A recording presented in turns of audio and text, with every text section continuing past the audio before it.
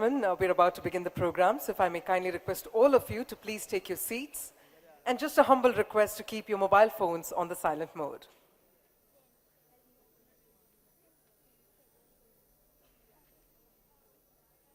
Well, it's wonderful to see vibrant smiles over here as we all come together and be part of the Ananta exhibition and conclave that's presented by the Young Leaders Forum of the IMC Chamber of Commerce and Industry. Well, my name is Kavya R. Chavali, and I'm also the co-founder of Kalanika House of Handloom. And I realized that when I chose to wear my handloom sari today, I realized that today we will get to indulge in 6 yards of conversations that will flow in not just from this side of the hall, but also from your side of the hall. So thank you so much, first off, for joining us. Before we get started, can we have a huge round of applause as we come together and have these very pertinent conversations, get to hear from our industry captains, get to hear from our thought leaders, and also get to celebrate the unity and the sustainability as we come together over here this morning. Ladies and gentlemen, with that, as we get the program started, one thing that I'm sure of is no matter how advanced the world is, no matter the inclusion of AI and all, one thing that keeps us rooted is the fact that we go back to our traditions. And that is why when our roots are strong, we get to also explore and expand the branches. Which is why, ladies and gentlemen, before we get started with the program, let us do that with the auspicious lighting of the lamp, for which, if I may please invite the honorable dignitaries to please come on stage. First up, if I may please invite on stage our guest of honor, Dr. Shrikanta K. Panigrahi, Director General, Indian Institute of Sustainable Development and member to the National Climate Change Mission's Government of India. So if I may please invite you on stage. May I further please invite the esteemed IMC Governor. We have the august presence of Mr. Ram Gandhi. If I may please invite Sri Ram Gandhi to please come on stage. May I further please invite Mr. Sanjay Mariwala, President, IMC Chamber of Commerce and Industry, and also the Executive Chairman and Managing Director, OmniActive Health Technologies. May I please invite Ms. Sunita Ramnathkar, Vice President, IMC Chamber of Commerce and Industry, Mr. Ajit Mangrulkar, Director General, IMC Chamber of Commerce and Industry, Ms. Sheetal Kaldro, Deputy Director General, IMC. May I further please invite Mr. Sanjay Mehta, Deputy Director General, IMC, Ms. Vidhi Doshi, Founder, Yavi Communications and Chairperson, IMC, Ms. Jyotsna Sanghi, Chairman and Managing Director, SGS Motors Private Limited, and also the co-chairperson of the IMC YLF. May I further please invite Mr. Atit Sangvi, Partner, Purple Ventures and co-chairman, IMC YLF, Mr. Purva Chaturvedi, Partner, Chaturvedi and co, and also the co-chairman, IMC Young Leaders Forum. May I further please invite Mr. Dinesh Joshi and Reena Deora as well to please come on stage. Can we have a huge round of cheer for some of the pioneering names that have come together over here as we give it a vibrant start to Ananta exhibition and conclave. If I could request all our dignitaries to please come on stage, and if I could request all of you to also step forward for the lighting of the lamp. If I may please request our guest of honor, Dr. Shrikanta K. Panigrahi, along with all our dignitaries to please step forward for the lighting of the lamp.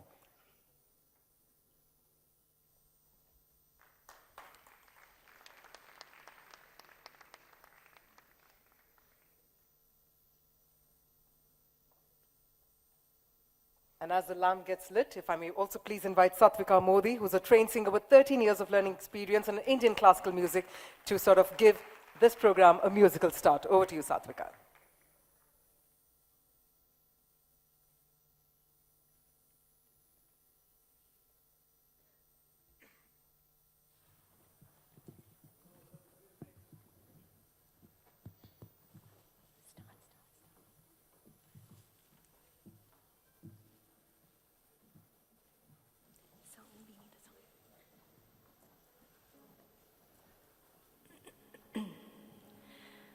Vakratunda महाकाय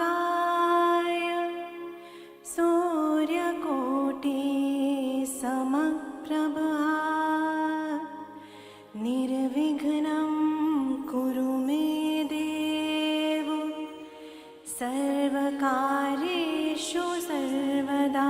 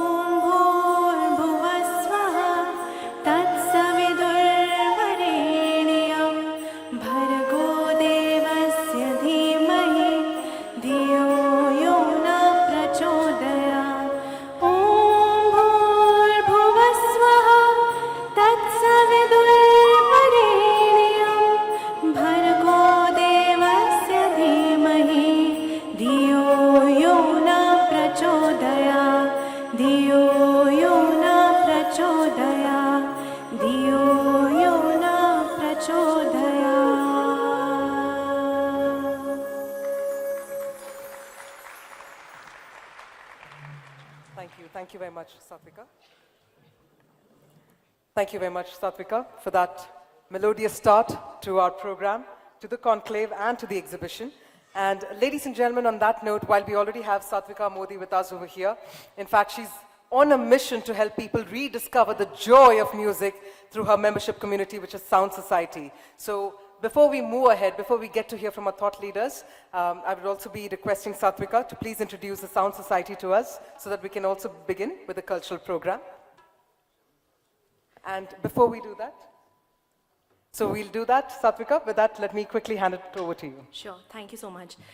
Thank you everyone for being here and helping me promote music and sustainability together at the same platform. I'd like to invite upon my band members. So we have Vinayak on the tabla and percussions. We have Rishikesh Majumdar on the flute. We have Aviral Agarwal on keys. We have Akshat on guitar. And we have Tanishq and Aditi on vocals. Sustainability at its core is about reconnecting with our roots, honoring tradition and preserving the essence of life for future generations. In the same way, Indian classical and devotional folk music are the treasures that remind us about our cultural roots. These art forms have been passed down through generations, preserving the soul and heritage while adapting to the times. Today, through our performances, we hope to take you on a journey back to these roots, evoking the timeless spirit of sustainability through music. So to begin our journey, we offer Jamuna Kinare, a traditional thumri dedicated to Lord Krishna. This piece of devotion and eternal bond between humanity and the divine takes us back to a very beautiful place. So I hope you enjoy it.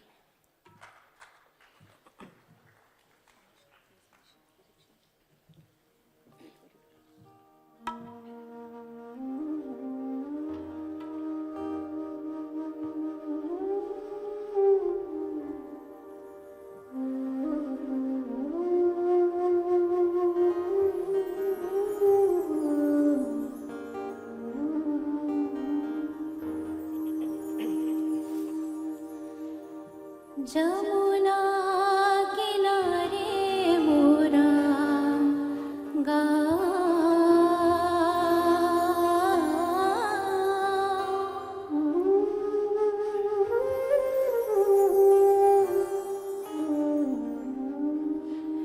Jamuna किनारे मोरा गाँव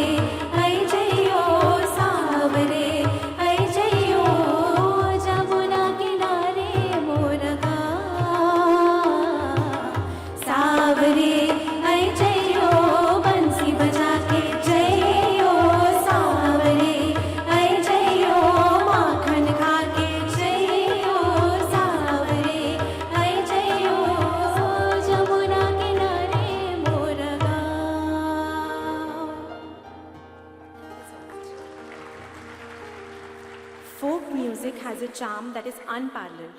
It is the voice of the people carrying the stories and wisdom through the generations. Next, we move on to Rajasthan, a land rich in musical heritage. We are going to be sharing a traditional, beautiful folk composition, which I'm sure you all would have heard. So I hope you like it.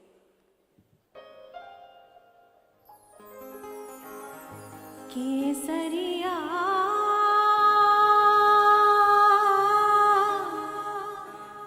बालम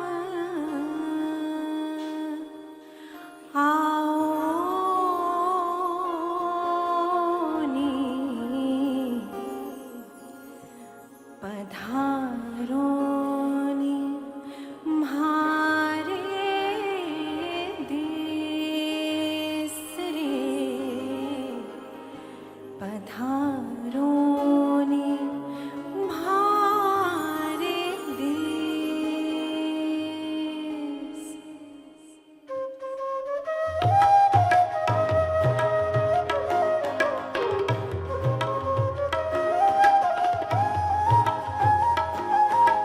हो केसरिया बालम हो केसरिया बालम आवोनी पधारो सा आवोनी पधारो मारे देश देश रे आवोनी पधारो मारे देश हो केसरिया बालम हो केसरिया बालम आवोनी पधारो सा आवोनी पधारो मारे देश देश रे आवोनी पधारो मारे देश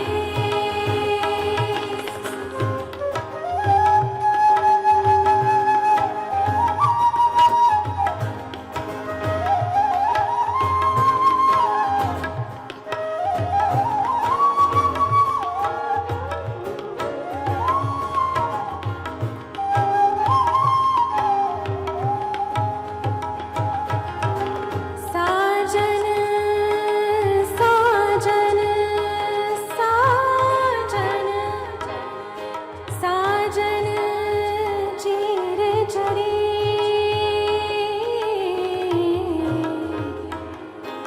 हो साजन लिख दिया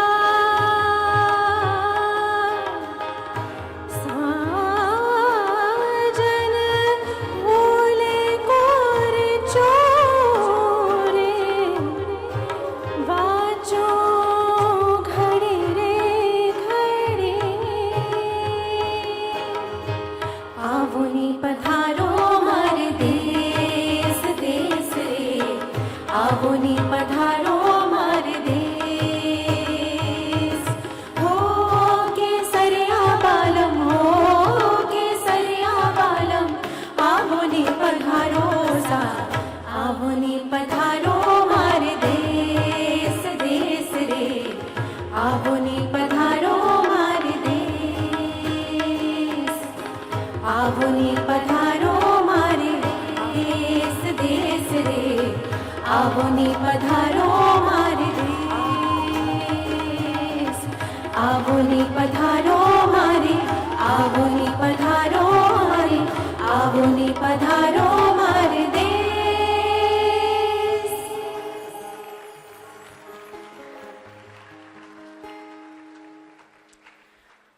So next up is a beautiful melody of two Bengali songs that talk about community belonging and resilience, and we hope you like it.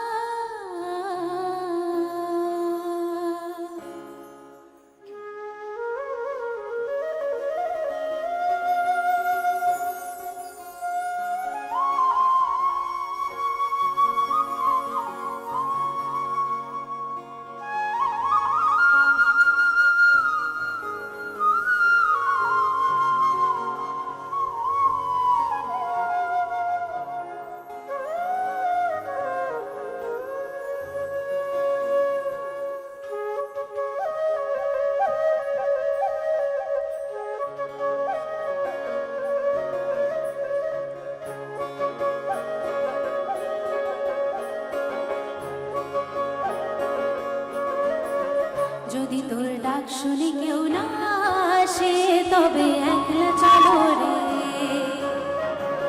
যদি তোর ডাক শুনে কেউ না আসে তবে একলা চলো রে যদি তোর ডাক শুনে কেউ না আসে তবে একলা চলো রে তবে একলা চলো একলা চলো একলা চলো একলা চলো রে তবে একলা চলো একলা চলো একলা চলো একলা চলো রে যদি তোর ডাক শুনে কেউ না আসে তবে একলা চলো রে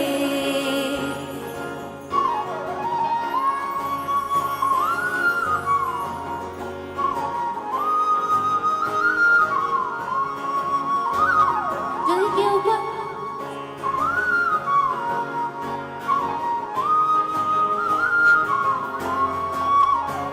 যদি কেউ কথা না কয় ওরে ওরে ও ভাগা কেউ কথা না কয় যদি সবাই থাকে মুখ ফিরায় সবাই করে ভয় তবে পরাণ খুলে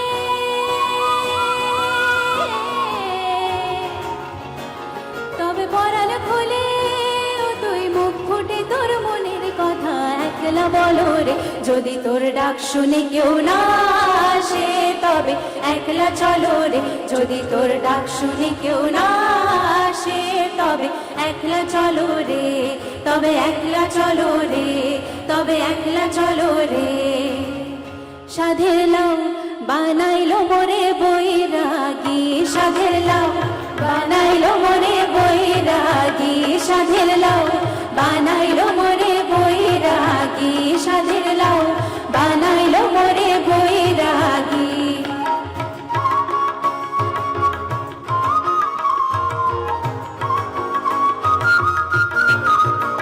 লাউয়ের আগা খাইলাম ডগা গো খাইলাম লাউ দিয়ে বানাইলাম ডুগডুগি হায়রে লাউ দিয়ে বানাইলাম ডুগডুগি সাধের লাউ সাধের লাউ সাধের লাউ বানাইলো মোরে বৈরাগী সাধের লাউ বানাইলো মোরে বৈরাগী সাধের লাউ বানাইলো মোরে বৈরাগী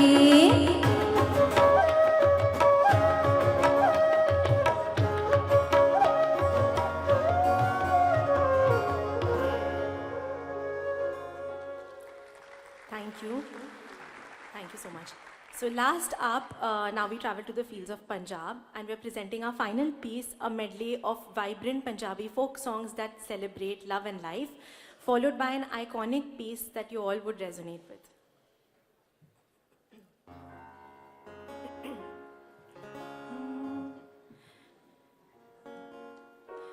Madhaniya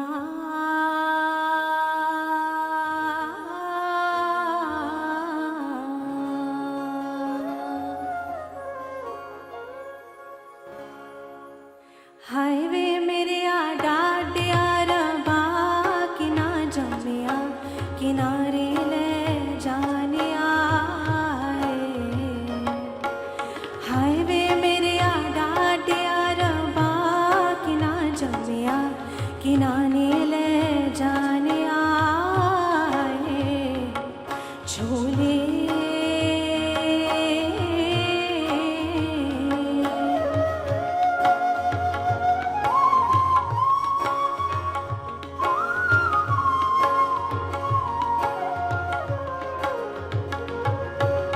बाबुल तेरे महलावे चो सतरंगिया कबूतर बोले हाय बाबुल तेरे महलावे चो सतरंगिया कबूतर बोले हाय लोई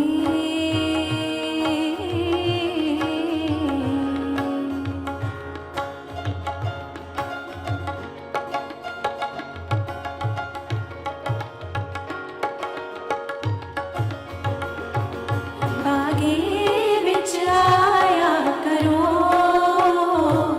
बागे विच आया करो जदों चन छुप जावे तुसी मुखड़ा दिखाया करो ਜਦੋਂ ਚੰਨ ਛੁਪ ਜਾਵੇ ਤੁਸੀਂ ਮੁਖੜਾ ਦਿਖਾਇਆ ਕਰੋ ਇੱਥੇ ਪਿਆਰ ਦੀ ਪੁੱਛ ਕੋਈ ਨਾ ਇੱਥੇ ਪਿਆਰ ਦੀ ਪੁੱਛ ਕੋਈ ਨਾ ਤੇਰੇ ਨਾਲ ਨਹੀਂ ਓ ਬੋਲਣਾ ਤੇਰੇ ਮੂੰਹ ਤੇ ਮੁੱਛ ਕੋਈ ਨਾ ਤੇਰੇ ਨਾਲ ਨਹੀਂ ਓ ਬੋਲਣਾ ਤੇਰੇ ਮੂੰਹ ਤੇ ਮੁੱਛ ਕੋਈ ਨਾ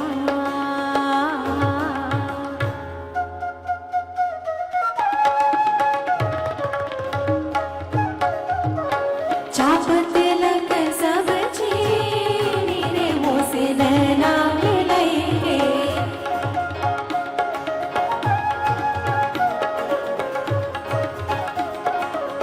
चाप तिलक सब चीनी रे मुँह से नैना मिलेंगे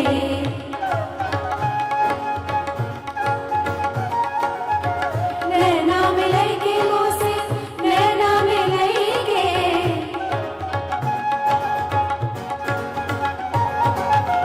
नैना मिलेंगे मुँह से नैना मिलेंगे मोहे सुहागन जी रे मुँह से नैना मिलेंगे चाप तिलक सब चीनी रे मुँह से नैना मिलेंगे मुँह से नैना नैना नैना मुँह से नैना नैना नैना मुँह से नैना नैना नैना मुँह से नैना नैना नैना मुँह से नैना नैना नैना मुँह से नैना नैना नैना मुँह से नैना नैना नैना मुँह से नैना नैना नैना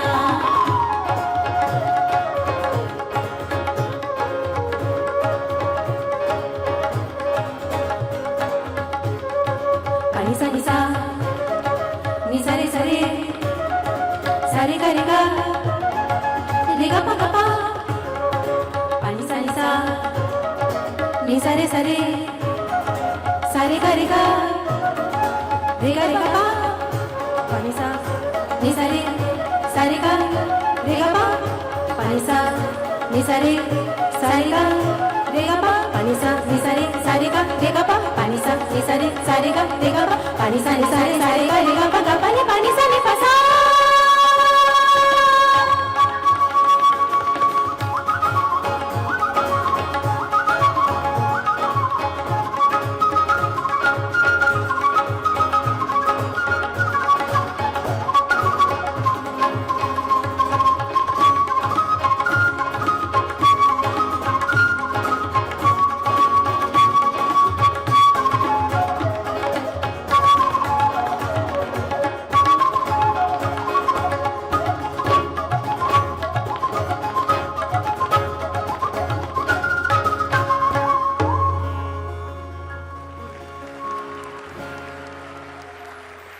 Thank you so much for being such a wonderful audience and allowing us to share this musical journey with you. Through these melodies, we hope to have rekindled your connection to our roots and the values of sustainability. And let's honor our heritage and sustainable future together. Thank you and enjoy the rest of Ananta. Thank you so much indeed, Satvika, and thank you to Sound Society. If I could request you all to please remain on stage. Ladies and gentlemen, I had mentioned that this is Ananta exhibition and conclave, but they have also made it a festival for all of us. With such a beautiful start, you have literally proved us that music has that ability to heal, to feel. Thank you so much again. In fact, I'd like to inform all of you that Sound Society is a vibrant community in South Mumbai, uniting music lovers through exclusive events like Fusion Mehfils, or for that matter, Ghazal evenings, karaoke nights, as well as concert outings, even moments like these. So thank you so much again. If I could please invite Ms. Sunita Ramnathkar to please step forward, ma'am. If I could request you to please felicitate our vocalists. First up, let's begin with the felicitation for Satvika Modi. We'll have you all come center stage, please.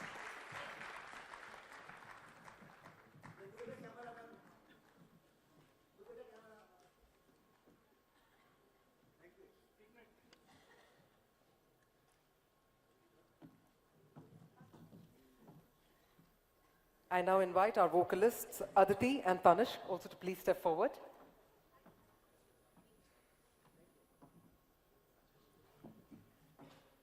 And let me also inform you that the trees being planted in the name of Sound Society, and as you can notice, they're all receiving the E-Tree certificates, as well as the planter. So let's have a huge round of applause, because thanks to the presence of the Sound Society and our dignitaries, we're also going ahead and planting trees.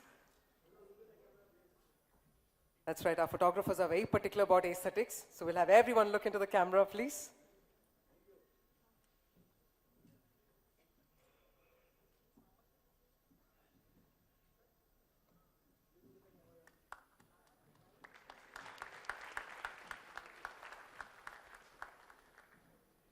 And if I could please invite Sheetal Kalro to also please step forward to felicitate our amazing musicians. If I could please invite Vinayak, who was on tabla, Akshat, who was on guitar, Aviral on keyboard, and Rishikesh on flute. If I could please invite our brilliant, our amazingly talented musicians to please step forward. And I'll request Sheetal Kalro to please felicitate.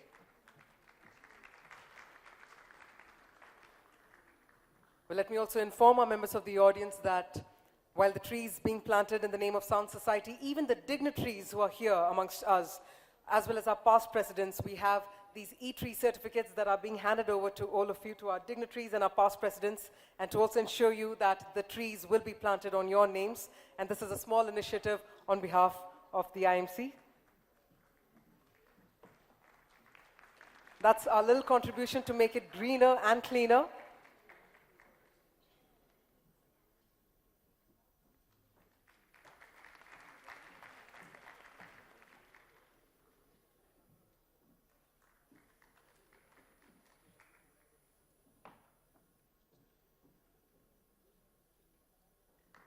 Thank you. Thank you so much once again. I'd also like to mention that the trees are being planted for all our esteemed governors, past presidents, and dignitaries, and they will be given to their houses. So we thank you for your support.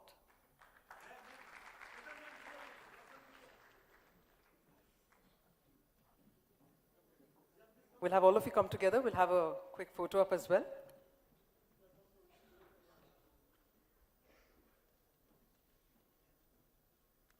And meanwhile, let me tell you that while we're about to give the stage a quick makeover, I've had the opportunity to host shows across the globe, but this is for the very first time that my lectern, which is the podium, is actually made up of a cardboard.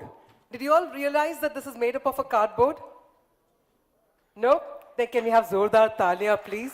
And let's thank Jaina Packaging. I'd like to thank them because I was amused myself, and I was absolutely excited to see that the entire lectern, a standing lectern over here, my podium over here, is actually made up of cardboard. And that just shows the opportunity that's there. That just shows the scope, the possibilities that we always wish to explore. Now, that being said, while the makeover is happening, ladies and gentlemen, let's also take a look at a quick video coming up, the MIDC video, as we focus on Maharashtra and the robust investments taking place in this beautiful state. Let's have the video on the screen, please. Welcome to everyone. It was a great occasion to spend some time with all of you in this festive occasion. And sustainability has made a celebration. And I'm inspired by the youth leadership who are participating. I met many of them in the exhibitions, and what we could not do, the youth will do that for India.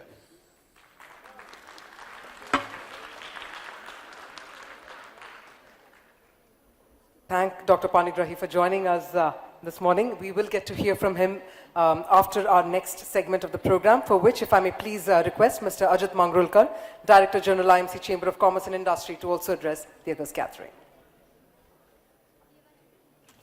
Thank you. And good morning, distinguished guests, esteemed speakers, and members of the audience. It is an absolute honor to welcome all of you to Ananta by IMC, a movement urging us all to reimagine, innovate, and lead the way forward towards a sustainable future. In fact, let me give you the story behind Ananta. This actually started 4 years ago when we were in the COVID era, and the youth wing decided to come up with a youth forum. And we actually did a youth conclave, which was online. And we did it for almost 4 years on the trot. And last year, that is 2024 Jan, when we did it, it was on sustainability.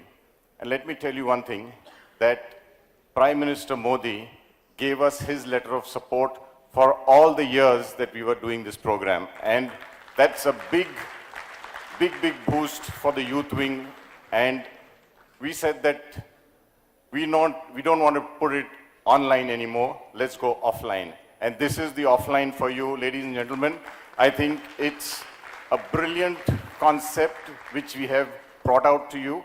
And of course, without the support of all our seniors, our governors, our past presidents, our president, vice president, and all the wings of the IMC, this is something which we are doing and will continue doing. Next year, you'll see a bigger Ananta, and the year after. So this is going to be a big property of IMC going forward, and hopefully one day we'll have the PM himself coming at this on this platform.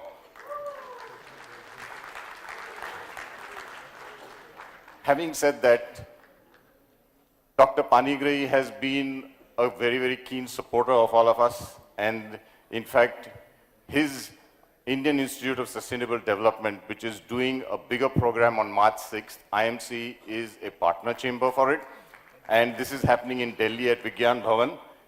We have actually collaborated together, and he has been so strongly supporting Ananta and the youth wing in the sustainability field that I think I would like to now let us hear from him, not from me, because we're all waiting to hear what he has to say. So thank you very much, ladies and gentlemen. And this is the beginning, and you're going to see a lot of Ananta in the years to come. Thank you very much.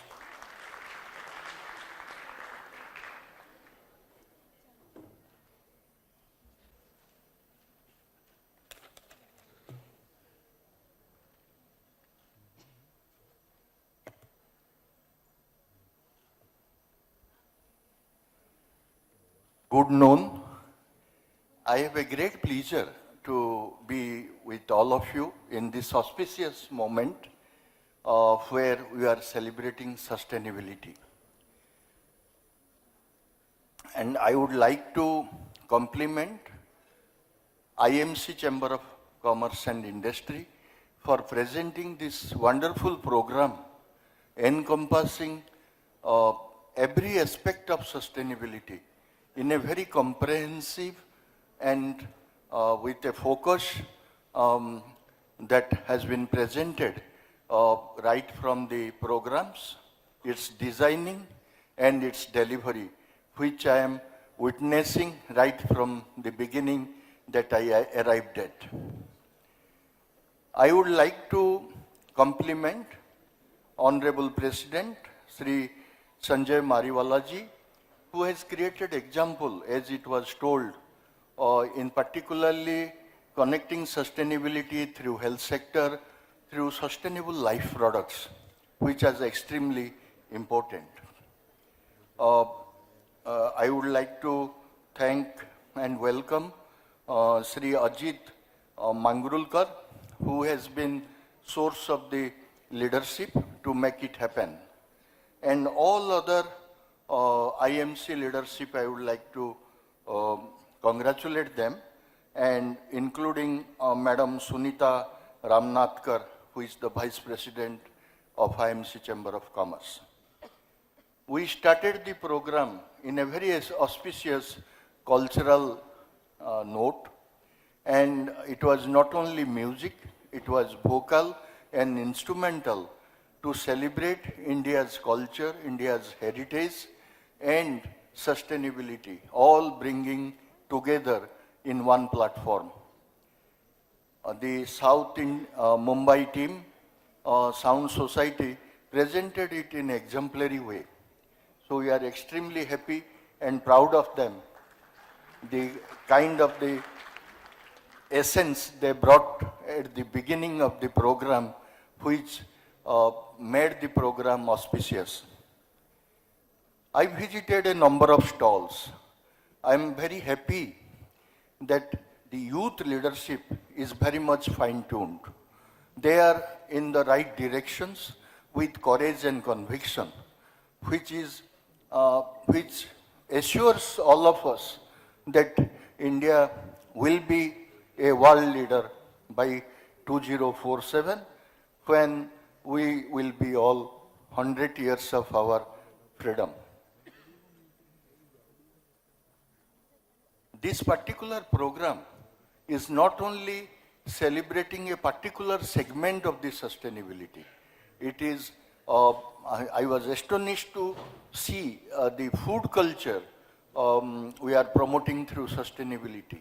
There is enough of arts, there is enough of design, there is enough of architecture, there is enough of technology, there is enough of sustainable textiles, there is enough of everything. The recycling, the best that is possible with this point of time, everything has been garlanded, like flowers are put together and presented to the public. And this kind of programs I will ask IMC to take throughout the country in different cities and as well as small towns. And it is a movement, it is a which started today in auspicious note. Like Honorable President mentioned that the journey started from COVID time, and the kind of the engagement of the youth with their leadership, this is first of its kind that has been ever thought in this country. And because they are no more our future, they are present, and they are fine-tuned, they understand what is the requirement of the time and what is the requirement for future existence for which we are encountering with. If you see the present geopolitical situation, the two wars are happening.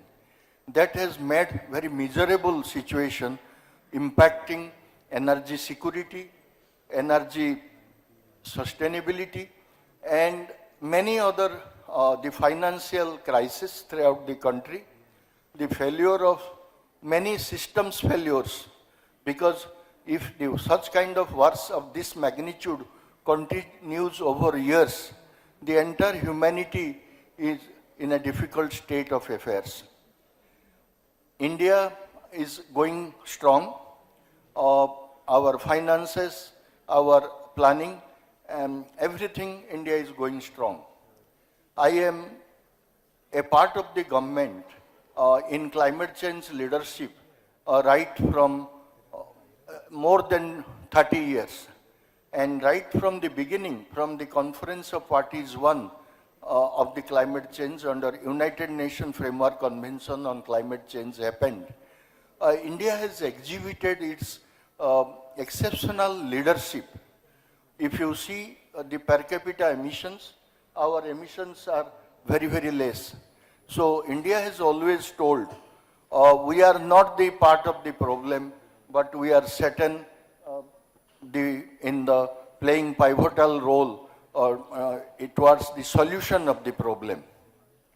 And the legacy of this country and sustainability is a part of our culture, ancient civilization, tradition, ancient lifestyle.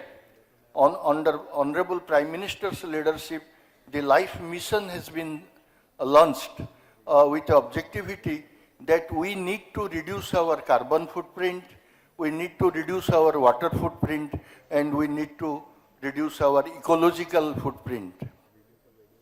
You all must be knowing we are consuming 2.7 Earth so far as resource consumption of the planet is concerned. Of course, India's role is minimum, but in the other part of the world, the consumptions has gone high, and India also witnessing its growth journey. We are targeting to become a $30 trillion by 2047.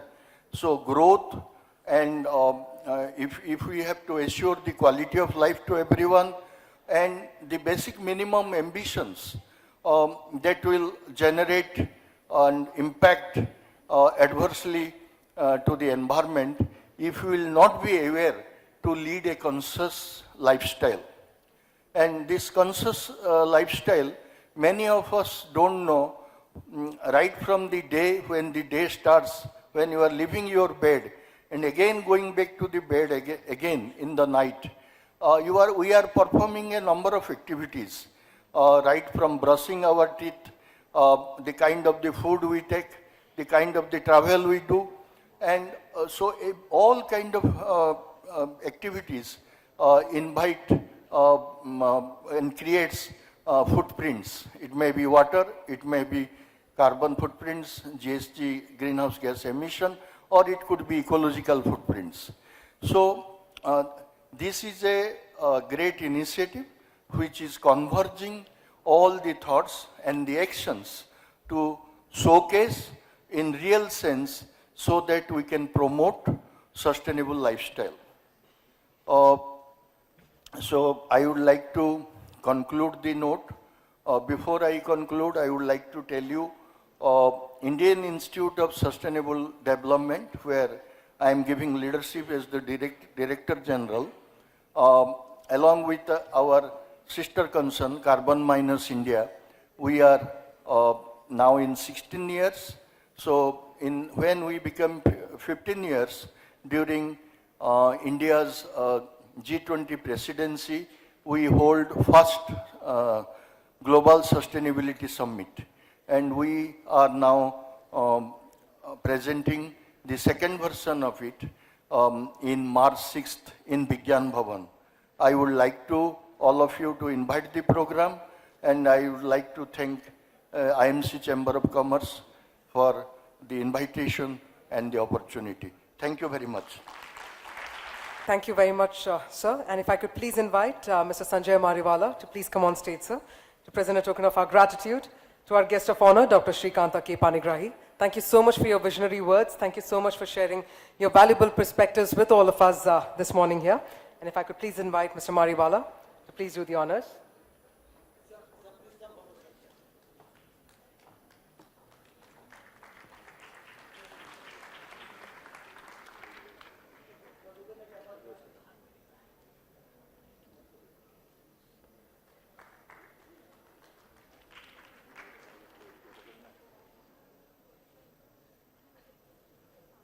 We thank you again, sir, for your valuable presence and your valuable time with us here at the Ananta Exhibition and Conclave.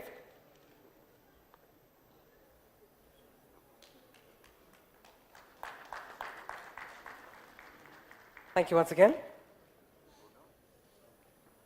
That, ladies and gentlemen, while this was the inaugural session, it is only befitting that I now once again invite back Ms. Sunita Ramnathkar, Vice President, IMC Chamber of Commerce and Industry, to propose the vote of thanks for the inaugural session before we deep dive into the panel discussions. Over to you, ma'am.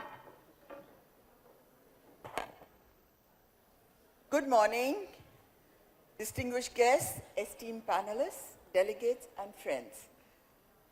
As we come to the conclusion of the inaugural session of the Ananta Sustainability Conclave, it is my privilege and honor to deliver the vote of thanks on behalf of the Young Leaders Forum of the IMC Chamber of Commerce and Industry. First and foremost, I extend my heartfelt gratitude to our esteemed guests of honor, Dr. Shrikanta Panigrahi ji, Director General, Indian Institute of Sustainable Development, and member of National Climate Change Missions, Government of India, for imparting valuable insights to the audience. Sirs, your presence and the valuable insights you shared have added immense value to this conclave, enriching our understanding of sustainability and strengthening our resolve to achieve a sustainable and developed India by 2047. I am also deeply thankful to our guests, dignitaries and special invitees for gracing this occasion with their presence and sharing their vision which aligns so seamlessly with our collective aspiration for a sustainable future. I thank our platinum sponsors, Bajaj Beyond, silver sponsors, Maharashtra Industrial Development Corporation, Bharat Clean Rivers Foundation, Mitchell India, Motilal Oswal Mutual Fund, Our logo sponsors, Revifi, MK Sanghi Group, Ashish Group, the Godavari Biorefineries. We would like to thank Mr. Jyoti Doshi, the President, IMC Ladies Wing, Mrs. Rajalakshmi Rao, Vice President, IMC Ladies Wing, Mrs. Ishita Jain, Chairperson, IMC Ladies Wing, and Mrs. Radhika Kaji, Co-Chairperson of the IMC Ladies Wing, for their kind presence at the conclave. We are honored to felicitate them. I would further like to thank our Honorable IMC Governors, our esteemed President, Advisory Council, Managing Committee members, IMC Ladies Wing, Young Leaders Forum Committee, and all the IMC team members for their support. I thank all the support partners, gifting partners for the event. You have shown that when young minds come together with purpose and passion, they can drive significant change. To our attendees, the industry leaders, counsellors, entrepreneurs, policy makers, and change makers, thank you for your active participation and engagement. Your ideas and enthusiasm is what makes the conclave a vibrant platform for collaboration. Ananta is not just an event, it is a movement, and its success lies in the collective efforts of everyone here. We hope the discussions today have inspired you to take actionable steps, whether it's promoting sustainable business practices, leveraging technology for social impact, or advocating for inclusive policies. Let us carry forward the spirit of Ananta, the commitment to reimagine, innovate, and lead the way forward for a sustainable way of living. Let us turn our insights gained in these connections made into tangible outcomes that will drive meaningful change in our communities and beyond. Together, let us continue to build a sustainable and prosperous future for generations to come. I request all the dignitaries and the guests present here to attend the insightful exhibition and panel discussions ahead of the key topics that we will delve into: critical aspects of sustainability, innovation, global view, and industry transformation, providing actionable insights for fostering collaboration solutions for sustainable future. Thank you and have an insightful day ahead. Thank you. Thank you. Thank you very much, ma'am, for reminding us how passion and purpose can be the key drivers of growth and sustainability. With that, let's gear up and let's set the stage for our very first panel discussion, which is all about wherein we focus, in fact, on India's economic sustainable growth. Now, they often say that to get the right answers, one needs to ask the right questions, which is why we are in the able hands of Ms. Jyotsna Sanghi, Chairman and Managing Director, SGS Motors Private Limited, and Co-Chairperson, IMC Young Leaders Forum. So if I could please invite Jyotsna Sanghi to moderate this brilliant session for us. She was also recognized by the Forbes magazine as leading female entrepreneur. And can we have a loud round of applause? We're talking about the Forbes magazine. We're talking about the leading female entrepreneur. That's amazing indeed. Thank you so much, Jyotsna. With that, let me go ahead and invite your speakers as well. Let me please invite our very first panelist joining us. We have with us Nairika Holkar, Executive Director, Godrej Enterprises Group. And let's have a thunderous round of applause as I invite Nairika Holkar as well.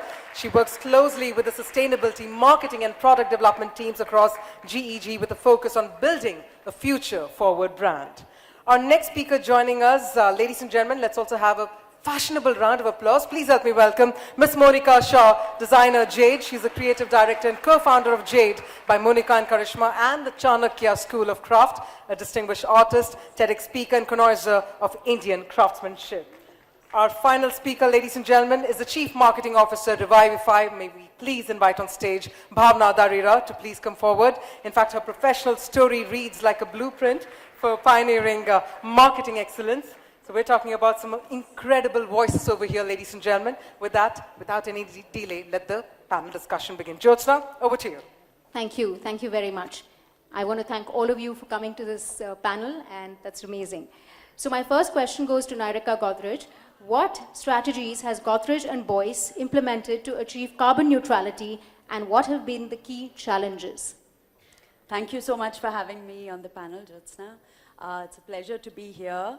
And it's a wonderful occasion that IMC is celebrating sustainability. That's so important for us today as a country and as Viksit Bharat, you know, as we strive to achieve our goals for Viksit Bharat.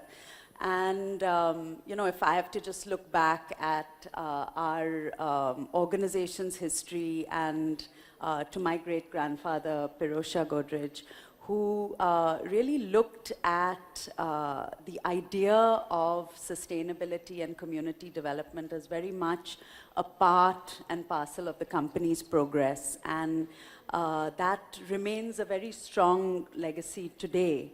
And it's always been a triple bottom line for us. Considerations have always been beyond the, 2%, which was, recently mandated. The idea is that how do we optimize the 98% and really look at, especially for engineering companies like ours, which are energy intensive, how do we really look at optimizing for energy use, for water, and for waste management. And I think those are three areas where we've made significant progress. And we continue to be committed. But I think as a country, our real opportunity lies in reducing scope 3 emissions and really looking at greening the entire supply chain, which today, given that a large part of the supply chain is micro, small, medium enterprises, how do we really bring up the level of productivity, efficiency, and also equip these organizations with the digital tools to be able to really survive and to thrive. And I think COVID has been a real example of, the importance of building resilient supply chains and ensuring that our local supply chains are strong. And I think today in India that really is both a challenge, but we like to look upon it as an opportunity. True. Thank you. Thank you very much. Monica, a question to you. How do you see consumer preferences evolving when it comes to sustainable high-end fashion? I think, thank you first of all, Jyoti, for having me here. It's such a great initiative because conversations like this is bringing sustainability in the forefront again and again. And I think, as I said, like the conversations like this and conversations in general have changed. People have become more conscious about sustainability. But here I would like to also raise a concern on with environmental sustainability. Our country is not just a farming country. Our country is about our arts. Our country has a largest artisanal base in the world. I think if we focus on that, where sustainability goes hand in hand, because anything that is handmade is automatically carbon zero. So once we start focusing on our soft power, which India has, which no other country in the world has, it automatically becomes sustainability. And that, for me, is the true luxury. So the conversations with environmental sustainability can move towards cultural sustainability. Fabulous. That's very insightful. Thank you. Bhavna, a question for you. What role does digital marketing play in promoting sustainable luxury to a global audience? Thank you, Jyotsna, for having me. I think I echo what Nirika and Monica mentioned about having conversations, so I think this is a great start. Digital does the obvious, which is wider reach, wider audiences, education, forming communities. But I think the biggest thing it gives the consumers is choice. Choice that they didn't know they had. Choices in today's world where generations are asking us to be accountable and to take action. So this is instilling in them a notion of, choice and responsibility. So apart from the things that, measurability, accountability, I think a lot of that is what digital is driving today. Amazing. Thank you. Narika, I'd like to ask you a question now. How do you measure the impact of your sustainability initiatives, both environmentally and financially? Yeah, so we have a range of, as I mentioned to you, looking at a range of Scope 1 and Scope 2 emissions, which we track. We have targets at the corporate level. So in terms of 2032, we have targets to reduce carbon intensity by 60% and to double energy productivity. And those targets are kind of filtered down to each of the businesses.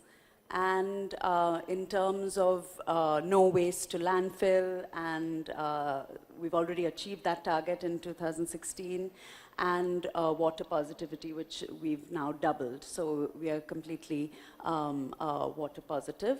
And so I think those are great enablers. But I think also in terms of the larger aspect of nature-based solutions, which to us is quite crucial, especially as a country that has such a large coastline and has vulnerabilities with respect to flooding, climate change, and many other issues which can affect lives and livelihoods.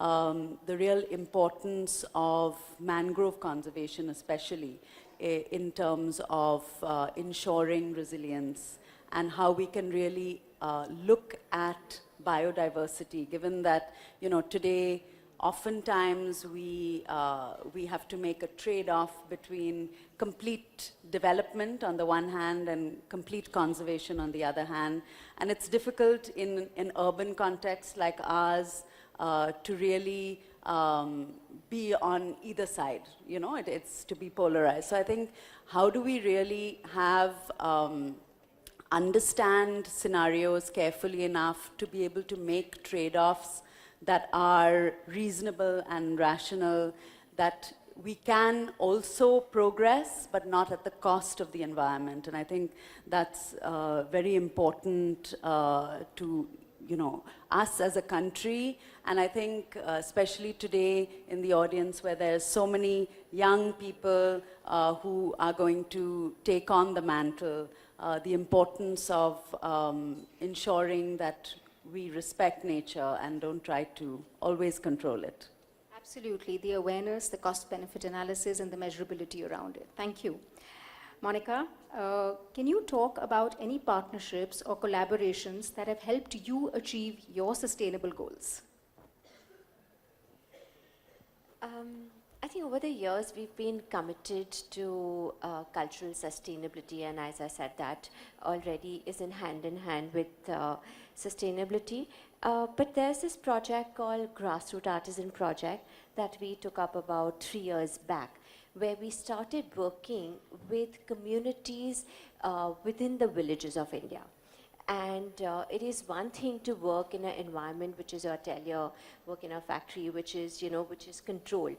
But it's another challenge to go out there in the villages where the heart of the crafts exists, and there everything is genuinely sustainable because it's all handmade, people travel by cycles. So it is so beautiful to see its zero carbon footprint, and to bring that to life into luxury. That cycle, I think, is the collaboration that I really look forward to, and I'm very passionate about, because we, as of now, have taken up about, say, 5 or 6 craft pockets.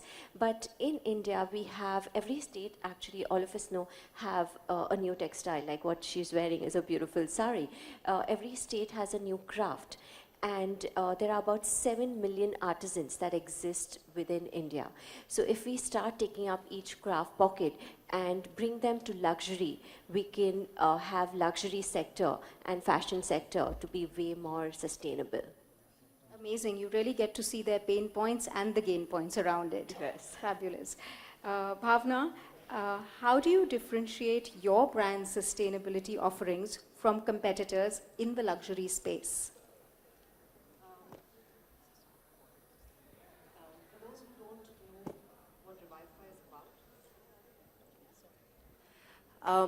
Just to let everybody in the audience know, Revivify is a luxury reselling platform for your pre-loved Indian designer wear.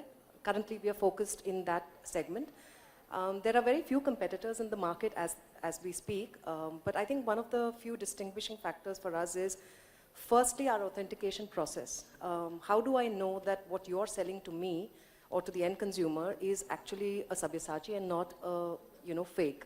So the entire process, we have a team of dedicated individuals who have decades of experience in art, craft, and materials and fabrics and everything in detail. So the authentication process is the first thing. The second is the restoration part. There are times we get pre-loved outfits which are slightly torn, slightly damaged. What are the processes that we adopt to make that better so that the end consumer who's buying it still gets it in the mint condition? So all that is done in-house, in hand, by hand rather. The third thing is the curation. So the customer comes in. We don't just about take anything from the customer. We are largely focused within the, not by choice, but by default, we have focused on the bridal wear, and the customer sells us the products, but we actually curate it. We focus on vintage archival pieces from much known designers like Sabyasachi, Abu and Sandeep, and also Anamika, and many others. So the curation also distinguishes us. And last but not the least is the experience. We focus on storytelling. So why the consumer purchased the product? Why do you want to buy the product? It's an entire cycle. We get into the mindset of the consumer and actually encourage the consumer to think about why they're making this mindful choice. And as a last step to making that choice of buying a pre-loved outfit, we also plant a tree with every purchase. And we've partnered with Tree Nation on this project, and it's all on the internet. You can see it. So similar to what you all have done here at the IMC for felicitating all the people, all the guests, we do something similar, and we give back to nature. Because I think Nairika also touched upon it. I read a quote very recently by a journalist in Bhutan, said, nature is not to be conquered, it has to be respected. And if we can do every little thing that we can to be a part of that process, I think that will bring the change. Lovely, thank you. It's about creating mindfulness, and that's amazing. Monica, I'd like to understand, how do you see circular fashion impacting the luxury market in the coming years? I think our company is doing a great job with circular fashion. In fact, I think it can bring this revolution where I can spend so much more time creating, say, a jacket that I'm wearing. Because I know somebody is not going to be wearing it just for one time. She's going to be wearing it, re-wearing it, and maybe pass it on. So I can spend more time detailing it. I can make it beautiful, maybe have number of hours increase, hand woven. With this, I just want to tell a story because, it has been a very inspiring story for my journey. Because I was visiting these craft pockets, Jyoti, one of the days, and I went to Kutch. And as all of us know, Kutch villages have these beautiful verandas where women in the evening meet together, they embroider and sing along. And I saw this really stunningly embroidery happening with this old woman. And I thought that these stitches were so beautiful and unreal. At this age, maybe she was 60 or 70, I was surprised at how is she able to do such fine stitches. And with my love for craft, or everything vintage, I went up to her and I said, can I buy this? Because it's so absolutely gorgeous. And it was like this massive cloth. So she told me that, Beta, I have been embroidering this piece of cloth when my grandchild was born. And I'm going to be gifting her this piece of cloth when she gets married. How beautiful. And I think that kind of love in handmade product changed my view on luxury. So for that piece of cloth, which is handmade, zero carbon, 20 years of life spent into it, that is true luxury. And anything that is mass made in any country in the world, any factory cannot match that. And that then, when it is passed down by a company like hers, or when it comes to a luxury store, is true luxury. That's amazing. It's literally legacy and luxury at its core. Fabulous. Nairika, what advice would you give to SMEs that want to prioritize sustainability but lack the resources for a large corporation? Yeah, I think that's a great question, and I think one of the largest challenges for us as a country that we don't have the infrastructure today. So I think larger organizations that have the ability to at least create processes and also in terms of digitization, I think there's a huge opportunity today because digital tools are easy. They make transparency of information much easier, and larger organizations have the ability to scale those and to have economies of scale when they when it's distributed to the supply chain. And as I mentioned to you, the whole idea of Viksit Bharat today has to be, it can't be individual companies that win. It has to be ecosystems that win. And we are as good as our supply chain. So I think it's a responsibility not only to our customers, but to the country to be able to ensure that we do our part in bringing up the level, in giving the tools to be able to empower people, and to ensure that there is regular accountability and clear metrics. Absolutely, that's what keeps the stringency going. Thank you. Bhavna, how has consumer behavior shifted towards sustainability in this segment?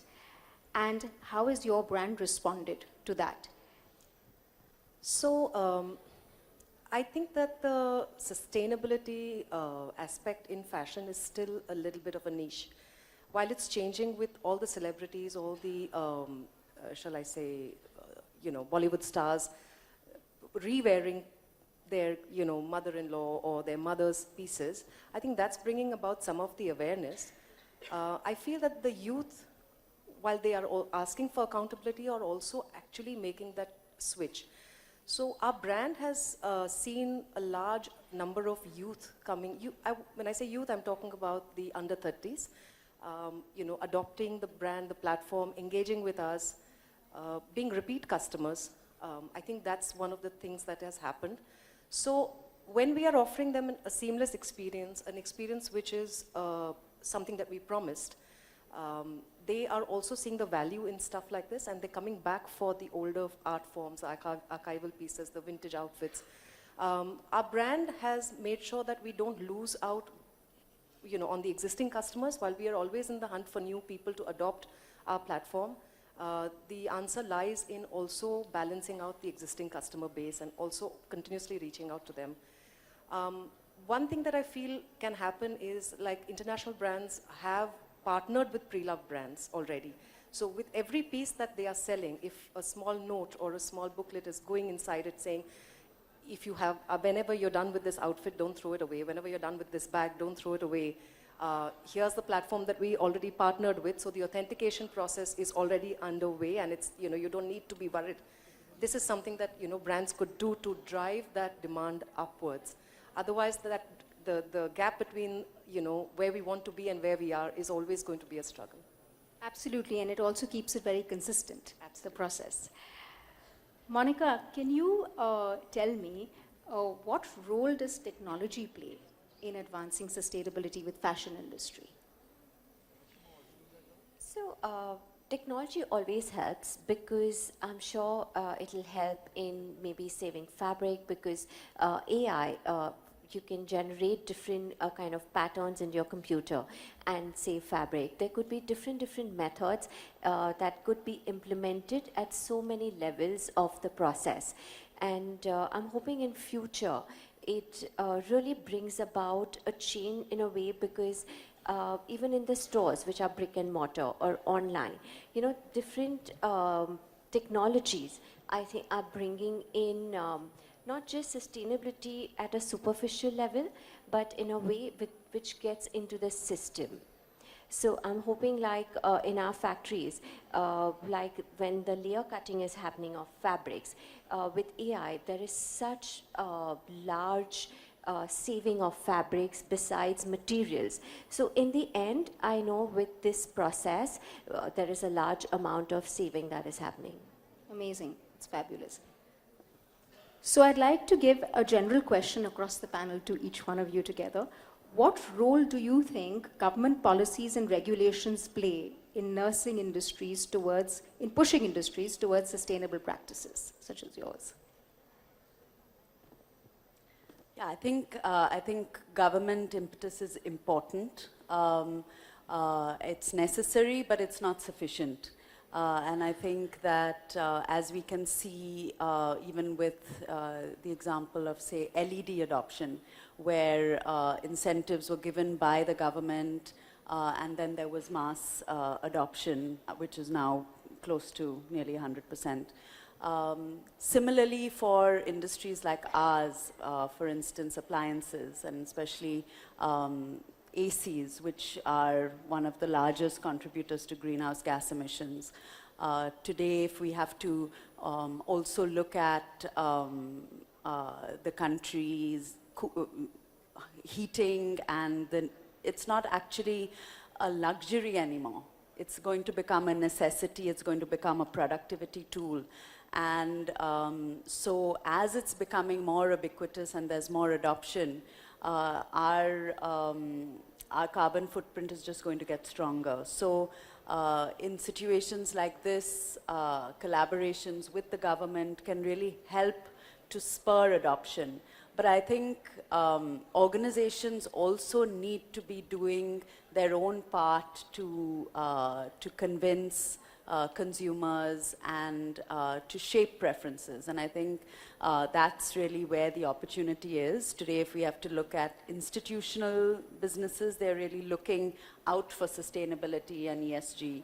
Amongst retail consumers, our research shows that people are not willing to pay more for a product because it's sustainable. So that price has to be baked into the price with sustainability being an advantage.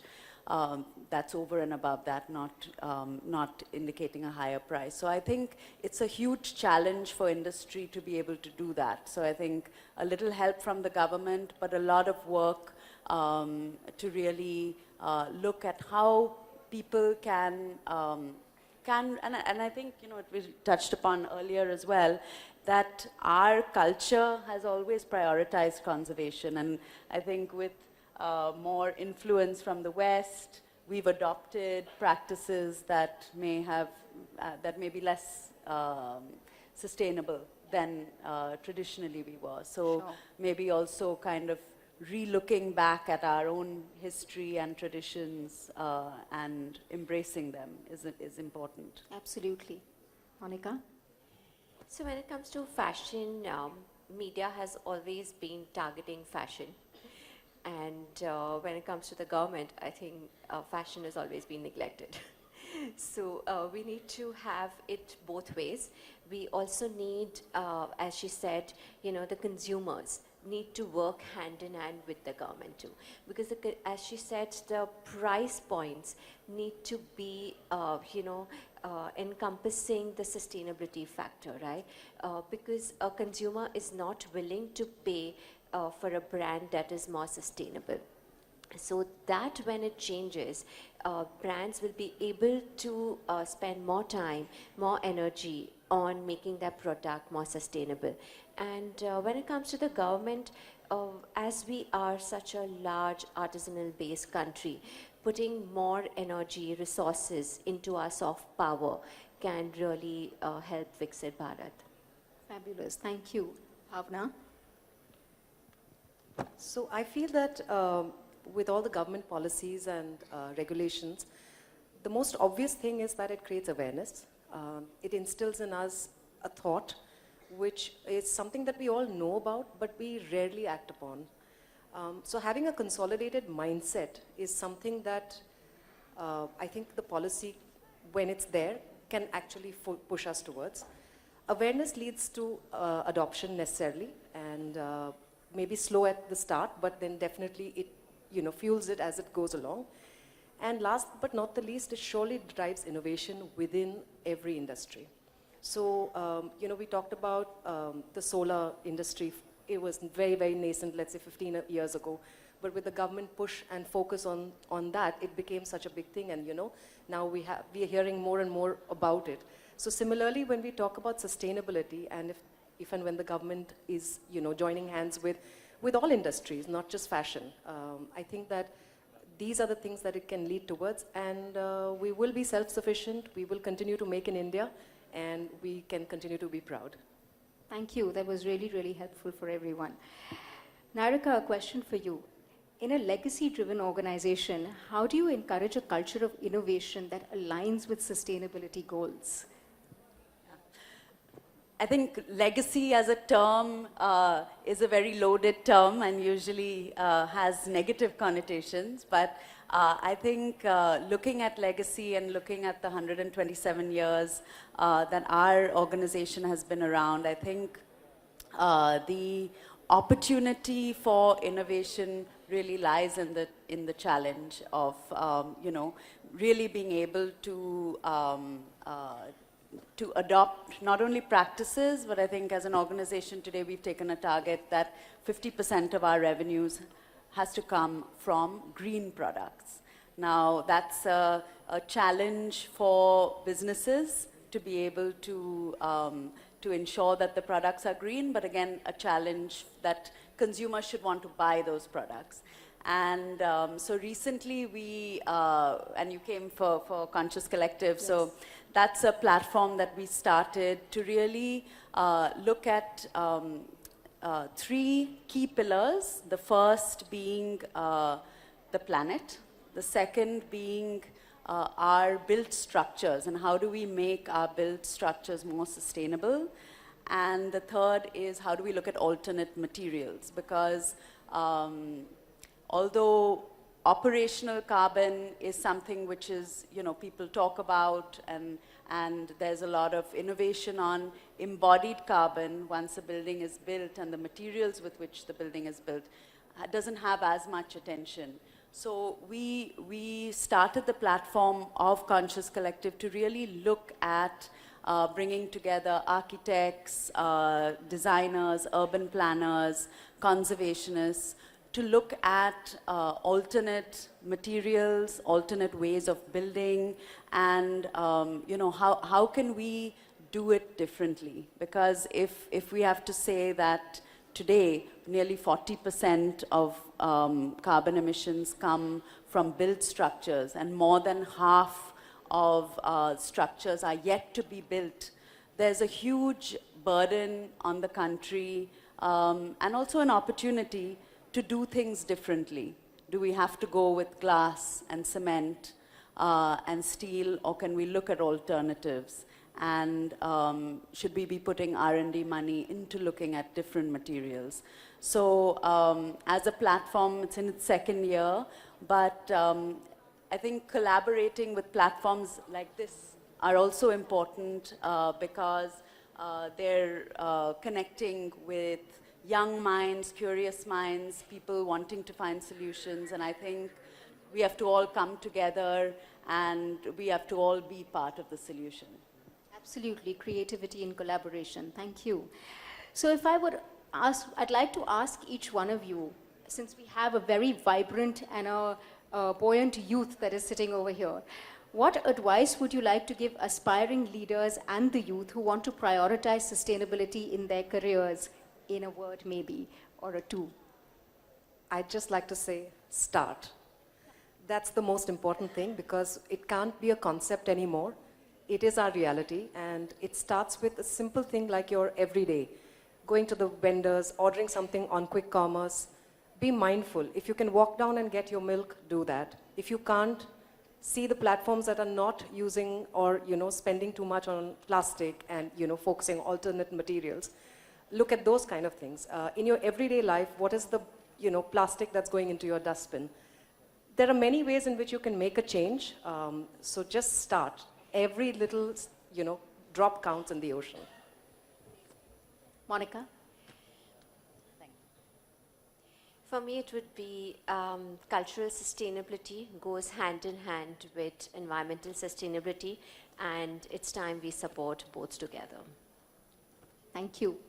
Nirika? I think creativity, they say that that when we're forced into a situation, we are the most creative, and necessity is the mother of invention. So I think be creative, try to find solutions, and don't get bogged down by people who say that it can't be done. Thank you so much. I really hope that that answers all the questions inside of your heart. And a big, big thank you and a round of applause to each one of you for coming and making this panel so amazing. Thank you. Thank you so much. Thank you. Thank you. Thank you. Thank you so much, Jyotsna. And thank you to all of our panelists. If I could request you to please remain on stage. I have to admit that this session was nothing short of a masterclass. Can we have a louder round of applause one more time to thank all our speakers? And with that, if I could please request Jyotsna to please do the honors of presenting a token of gratitude to all of your fellow panelists.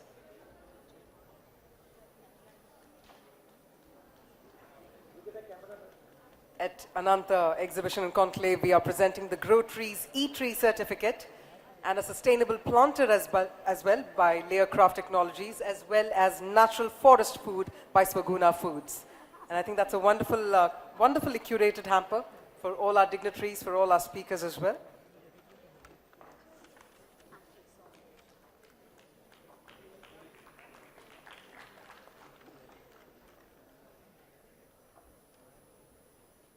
And if I could also please invite Sunita Ramnathkar to please come on stage, ma'am. We're going to request you to also please present a token of gratitude to our phenomenal session moderator, Jyotsna Sanghi. So let's have Sunita ma'am on stage, please.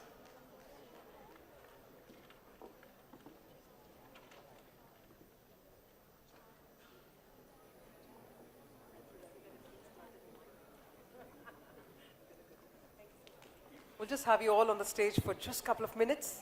And if I could request Sunita ma'am also to please come on stage. And also felicitate Jyotsna Sanghi.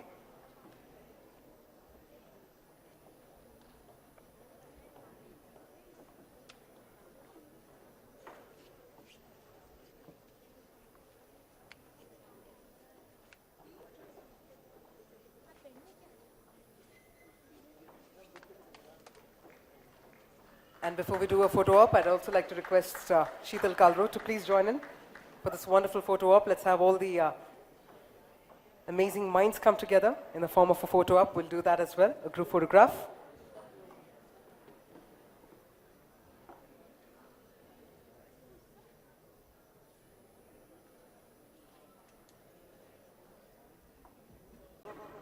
All right, ladies and gentlemen, well, after that phenomenal and insightful session, let's also march ahead. It's time for our next panel discussion. Now, that being said, while this side of the venue is hosting all these pertinent sessions, pertinent topics and knowledge sessions, let me also remind you, we also have the exhibition going on.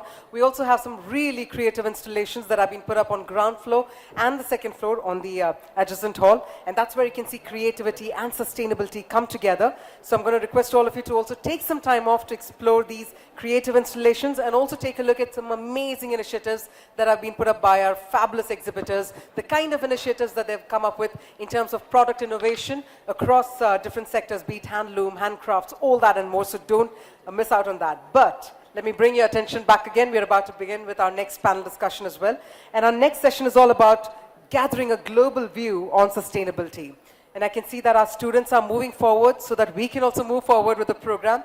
Yes, please do that. Please come forward, take your seats. But our next session is all about having our panelists come together, examine the sustainability challenges and opportunities in the food and agriculture sectors. Now, first up, to spearhead the session, I'd like to also please invite our session moderator to spearhead the session. We have with us Mr. Shailesh Haribhakti, the co-founder and chairman, Bharat Clean Rivers Foundation and past president, IMC. He's a vanguard in environmental, social and governance initiatives. And what a delight indeed. Thank you so much, sir, for joining us this morning. Well, joining Mr. Haribhakti on stage, I'd like to now invite Mr. John Nikhil, Head of Political and Bilateral Affairs, British Deputy High Commission, Mumbai, India. Can we have a thunderous round of applause as well for our amazing speakers? In fact, Mr. Nikhil has been a British diplomat since 2016, and before India, he's also worked in Indonesia for 5 years. And moving ahead, our final speaker, we have with us Ms. Kanika Chawla. If I may please invite Ms. Kanika Chawla as well, who's the SAF Business Development Leader, India and South Asia Airbus. She comes with over 15 years of experience in management consulting and has also advised governments as well as multilateral agencies, private sector clients on large infrastructure projects. We've got such amazing brains coming together over here. It's time for our second panel discussion. I'd like to request all the students very quickly take your seats so that we can deep dive into this pertinent session coming your way, Global View on Sustainability. Let me quickly hand over the proceedings to Mr. Hari Bhakti. Over to you, sir. Thank you very much.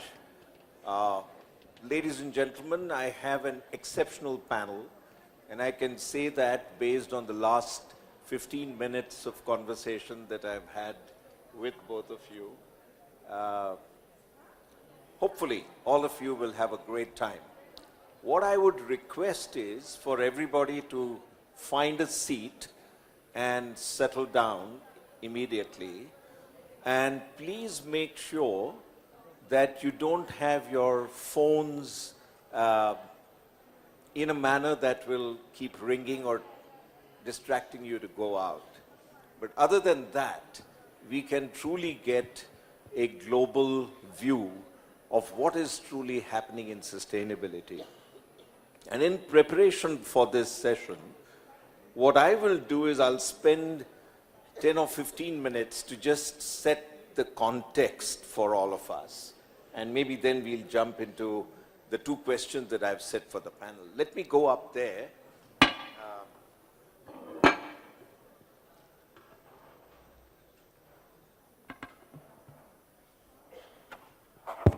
Before I start, let me compliment IMC, the Young Leaders Wing, and all of you here for having put this fantastic seminar together. It is very critical that all of us engage very deeply and very completely with this subject, because this is not about anything external. It is about ourselves. It is about humanity. Just think about it. In this very audience, we feel connected because we are breathing the same air.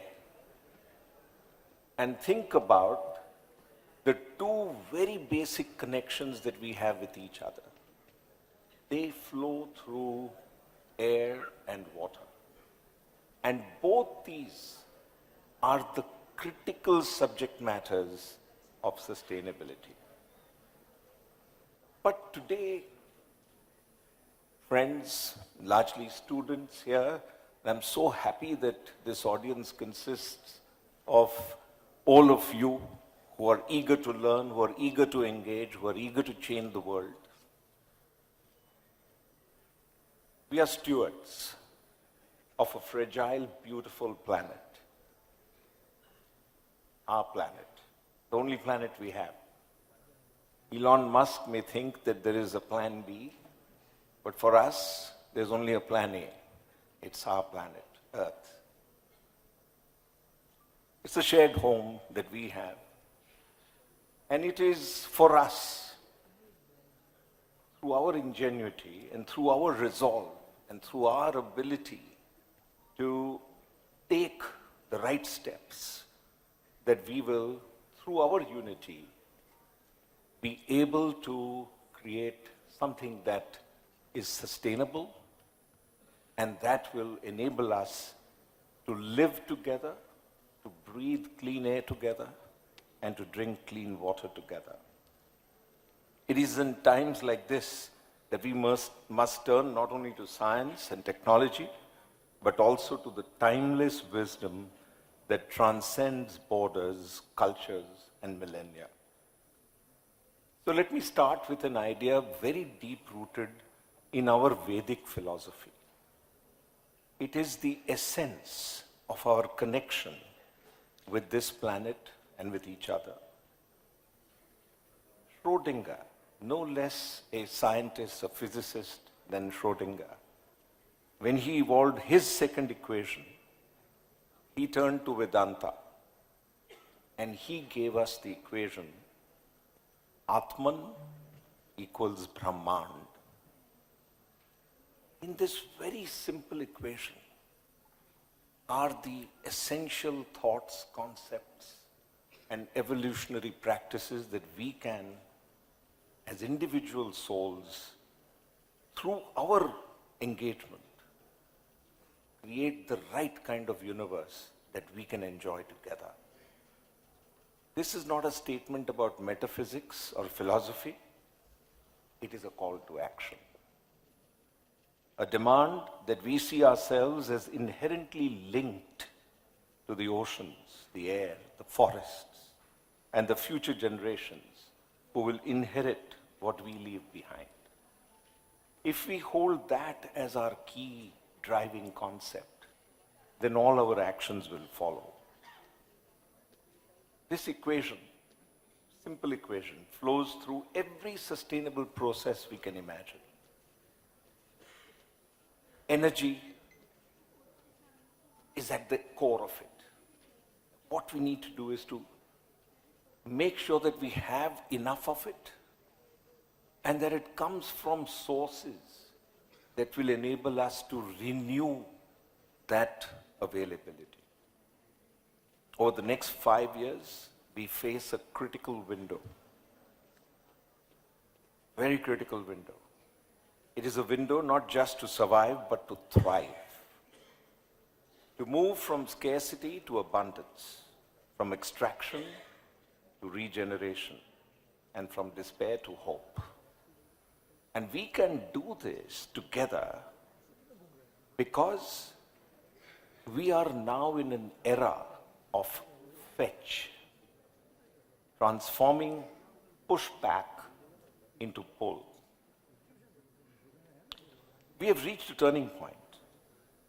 Sustainability is no longer something people resist or reluctantly adopt. It is no longer a pushback, it has become a fetch. People and businesses are actively seeking solutions. They want clean air and water, renewable energy, and circular economies because it makes economic sense to do that. The cost of generating renewable energy is today a fraction of the cost of generating energy from fossil fuels. What we need to figure out is how do we put it into the grid and how do we make sure that it reaches us to the last mile in our homes as soon as we switch on a switch and we want to be in the path of energy. We need to create, all of us together, every one of us in this room, a shift in human consciousness. It is our responsibility as leaders and as participants in what is really a phenomenal engagement with the universe to accelerate this momentum, to ensure that sustainability seeps deep into our DNA. So I keep telling people that there are only 3 contexts, but there are 6 lenses. And all those 6 lenses, the physical, the human, the environmental, the relationship, the physical, and the financial finally, are all connected. And they are connected through the twin forces of artificial intelligence and clean technology. To succeed, we must harness 2 most transformative forces of our time: artificial intelligence and clean technology. AI gives us the tools to democratize knowledge, to predict and solve complex problems, and to optimize systems that sustain us. Clean technology, on the other hand, is the engine that powers this transformation, whether through sustainable aviation fuel, which Kanika will talk about, or through renewable energy or carbon capture and conversion. Together, these forces are not just tools, they are lifelines. It's only with AI and clean tech that we can dream of creating pathways to net zero for every one of us then getting into clusters of our habitats, of our cities, of our countries, and then the whole world. Singapore has already shown us what can happen when public governance teaches us the highest standards that can be achieved. They have given the world a glimpse of fusion energy, a sustainable power source that could change everything. Britain, which we will hear about from you, by embracing artificial intelligence, stands as a beacon of how technology and governance can align to create solutions for the common good. It is this alignment, this fusion, that will lead us to democratize the availability of sustainable living and sustainable energy to each and every one of us. That is our pathway to achieving the promise of Atman equals Brahman. It is how we bring the benefits of sustainability to scale at democratically affordable costs that will distinguish us. It's our reimagined economic imperative. It's ESG 2.0. Let's be clear, this is not just a moral imperative, it is an economic one. It is a great equalizer, the job creator. This morning, we saw the World Economics Forum's job report, and 3 of the 5 future jobs are in these 2 spaces, AI and sustainability. It's incredible how the whole world has begun to believe in this as the economic imperative. And I would really want each and every one of you to download this Future Jobs report and see how things have actually moved in the direction of the equation that we are discussing today. This is my plea to you. ESG must evolve from mere reporting to real action, from a framework to a mindset. The solutions we need already exist. They are here, waiting to be scaled, refined, and deployed. The next 5 years are crucial, because otherwise we will get onto a pathway of 4.0 increase in temperatures, average temperatures, which will cause mass migration and unlivable conditions that, as a human race, we will never be able to accept. Think of the breakthroughs that are happening. And I'll give you examples which are live and happening in India. Carbon capture technology is turning emissions into useful energy. Renewable energy is not just competing with fossil fuels, it is outperforming them in many regions. Advances in synthetic biology are revolutionizing agriculture, medicine, and material science. And fusion energy, long the stuff of science fiction, is now within reach. These innovations and many others are really a call for unity and action by all of us. And so I say to all of you, let us lead with courage, let us govern with integrity, let us innovate with purpose, and let us act with urgency. The best time to plant a tree, says an African proverb, was 20 years ago. The second best time is now. Let us plant the seeds of a sustainable future, not just for ourselves, but for every child who will inherit our planet, Earth. Thank you, and let us get to work. Together, we can make the equation of Atman equals Brahman a reality for all of us. Thank you.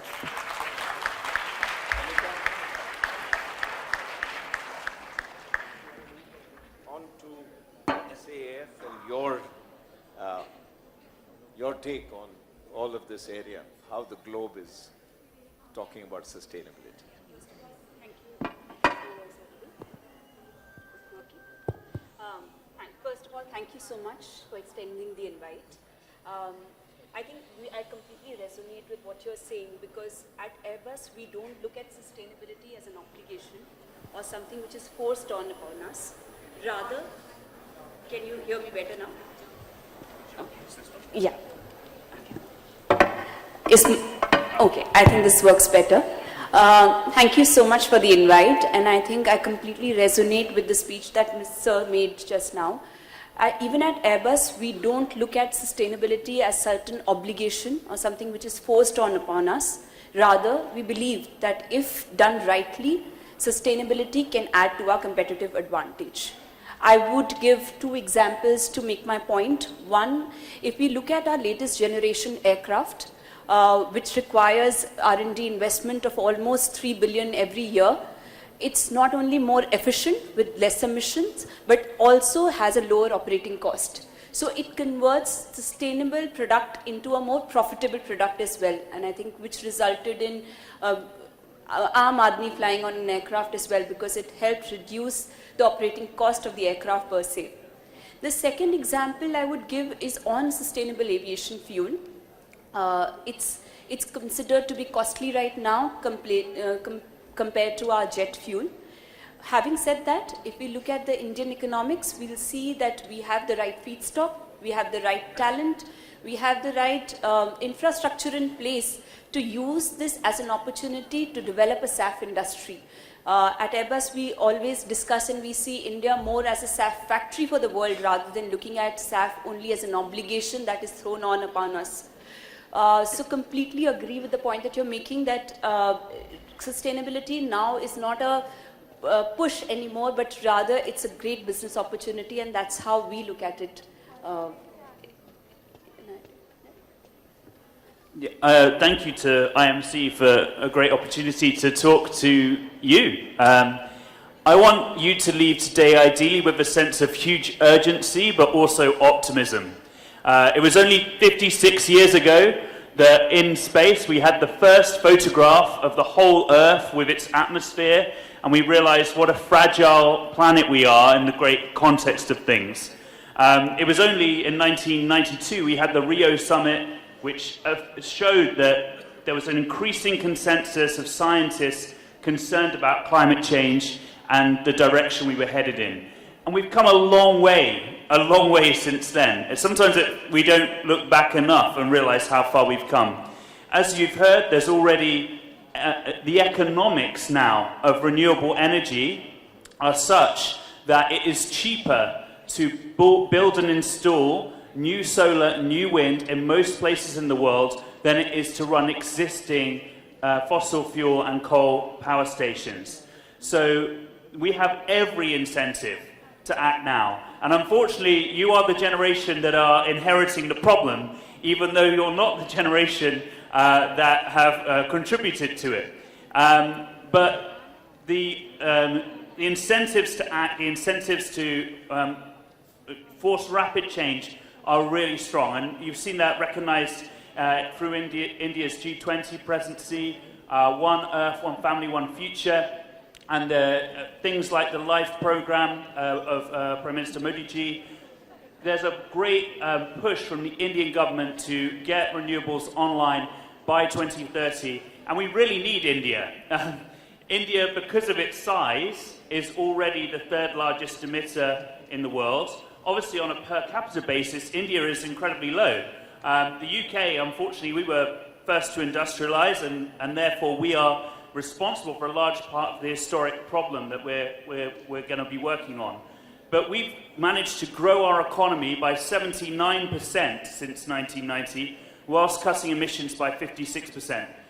And those economics are changing by the day through the work of scientists to make that transition cheaper and cheaper.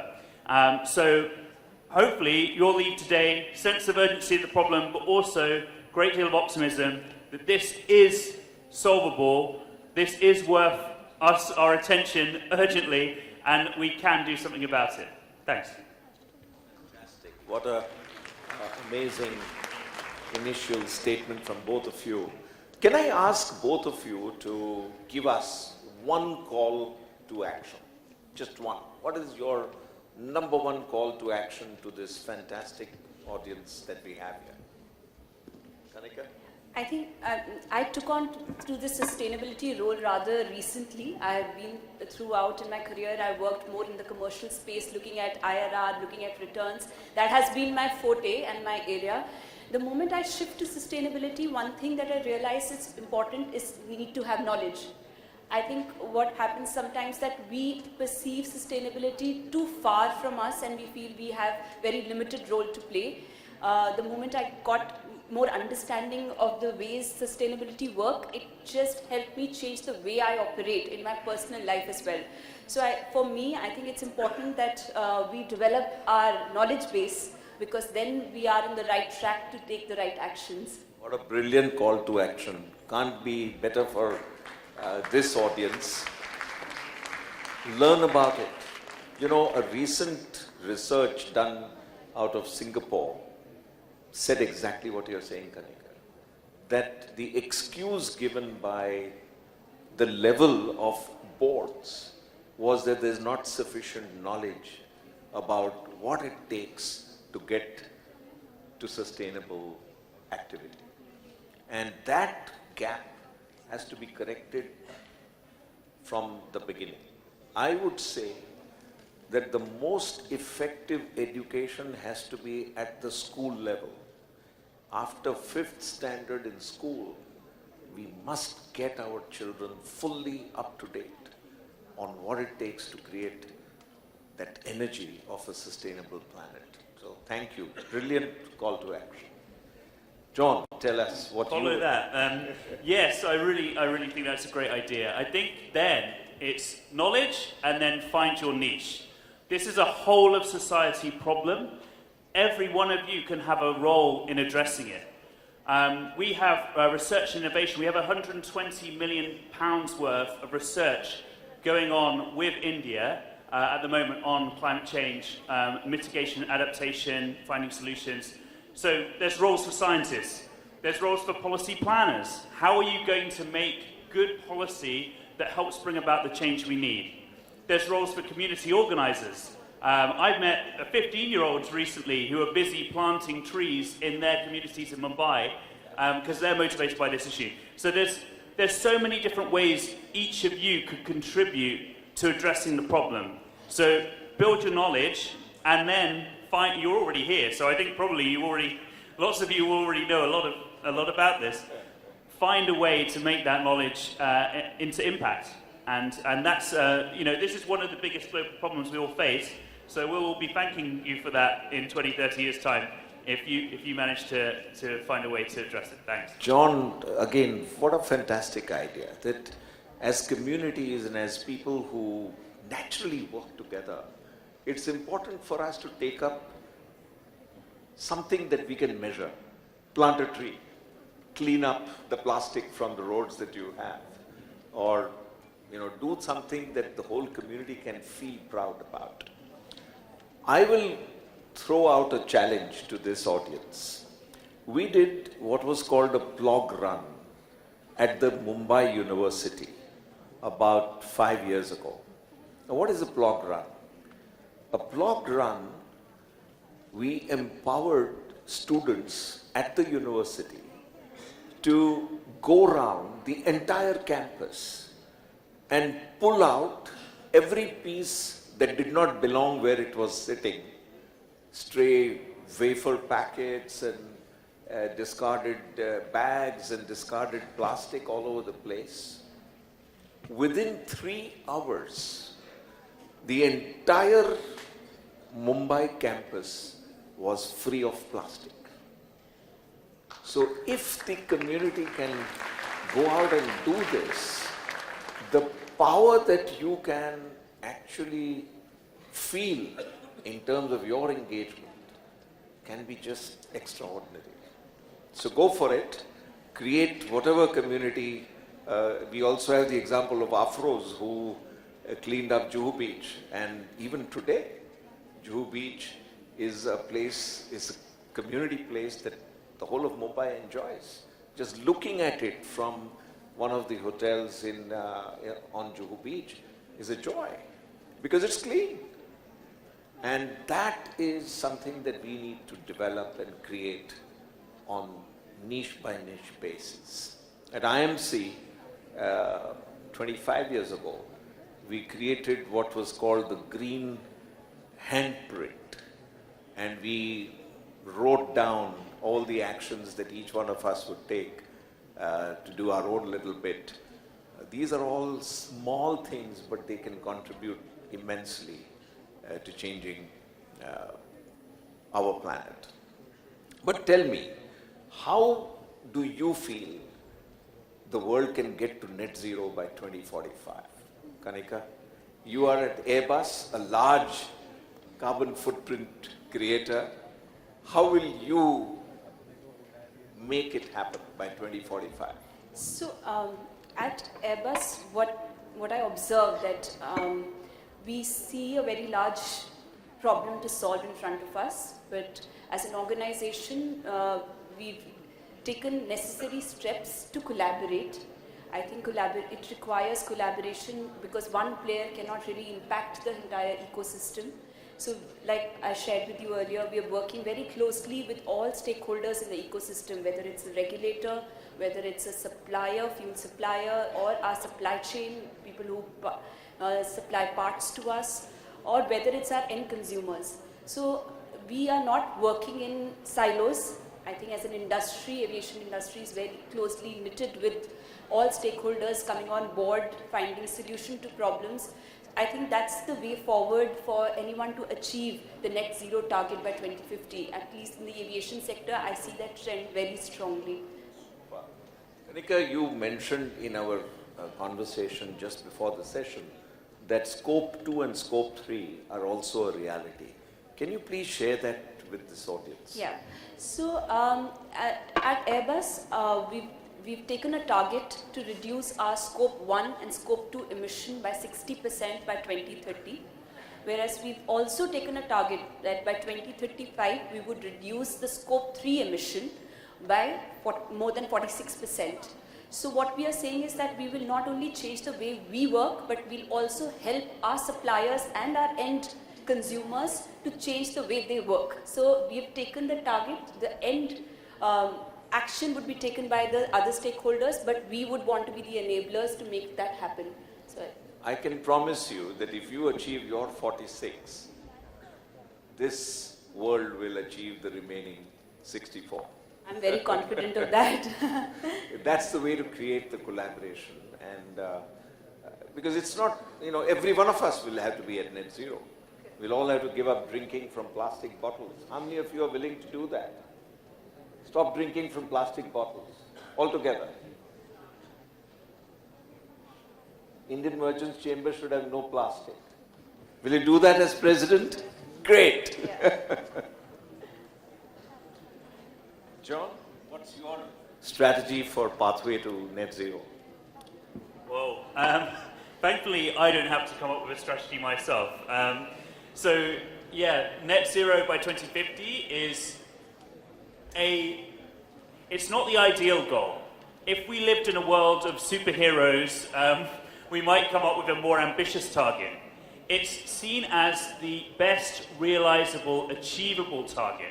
And net zero means we stop, on balance, we might do other measures to plant trees or absorb, so we take away and then we're still going to be emitting in 2050. But the balance, we hope we can stop adding to the problem. That doesn't mean we're not going to be not facing climate change challenges and climate breakdown, maybe even. You've seen how you only have to watch the nightly news to watch how climate disasters are increasing around the world. Intense weather patterns are, changing things very rapidly and provide a massive threat. Sometimes, I was in North Maharashtra recently, and I met some farmers who were incredibly worried about mango crops. Nashik produces 80% of the world's table grapes, incredible. But these crops are very vulnerable to climate change. And on the global scale, India is 7th most vulnerable, some researchers found, of all the countries in the world. So we've got to get to 2050, we've got to collaborate. Problems are crossing borders, solutions must cross borders as well. We must create an environment to address this issue through science and technology partnerships, research and innovation. Unlocking finance is a big thing that we're working on as the UK, trying to make sure that there's finance to unlock the transition. Because you've got otherwise a lot of stranded assets, a lot of vested interests, some places, behind existing technology. So you've got to find ways to help people shift the dial. And we've got international collaboration on the Solar Alliance and all sorts of things, trying to, each of these little measures together, we hope, will stitch together into the big global effort. But it's, it needs engagement, it needs our youngest, brightest, most enthusiastic minds finding niches in how they can contribute to solutions to the challenge. You know, John, the most attractive thing about everything you are saying is the fact that you are willing to be fully open, fully collaborative. You first recognize that Britain industrialized first, and so there is an obligation to work harder to make sure that net zero happens. I wish the mindset of everybody can be switched to absolute reduction. But a very important concept that has missed the world's attention almost altogether is the fact that we are compromising our carbon sinks. We have dealt a death blow to biodiversity because we are destroying forests and we are destroying the ability of life under sea to actually continue to exist. And that has to switch. That is now being referred to as nature first thinking. And I would say that we need to all adopt that kind of new thinking in terms of making sure that we can regenerate our carbon sinks in a manner that we can make the world possible to be sustainable for a long period of time. 5,000 years of human history, we had zero growth. Think about that. 250 years ago, with the Industrial Revolution, we just took off. Climate change did not happen for 5,000 years. Within 250 years, we've breached this year 1.5 degrees Celsius. And that was the agreement by the whole world. 193 countries swore at Paris to limit emissions to 1.5 degrees. But we breached that this year. We are in grave danger. Our path is to breaching 2%, at which time there will be mass climate events that we're already beginning to see, but that's just the trailer. And we will start seeing very mass migration. And to prevent all of that, we just need to change our mindsets. So, while that's a sobering thought, the greatest thing that is happening today is that technology is delivering so much to us.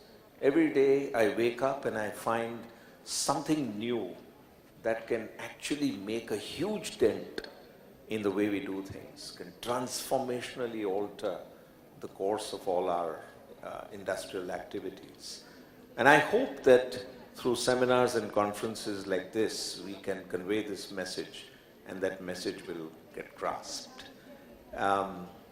We are at the end of our session's time, but let me end the session by thanking both of you for being absolutely fantastic panelists. The passion that you brought to the session and the kind of ideas that you shared are so remarkable. Thank you very much. Thank you so much. Thank you. Thank you, IMC. Thank you. Thank you, everyone. Thank you. Thank you so much indeed, Mr. Haribhakti, and thank you to our panelists as well. What a lucid discussion this turned out to be. So structured in the kind of thoughts that flew in from this side of the stage. Thank you so much again. And with that, if I could please request you, sir, to present a token of gratitude to your fellow panelists. As we mentioned earlier, all our panelists, all the dignitaries, all of them are receiving the Grow Trees E-Tree certificate and a sustainable planter by Layercraft Technologies and natural forest food by Swaguna Foods. A beautifully curated hamper for all our dignitaries and all our speakers.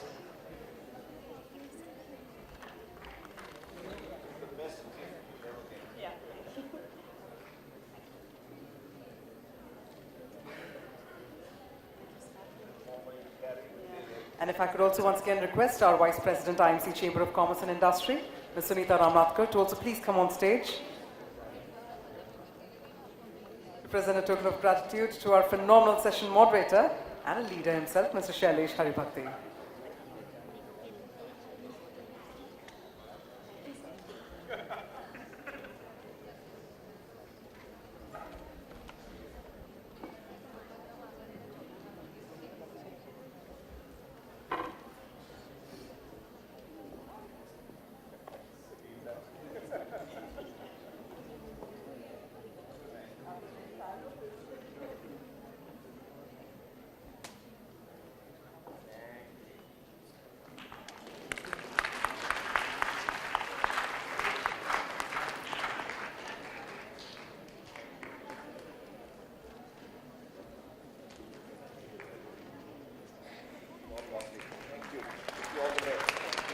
Thank you so much. Well, let's have all of you come together for a group photograph as well. We'll capture that photo up. That's happening over here. Then don't forget to use the hashtag Ananta by IMC. Continue sharing your insights, all that you get to experience here. Don't forget to use the hashtag Ananta by IMC. Delight, I must say. Thank you again, sir. Thank you very much. And what I'm about to do is take these knowledge sessions forward, and that's the entire plan for the day. While we do so over here, meanwhile, let me inform you that we do have some creative installations in the exhibition area. We also have some phenomenal exhibitors as well in the exhibition area on the ground floor as well as on the second floor. Some incredible initiatives and some incredible ideas, so please don't miss out on that. But let's go ahead and let's set the stage for our next panel discussion, which is all about farm to table and sustainability, a path to a greener future. Before we do that, I'd also like to take the opportunity to thank our creative partner, Drashti Shroff, music partner, Sound Society, sustainability partner, Mr. Vipul Gajera, CEO, Grow Trees, social media partner, Prague India, media partner, ET Manufacturing, our knowledge partners, SGS Motors Private Limited, Enactors HR College and Impact 3 Data Technologies. We'd also like to thank our food and beverage partner, and we'd like to thank Mr. Vic Khatwani, who's the founder of Earth Cafe. We'd like to thank all our food and beverage partners. I'll come back as I thank these amazing, amazing partners who have come together to support us in order to put this mammoth of a show for all of you. I've been told that we are set, our speakers are set for the next panel, so without any delay, let's get it started. As I mentioned earlier, our next panel is all about a path to greener future. Let me go ahead and invite our session moderator. We have with us Sean Khanna, small business and networking coach, founder, Networking Now India, and also the co-founder, Spicy Sangria and Soundrise Live. In fact, she's an award-winning founder of Networking Now India. And we also know that Networking Now India is a community with over 51,000 members from across industries who empower and help each other. So we'll have none other than Sean Khanna to spearhead. Can we have a round of applause, everyone? We've got some dynamic names over here. Let's have a dynamic round of applause. Thank you, Sean, for joining us. With that, let me invite your speakers as well. First up, if I may please invite Ms. Gauri Devidayal, co-founder, Food Matters Group, to please come on stage. A pioneering entrepreneur who left her tax consulting career to co-create The Table, a renowned restaurant in South Mumbai. In fact, her journey into hospitality, despite no prior experience, led to numerous accolades. First up, thank you so much. It's absolutely a matter of honor, if I may say, just to have people like all of you over here. With that, let me please invite our next speaker. We have Vic Khatwani, founder, Earth Cafe. Can we have an earthy round of applause? Come on, everyone. Let's bring that energy back in the air. Because Vic is someone who has a deep passion for healthy and delicious food, just like you and I do. But he's someone who actually puts it into practice and ideas as well. So thank you so much, Vic, for joining us. Our final speaker we have with us, Annie Bafna, who's the founder of the Nutcracker. And having set up Nutcracker in 2014, fueled by her love for feeding people and a desire to bring out neighborhood field cafe, that's right, she is someone who wanted to bring vegetarianism to the forefront, and she's done that with the Nutcracker. Incredible, incredible set of panelists over here. With that, Sean, let me quickly hand it over to you. Thank you so much. Thank you for those wonderful introductions. Thank you for having us here. I hope you all are as excited as I am, because for me, this is such a big deal. I go to all the restaurants individually, and to talk about food is, of course, my favorite thing. And then the yummiest food that Bombay has to offer, even better. So I hope you're in for a treat. We're talking all things sustainability and farm to table, which we know all these three panelists have aced, of course, in our city, Bombay. So thank you for being here today.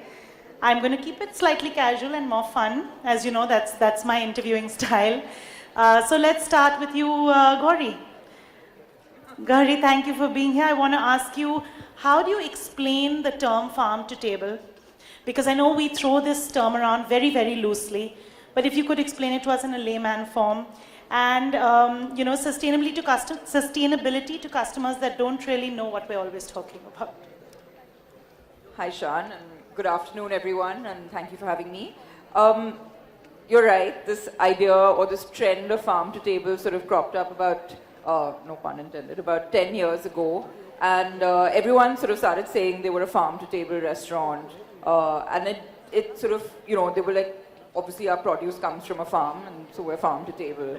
And that's not really what it means, obviously. It's really about knowing the provenance of the ingredients that you're sourcing, knowing what's going into the soil, into the seeds, and really being able, it's traceability. That's what farm to table is all about, right? So, we saw this movement, like I said, sort of over 2 decades ago in California in a big way, where even restaurants started naming the farms where certain ingredients were coming from.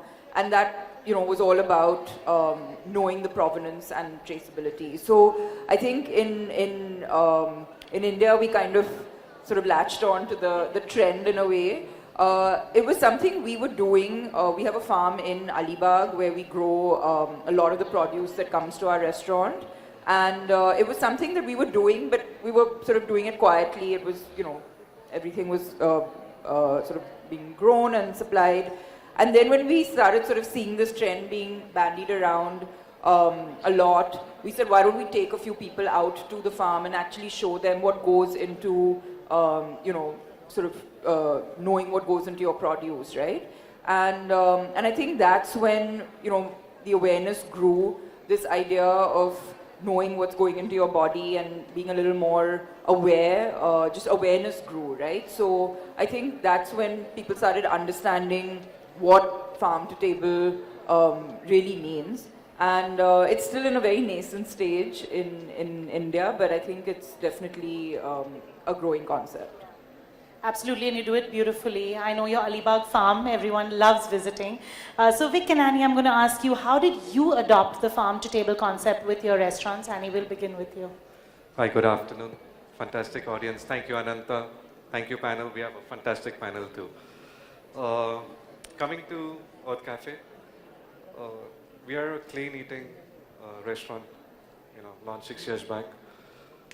Me being a vegan myself, more into clean eating, we started adopting gluten-free options also in there, and that's where we started into it. I think every restaurant,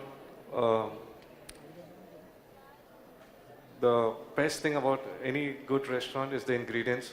Like Gauri said, if the ingredients are sourced well, good ingredients, that's what makes a restaurant. So we got into more on the concept of good ingredients, clean ingredients, and that's where we started off Earth Cafe. It's been around 6 years now. Awesome, and your new one is at Churchgate. We just launched our new cafe at Churchgate. It's been around a month. That's our 4th outlet in Bombay now. Awesome, congratulations. Thank you very much. Thank you. Awesome, thank you guys. Annie, we'll go with you. How did you decide to adopt the farm to table concept with your restaurants? I know Nutcracker is primarily vegetarian, of course.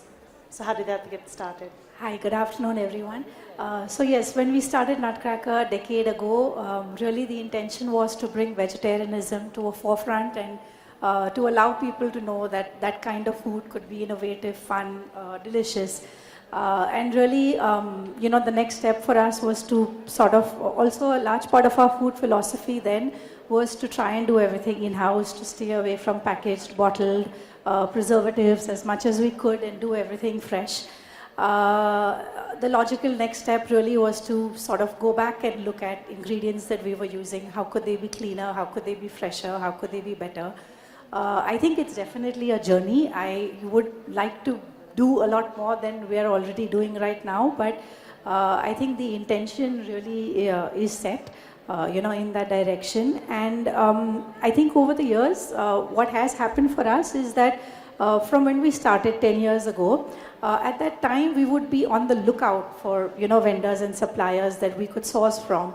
But today I see a huge shift, and it's extremely heartening. And I remember this one time when we were just, before we were starting our store at Geo, and I went down to the farmer's market. It was early morning and customers hadn't come in yet. And I just went from stall to stall. And that's when I realized that there are so many people in a younger generation taking this up. People that either had farms, in their families and generations, and now the second or third generation had suddenly, and I kept getting the story. I was in finance, but I left it to do this. I was a lawyer, but I left it to do this, a little like us. I, was a science student, but I left and I've joined my family farm. And that's when, like I said, that was really heartening. It allowed me to realize that there is just so much energy at the level that we are at today. And I think from that day onwards, it's always been an intent to meet new suppliers, to, whenever anybody reaches out to us, I'm very enthusiastic to, even if we can sort of contribute in a small way to bringing that ingredient into our menu, it's always an effort to do that. Absolutely, and like you said, there are a lot of younger people in the new generations that are getting into business and taking it more seriously. The health, what goes in everyone's favorite thing is what's on your plate. And now, can you really know, and that's my next question actually, Gauri, will ask you this first, is I'm sure starting any business has its challenges, but specifically farm to table, what have been the challenges for you? I mean, obviously, everyone first of all thinks that when you have your own farm, everything's free. And I'm like, it's not free. There's a lot that goes into growing your own produce and keeping it chemical free. I think one of the biggest challenges we face as a business is also when people say organic, certification is still questionable, unfortunately. And so, that's one of the, I think, advantages we have with having our own farm is we know exactly what's going in, or not going in rather. But it's not free. It's a lot of effort. It's a lot of cost, and there's a lot of wastage, right? So one of the whole things about going chemical free is that you don't have the pesticides and things to prevent, the produce from getting spoiled, and therefore your yield is a lot lower. So it is an expensive process. I think another challenge that we all face, not just from our farm, but I think pan-India, is logistics, right? Like from that farmer to get the produce to your restaurant is definitely a huge challenge, whether it's cold chain, whether it's just, even sort of regular logistics. And that's when you start getting the middlemen involved. And then the cost, right? At the end of the day, it's about, it's always going to be more expensive for these reasons, right? And I think a big challenge is our consumers. Are they willing to pay extra for this high quality ingredient and high quality produce? And I think that's still definitely a challenge. I mean, I was listening to the earlier panel, the tail end of the earlier panel, and it's really about adoption, right? Adoption of this ideology. And I'm sort of sad to say this, but I think that it's still not entirely sort of sunk in as to the impact of not being more sustainable. So I think those are the biggest, people are still, we're still in a very price sensitive nation, and so it's challenging to bring this on in a major way Yeah, so far. absolutely. I hear you. I'm going to take what Gauri said and ask you, Annie and Vic, both a question. Let's talk about the expense of it all and whether people are actually coming into the restaurants and saying, you know, it's cleaner, it's better for me, it's what's on my plate is better for me, so I'll pay more. Is that happening? Or, and you, like you said, you went to the farmer's market. Are people paying more for what's better for them health-wise, or you still seeing people who want a cheaper meal? I think yes and no, to be honest. There is a definite growing sort of count of customers that come in that are asking those questions, that want to know what's going into their plate, that is willing to pay for more for it. But on the other side, there is, I think, a larger number possibly of people that are just looking at what you're offering and they're saying, you know, the next place makes it as well and it's cheaper and, you know, it's equally tasty, and so, you know, why should I pay this much? Once again, I think a lot comes down to awareness, you know, making a customer aware, and it is a slow process of change. Like Gauri said, I think it's going to be a certain amount of time. But what we have found in the meantime is that once we have the intention that you know, we want to use something, I think we also you know, within our team, with the chefs in the kitchen, we have the ability to tweak recipes, menus, to sort of bring in a balance so that, you know, if there's something which is more expensive, you try and balance it out. And that's what we try and do. We try and make sure that we can bring in that balance as much as possible. And then, yes, there will be certain things that are more expensive. And for the customer that doesn't want it, you know, we try and keep something else on the menu that's an equal option. But I really do think that creating more awareness about what you're doing to a customer, because many people just don't know, right? Or they don't have an idea of why it's important enough. So I think just generally building that awareness and talking about what you're doing more is what is important. I think all three of you do that in your own way, like educating the customer as to what's on the plate. Vic, we'll hear from you. What are your thoughts on this? You know, I think in today's generation, the customers are understanding and the realization is way more what they want to really consume. So they know the difference between a commercial meal and a quality meal, any restaurant across the globe. You know, since we all are on the same platform, we are doing the same thing, we're using good ingredients, we are doing good quality food, they understand that. So I don't think they're very price conscious. For an example, like I was yesterday at Palladium and, you know, I went to the grocery store. You know, I saw a fantastic bowl of fruits. Today, if you compare, you know, fruits versus bread, it's not that I'm against anything, but I'm just giving you an example. You know, I picked a box of fruits because you know what you're actually eating. I mean, I can get that same fruit back home at, you know, quarter the price or something like that. But it's just a healthier option that you're picking up and you're, you know, investing in yourself. So I think most of the customers now know what quality is, what food is, and they opt for better options. Not that there's not a market for the other options, there is a market for everything else also. But people are getting more conscious about what they're putting in their bodies today. I think one thing I have seen change positively, since, you know, let's not all be negative about this, is, you know, like shifts that people can see, right? So for example, moving from plastic bottles to glass bottles, right? That's something that people can see a difference. They know that there's like a very real impact that, you know, they're aware of when it comes to plastic. And obviously there's been a lot being done on that front as well, where, you know, like plastic bags were banned, etc. So I think that, like Annie said, awareness and education has definitely, is far ahead compared to, you know, when it comes to produce. Because there are alternatives, right, which you can't necessarily tell, you can't necessarily feel the impact of you know, organic produce versus, say,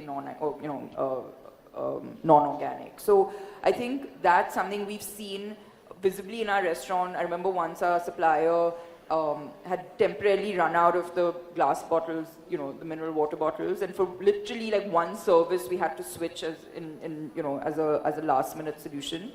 And a lot of guests did, you know, question why we were using it. And obviously, you know, we immediately went back to the glass bottles, but it was something that was a noticeable difference, and people were, you know, did point it out. Absolutely. I think also how you have a system in your coffee shop where if you bring your own mug, you get a discount. I think that's also encouraging people to make that change. Let's talk, since you spoke about crockery and cutlery. A lot of us do offline pop-ups, do stuff outside of the restaurant. Do you feel it's a prerequisite now where people tell you to use more bamboo or more organic stuff that is biodegradable? And I know it's more expensive, so what's the work around that? Annie, maybe we can hear from. So for me, I think about 2020, which was when COVID hit us, that was the time that, I was looking at inventory counts of what we were using. At that point, we were still doing delivery in plastic.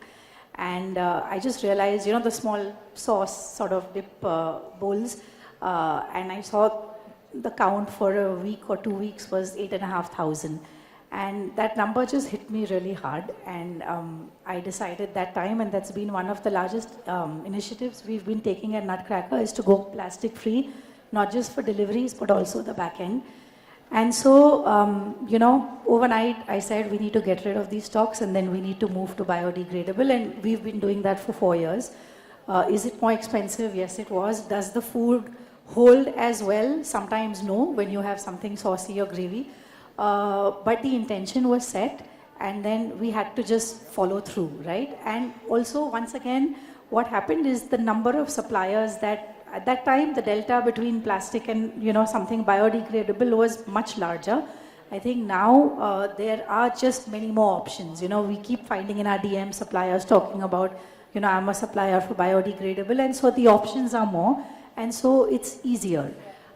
So once again, I think that sometimes you just have to ride on the intention, and I think each of us is, holds one certain purpose close to them. For me at Nutcracker, really it's plastic free. And what I've realized is that once we got rid of the delivery, and everything, we realized, but what about, garbage bags? What about cling films? What about all that stuff that we use in the kitchen that still sort of works with plastic? And then we found suppliers which had replacement fabrics that act like plastic but are cornstarch based. So yes, it was more expensive. We decided to take that hit, and we had to talk to customers because we had a lot of delivery complaints initially. But honestly, after the first few months, they got used to it, they accepted it, and I think at some level they appreciated it. And I think, like you said, as you're educating them about this, they're also getting more aware. But I know customers can be tough. We're all customers at some place or the other. And I know little leakage or little spillage can be a problem. Vic, what about you? I think now it's mandatory for most of the restaurants and all of us and I think we have accepted it that we need to move into a better product to deliver in-house or on the table or something like that. We till today have a lot of guests come in and they open the straws and they say, oh, this is plastic. This is not plastic. I mean, the manufacturers have got it right to look at, that it looks and feels like plastic, but it's not plastic. So customers are getting smarter, are getting more conscious about, what they want to eat in and how they want to eat in. For deliveries, I think it's mandatory now. We are biodegradable and, environment friendly. So we are working today for a better tomorrow. Yeah. So that's all it is. Gauri, what about you? Yeah, I'm probably the bad guy here. So I think, the way we've also tried to justify it because of these issues of, spillage and things is that we're not using single-use plastic. We're hoping people don't just chuck containers at home. I know we reuse them. And that's the hope. But where you can, so for example, takeaway bags, I remember they used to be plastic. Now people have moved to paper. A lot of brands have the cloth bags as well. So we're definitely seeing a shift away from single-use plastic. In fact, just today, my neighbor said my 16-year-old son has started producing rice straw. I think it's rice, straws made of rice. Which are really sturdy and yeah. They're edible too.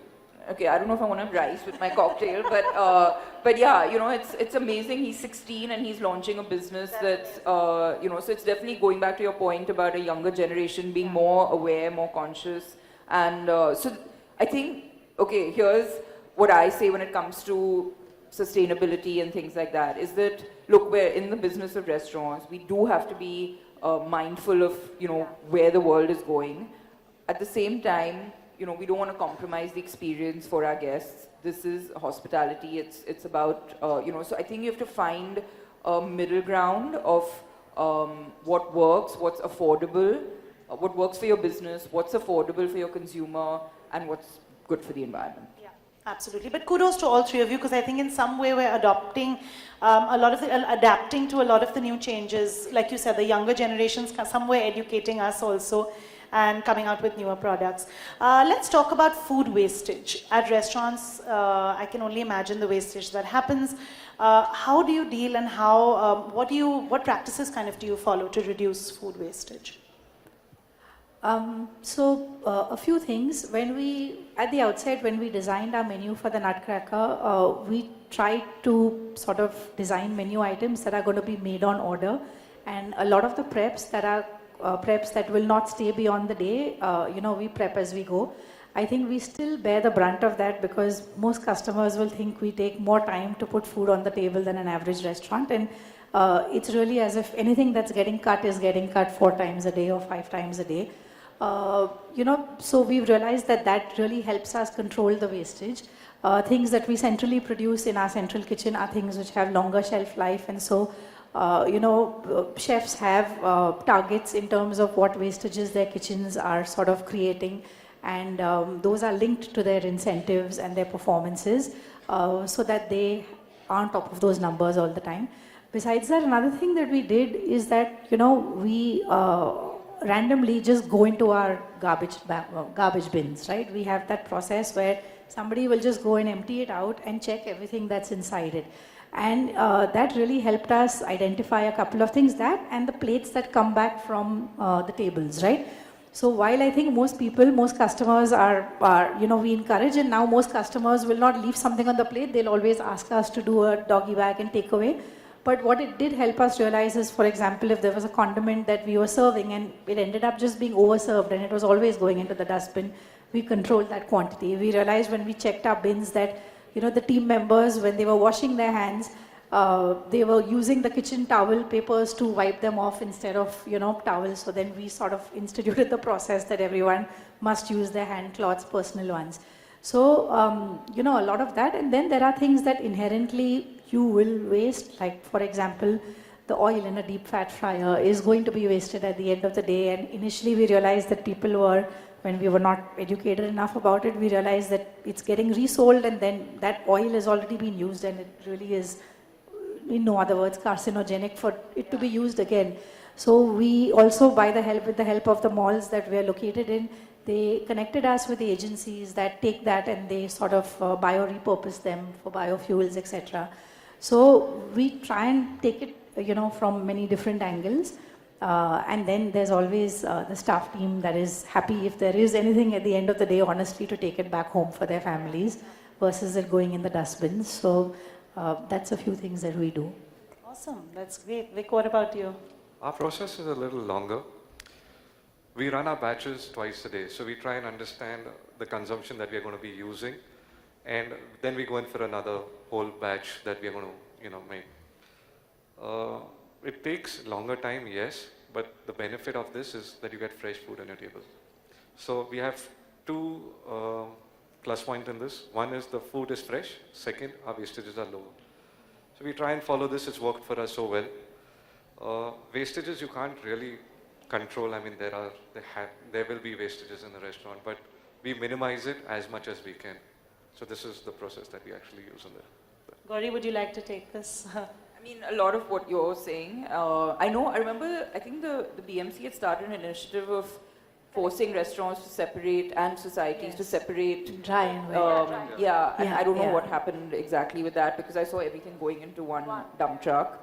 But I know that restaurants sort of started doing that for sure. And you use different colored garbage bags. And, the other thing that I am not a chef, but when we do tastings and things, I often hear when the chef's describing that this is the, this is the waste that we have from this dish, for example, a fish, if you're like, making a fillet and then you've got some leftover meat, creating dishes from that. So I think using that idea of like nose to tail is one way of also reducing wastage, and definitely, what Annie and Vic touched on, which is that preparing sort of minimum portions so that you don't have that spoilage. And yes, that has the flip side of maybe running out of something when a guest wants it, but towards the end of the day. But yeah, that's the. I think, yeah, see, we've taught our chefs to sort of, deal with the fact that it's okay to sometimes at the end of the day say sold out versus create that extra amount and, it's not getting used, yeah. I think I've also realized now when some brands say, this is sold out, it was so annoying at first to the customer, but then you realize they can't, the next day it just won't work, it's all fresh. Gauri, I'm going to begin with you since you have the farm-to-table space in Alibag. How has your entire approach of the sustainability and farm-to-table helped the local farmer, the producer? I mean, I know you have your own farm, but I'm sure there are there's other stuff that you source from them. So again, this is obviously a lot in the hands of chef who is not me. But I know that we started working a lot more with local producers, right? So it's not just ingredients, it's things like cheeses and, chocolate, and basically there's so much amazing, production happening locally, which was previously being imported. Coffee, right? Like I remember when we started, we were using Italian coffee, which was imported. Now you have amazing coffee brands, homegrown brands. Cheese, like burrata is one of the most popular ingredients right after avocado, and it's being made locally, and you have amazing brands like Eleftheria making burrata. So it's I think one thing is to support brands, because I know when restaurants support them and they can say that it's an endorsement of sorts, that it definitely helps producers. And yeah, I mean, when it comes to ingredients, for example, we're getting an apricot preserve from Ladakh, and yes, it has to be like, shipped to us, and we have to buy a minimum quantity and things like that. But I think where you can, work with sort of local producers of both products as well as, produce, I think that, but at the same time, I will say, do it to the extent where it doesn't compromise what you're putting out on the plate, because yes, we're an ingredient-driven restaurant, so go local where you can, but if there's something that is going to give a better experience and you really want to have it on your menu, I still believe that don't shy away from that for the sake of either change the menu or then, give the guest the best experience, because that is that is our business at the end of the day. So I think be honest about that, without getting sort of caught up in a sort of trend or a concept that isn't true to what you're doing either. So, but yes, any way that you can support local brands and producers is the way to go, and to talk about it. I think put it out there on social media, and put it out there on your menu. Like name the brands if you can on the menu. I think all of that makes a difference in supporting. Before I hear from the two of you, I think, Gauri, you've done that beautifully because you have a counter with all the, the local brands. You sell their products at Max Street, which is great. Vic, what about you? If you would have asked me this question 6 years back, it was a challenge. Like she said, getting vendors, getting people to understand what you want quality, you want the right ingredients, it was a challenge. In the past 6 years, we have seen a lot of people come into the market with good quality ingredients. We have a lot of vendors, a lot of producers. So now it's kind of getting easier to source good ingredients, quality ingredients, compared to what it was 6 years back.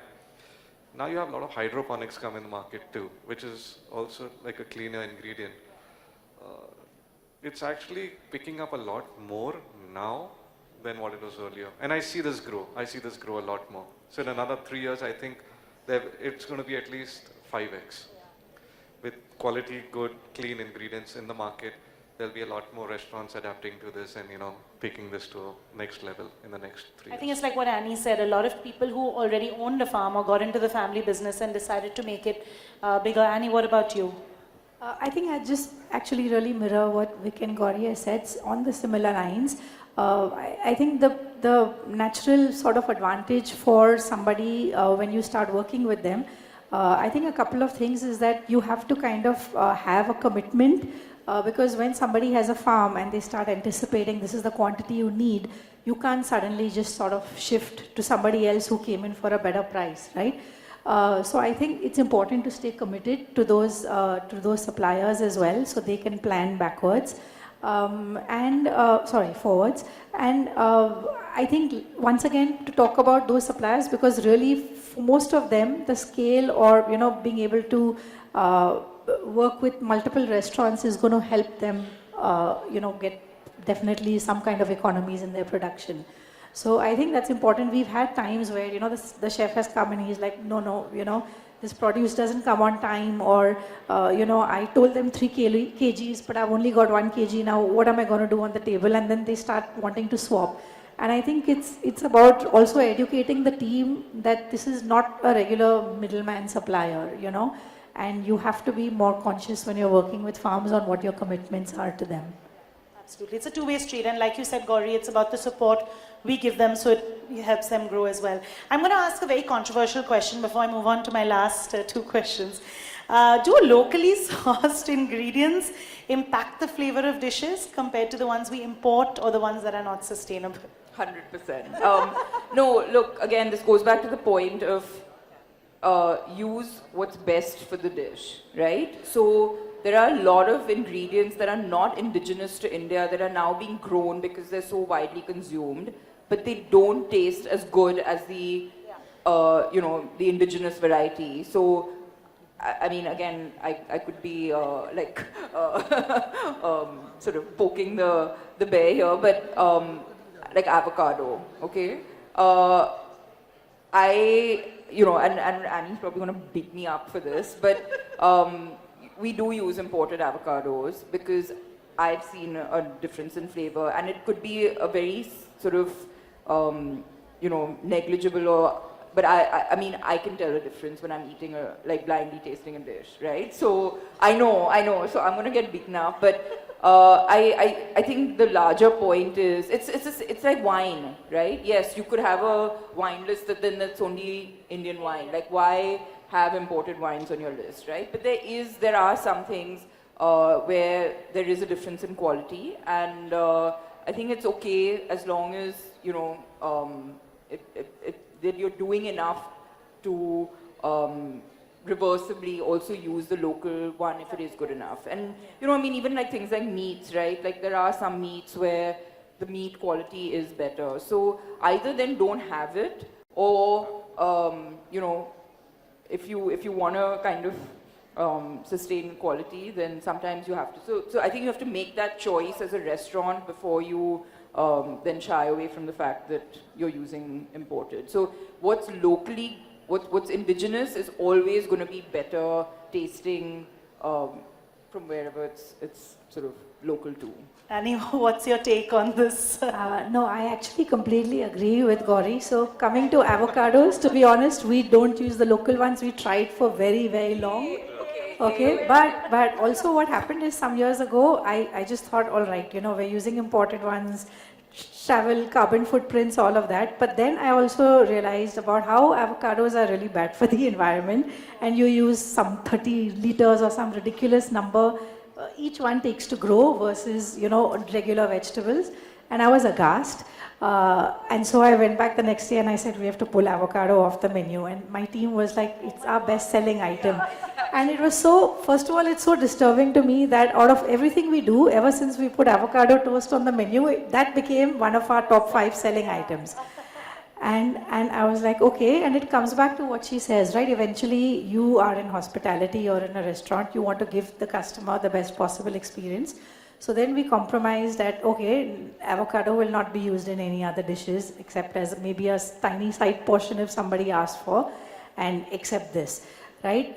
Once again, something like, let's say, a Parmesan cheese. You know, there are lots of great cheeses being made locally, but no, it will not deliver the same taste, right? But I think we have enough great Indian produce for you to work with many other things and then be able to minimize your imports, right? Once again, even in terms of chocolate, there are just people doing good quality stuff now.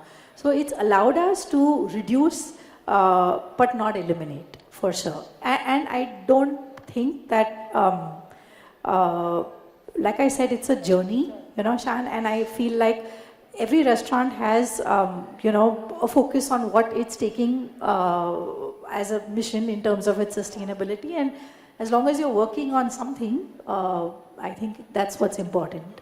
Like Vic said, 5 years ago, this didn't even exist as much as it does now. Vic, what are your thoughts? I think India has started producing quality products now. So, you know, in the time that we have seen, a lot of quality products. So most of our products and most of our ingredients are actually local. We do have the avocados. No, imported. So it's the same thing. It's the same thing, you know, we see the difference. We've had quite a revelation on this panel. Yeah, we see the difference between Indian, but, you know, there are some things that are, you know, best at the origin. If you look at a double O flour from Italy, you cannot compare that to India. So there are some, you know, products that are best at the origin. Most of our products are sourced throughout India, from different parts of India. But I don't see a massive change of taste, you know, subject to, like she said, some few ingredients. Rest, we are all good. I think India is on the boom now. I'll give you an example. For our bakery products, we use flour that comes from Punjab, and it's actually this young girl, Anushka, she has a brand called 3-1 Farms, and she quit her job just in COVID and went back to her. She was a science. And she went back to her parents' you know, fields of wheat, I guess, and started this brand, which is now very widely used by some of the sort of top brands in the country for their bakery products.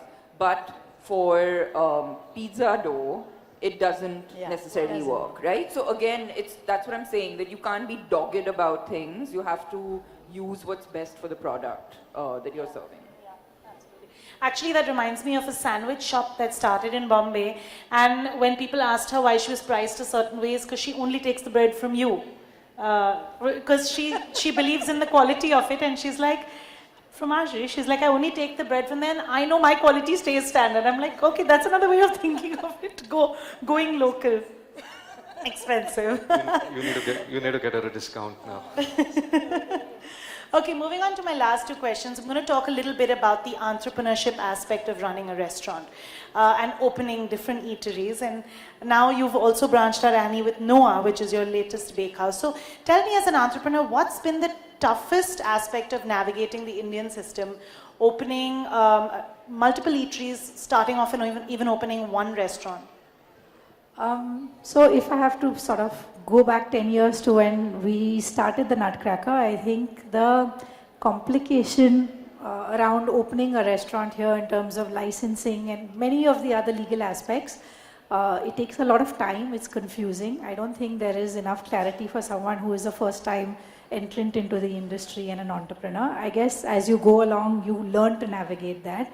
But I really wish that it was simpler. I remember somebody told me that in Singapore, when you apply for licenses, it takes 3 days and you can open a restaurant.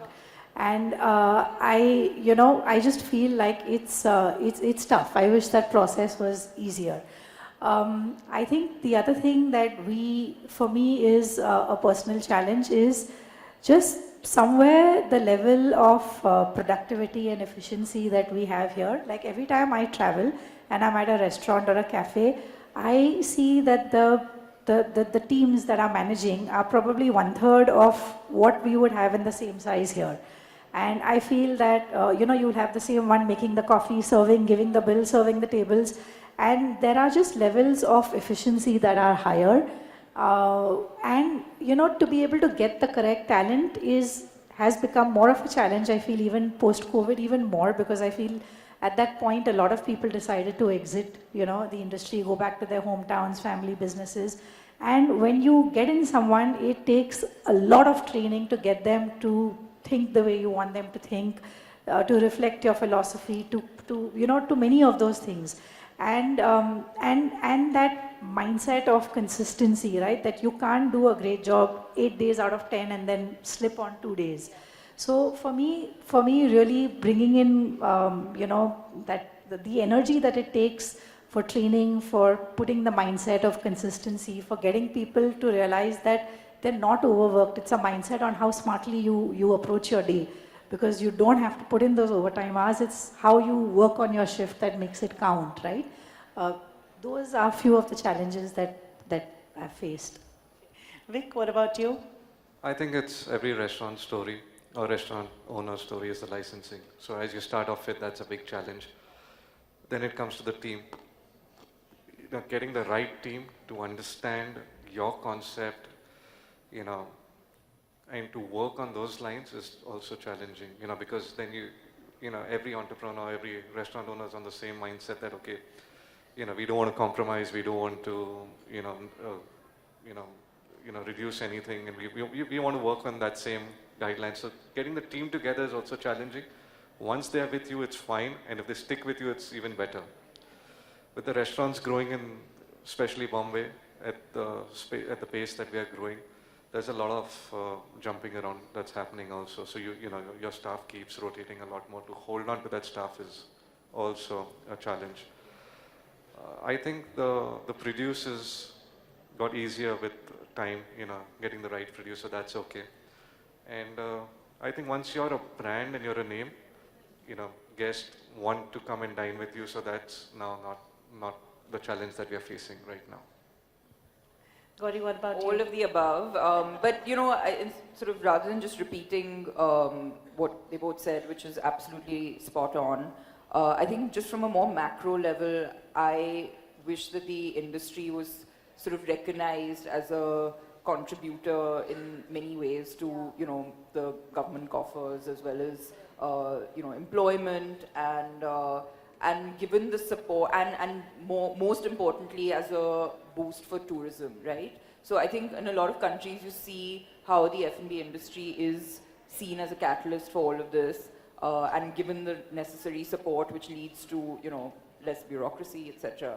I sort of think that's our biggest challenge on a more sort of macro level, and, as part of the NRAI, we're really trying to work towards sort of explaining to the necessary authorities that this is an industry that should be used to the advantage of the economy rather than seen as a luxury and therefore not supported as much. Absolutely. Thank you for sharing. My last question before I let you all go is, which restaurant, or let's say since we're talking about local brands and so many homegrown brands, would you like to mention that are doing a good job at actually adopting sustainable practices? I know you have mentioned, like you said, 3-1 Farms and things, but is there any other restaurant that you think is really doing a good job at this? So I recently went to Nar up in Kasauli, and I think Chef Prateek's doing a fantastic job of really championing Himachal, and both from the produce as well as the way it's served, the whole experience of being in the mountains, and a lot of what they serve is literally grown in their backyard, and it's a fantastic experience. So that was my pick. Vic, what about you? I'll talk about one of my vendors actually. Her name is Break of Dawn, and she does Pardita. She does fantastic nut milks and stuff like that, and she uses these same bottles for delivery. I really admire what she's doing. She's doing a fantastic job there. Awesome. Annie, what about you? I think one of the restaurants that sort of started working long ago, probably 7-8 years ago, in this space was Sequel, where they sort of promoted not just vegan and gluten, but also a lot of local ingredients, a lot of ingredients from a farm. And I think that she was probably one of the first few restaurants in Bombay that, opened in that space, paved way and, did well at that time. And I think that, she was earlier on in the game and did a great job. And of course, I've heard so much about Nar, having been also probably Mask. The Mask team does similar work, right? So I think that a few of these names would be. And then I think for suppliers, there are just, like I said, so many people that are really putting their sort of heart and soul into the farming. I think besides Anushka from 3-1 Farms, another one is Fiona, I think, who also, Gauri knows, who is India's first caper farm in the south. And she had nothing to do with farming, she or her husband, and they just sort of jumped into it.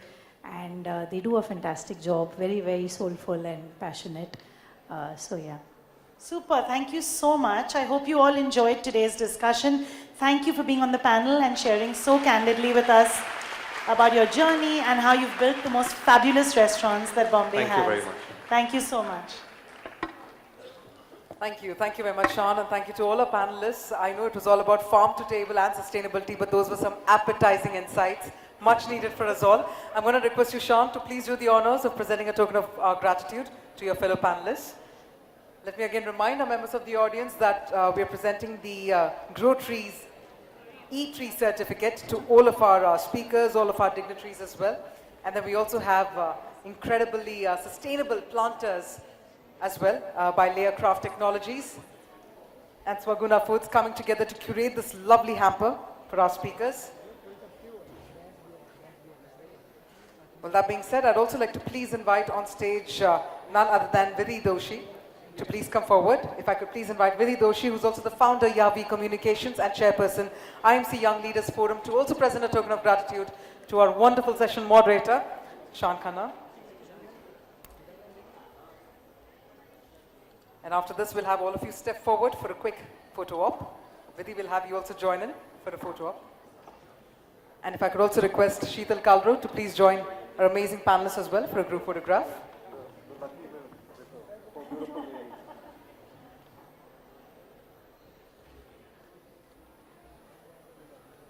And it was just lovely to gather all the thoughts, all perspectives from our speakers. Thank you so much. With that, ladies and gentlemen, we are now about to move on to our next segment, literally our next segment of the program. Before we do that, we'd like to also take the opportunity to thank our food and beverage partners. We'd like to thank Mr. Vic Khatwani, founder Earth Cafe, Ms. Sheetal Chugani, founder Kado, Ms. Khyati, Chef Blue Tuk Tuk, Ms. Megha Podar, founder White Light Food, and Ms. Menka Kalro, founder Just Caffeinated. And with that, now that we have everyone's attention, I'm going to request all of you continue being seated because up next we have a showcase of an exclusive video on sustainability, and this is where we are showcasing case studies by industry and academia. Now, to set the tone, what I'm going to do is, of course, invite none other than Sheetal Kalro, who's the Deputy Director General IMC. And she's someone who, we all know that she's someone who comes with a strong experience of 20 years with expertise in travel and aviation industry. We're talking about including eminent airlines, namely Malaysian and Emirates as well. And she's someone who brings in a vast experience. It's only befitting that we gather a little more details about this case study. We gather a little more about this entire collaboration with the industry and academia. So our next segment of the program is about to begin. So with that, let me request Sheetal Kalro to set the tone and to also share details about this particular case study. Over to you. Good afternoon, everybody. These case studies that we are projecting and the online case studies are very dynamic in nature. IMC has demonstrated its leadership in climate action initiatives for sustainability by presenting the live, continuing, ongoing projects with industry and academia. The pilot project in association with SG Motors, Gwalior, for repurposing in association with Tata Motors, with HR College State Initiative Samudra Manthan, as well as IMC's own green initiative for forestation at the Raj Bhavan, Mumbai. We will be showcasing the case study video of the sustainability initiatives, followed by acknowledgement to the dignitaries. Thank you. Gentlemen, what we're about to do is take a look at these case studies in the form of an AV coming up on the screen. So all the attention on the screen, please. Let's have the video.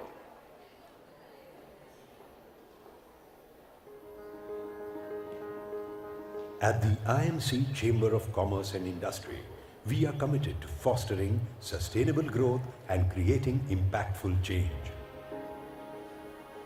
This year, we are leading 3 transformative projects for a greener future.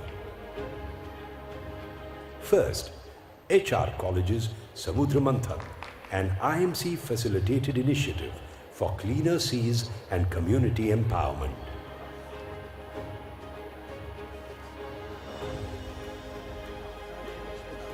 Next, IMC partners with SGS Motors for an ESG initiative focusing on sustainable development.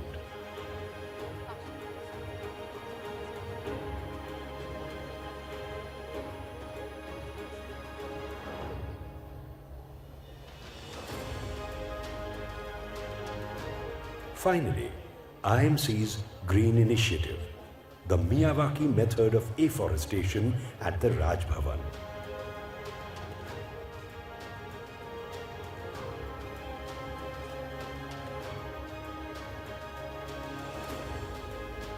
Let's dive deeper into Project Samudra Manthan, tackling ghost nets harming marine life. These nets are repurposed into products, creating income for the Koli communities while preserving the environment. It's about community empowerment and environmental conservation.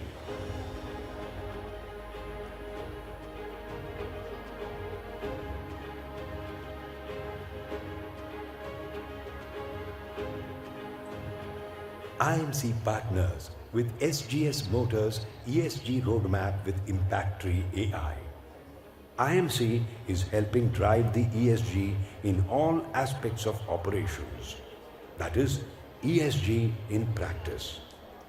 ESG isn't just a buzzword, it's a roadmap to efficiency, helping dealers cut costs and unlock new opportunities. Here's what we are doing for ESG. Fuel optimization, energy efficiency, alternative energy, waste minimization, water positivity, simplifying supply chains, and health and safety investments. In the heart of Mumbai's urban sprawl, a green transformation is underway at the Raj Bhavan using the pioneering Miyawaki method. This innovative afforestation technique is now turning these neglected spaces into thriving mini forests, restoring biodiversity and enhancing urban ecosystems.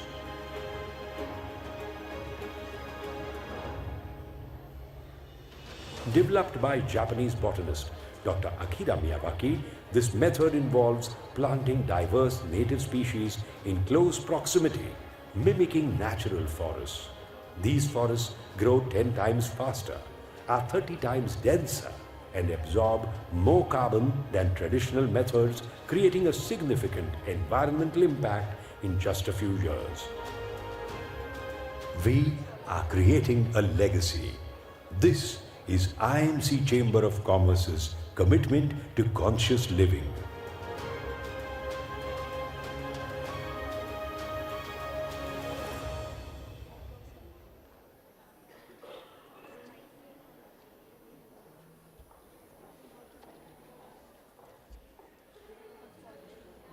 Ladies and gentlemen, I think that's our cue to have a round of applause for those incredible case studies. You know, with IMC coming together with the industry and academia and putting forth this incredible case study for all of us. So what we're going to do is take that opportunity to felicitate the dignitaries from respective organizations. So first up, if I could please invite on stage from SGS Motors team, we have Nrupa Pandya. We also have with us Amit Kharbari and Jyotsna Sanghi. So if I could invite all of you to please come on stage first up. From SGS Motors team, let me please invite Nrupa Pandya, Amit Kharbari and Jyotsna Sanghi. And if I could please request Mr. Sanjay Mehta. So if I could please request you to come forward, sir, in order to felicitate the team from SGS Motors.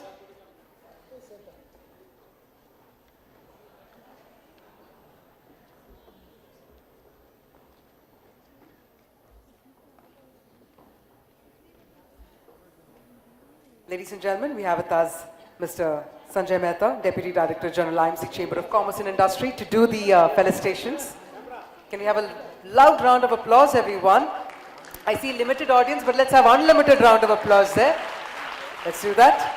As we first up felicitate from the SGS Motors team, Nrupa Pandya, Amit Kharbari and Jyotsna Sanghi.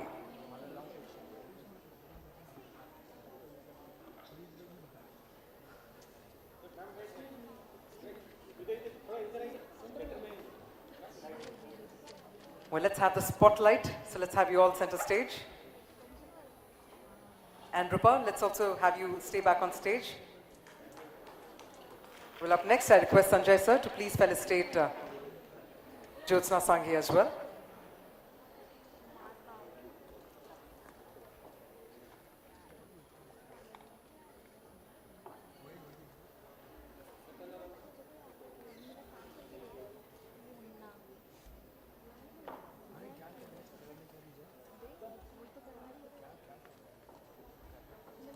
We'll also have a group photograph, so we'll have everyone come together.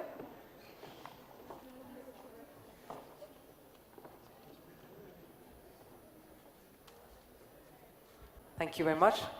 Thank you very much, Sanjay sir. Well, up next, if I may also please invite Sheetal Kalro, Deputy Director General, IMC Chamber of Commerce and Industry, to please step forward so that we can go ahead to felicitate from Enactus team of HR College. May I please invite Dr. Kanupriya Bharadwaj. And we also have with us Pooja Ramchandani. So if I may please invite Dr. Kanupriya and Ms. Pooja Ramchandani. Let's have you both on stage, please. And if I could please request Sheetal Kalro to please felicitate. Let's have Team Enactus on stage, please. Thank you so much for joining us.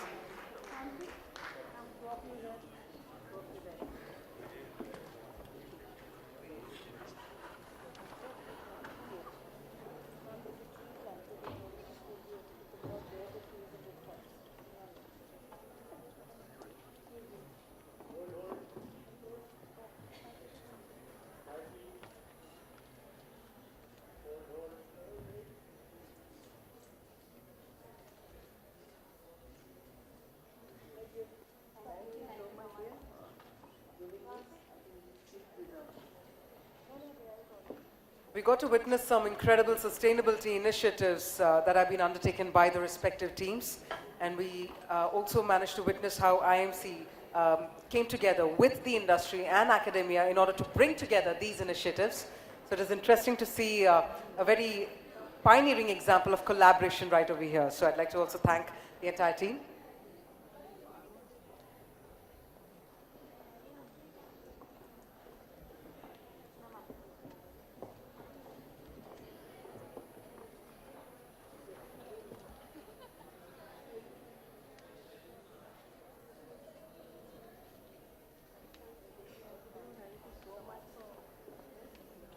Thank you so much to the team, and thank you so much as I witnessed that the students are also over here. We're talking about the next gen taking these initiatives forward.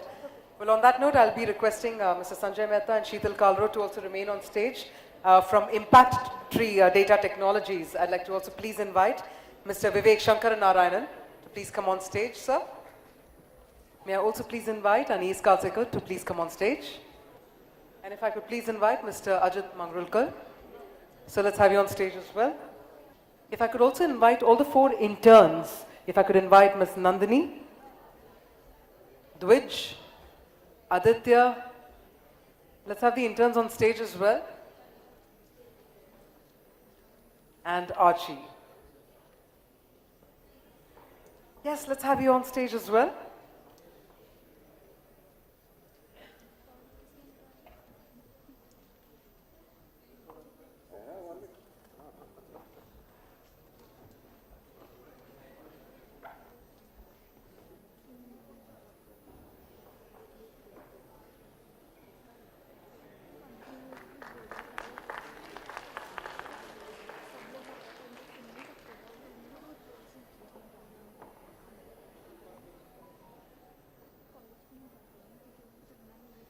Well, after this, ladies and gentlemen, do stay tuned and stay seated because our next panel is also about to begin. I would say it's absolutely inspiring when we see the kind of work that's happening around us. And somewhere we also realize we are actually amongst that entire ecosystem that is creating some incredible work. And that being said, which is why we are now focusing on driving innovation and investment in the future of eco-conscious innovation. That will be the theme for our upcoming panel discussion. A quick request to all those who are seated right behind. You know, the only way we can make it interactive, the only way we can feel the pulse of the audience is if you move forward, we'll also move forward. So for those who are seated right behind, if you can also come forward, take your seats. I'm about to invite my next set of panelists. And this session will actually emphasize on the critical role of investment in advancing sustainable products and accelerating transition to green economy. So without any delay, let me first up invite our session moderator, the one who's spearheading the session. We have with us Mr. Atit Sanghvi, who's a professional known for his roles as an investment banker, serial entrepreneur, angel investor. He's a professor and he's also a mentor. And as the founder of Purple Ventures, he has transformed numerous startups into successful ventures. So first up, I'd like to please invite Mr. Atit Sanghvi. Well, investment ki baat ho rahi hai. Let's have a wealthy round of applause, everyone. Bring the energy back in the air. And with that, let me also invite our speaker. First up, we have with us Mr. Deval Sanghvi, who's a co-founder and partner at Dasra, a strategic philanthropy organization that has been instrumental in shaping India's social impact landscape. Thank you very much indeed for joining us. Our next speaker, we have with us Mr. Vineet Rai, who is the founder and vice chairman of Avishkar Group, and he also chairs its board and group executive council. And as we all know that the Avishkar Group is an impact investment platform impacting millions of people in Asia and Africa using an entrepreneurship-based development approach. Our next speaker joining us, we have with us Ritu Verma, co-founder and managing partner, Ankur Capital. If I could also please invite. So I've been informed that she'll be joining us in a short while. But meanwhile, let me also invite Ms. Vinti Lodha, who's the advisor, Lodha Luxury. She's a connoisseur of all the finer things in life, and she's also an advisor to Lodha Luxury, a true blue luxury brand with an obsession to achieve highest standards of luxury living. So I believe one of our speakers will be joining us, but without any wait or delay, let's get the session started. So with that, Mr. Atit, over to you then. Thank you everyone. So thanks for being here, taking the time off to come here. So I'm going to start very quickly. So let's start with Vinti, right? So Vinti, I know you guys have done a phenomenal job with Lodha Philanthropic Foundation, right? You guys have raised $2.5 billion. What is a vision at which this initiative do you think is going to create a long-term impact?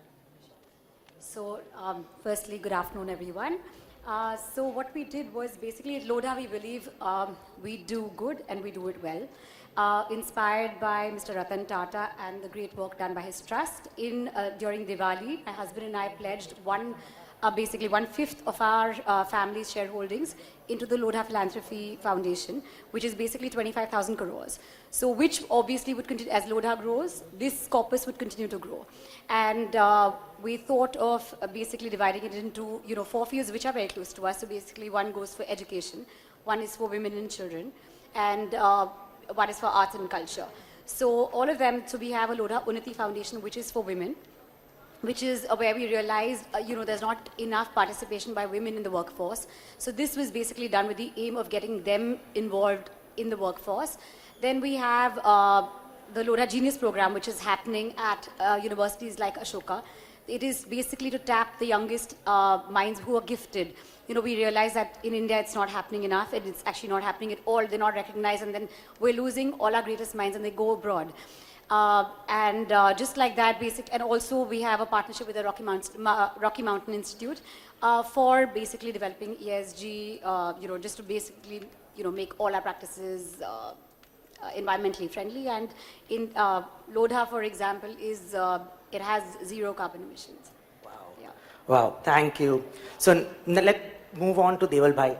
I call him Deval Bhai yet. Is my first cousin, but yeah, so I'm just used to calling him Deval Bhai. So Deval Bhai, I will go back to giving pie, right? You have an amazing Indian philanthropic family participate in this. Do you want to highlight this and tell that how this entire network has emerged? Sure, and I think Viniti is not only a member but an ambassador for this particular initiative, and I think what we've seen at least is so many families in India have been giving for many, many decades. Well before the CSR law was passed, it was part of their mission to actually build a better India, first and foremost. And you see so many families, again, like the Lodha family, who've been giving for many, many years. But over the last decade or two, they've been able to make much larger commitments to the social sector. And so from a Dasra perspective, being in this space for 25 years, we realized it was important to bring these families together, these leaders in not just the business world, but more so also the philanthropy world, to share best practices, to understand what's happening in this space, and possibly build collaborations and more strategic and thoughtful giving in philanthropy in India. And so really we created this network to bring sort of best of minds together who are doing the work on the ground, both the givers as well as the receivers. So NGOs, experts, government officials are there to also talk to these families about the issues that we face, but more importantly, the phenomenal solutions that exist, whether in India or abroad, that they can support or help scale or be a part of. Fantastic. So Vineet, next, thank you again for joining, and we've known for a while, 20 years maybe. So, you know, Vineet, you focus a lot on investing in a lot of companies overall. So I just wanted to know, how do you balance the financial returns versus the social impact which you guys create, right? Is there a evaluating system, or, you know, how do you guys figure that out? It's very tough to do that. Well, thank you for having me. So Avishkar started at the turn of the century, 2001. I think that's when I met you. Yes. Courtesy Deval. So if you look at India and India's own evolution of India's history, especially in terms of investing, we saw investing as an activity, business as an activity, and then we saw philanthropy as another activity. The twain never met. So we wanted to, at the turn of the century, we came up with the idea that why can't business actually try to address the complex social issues of lack of economic participation, bringing people together. So we invented something which is now known as impact investing globally, but pretty much invented in India.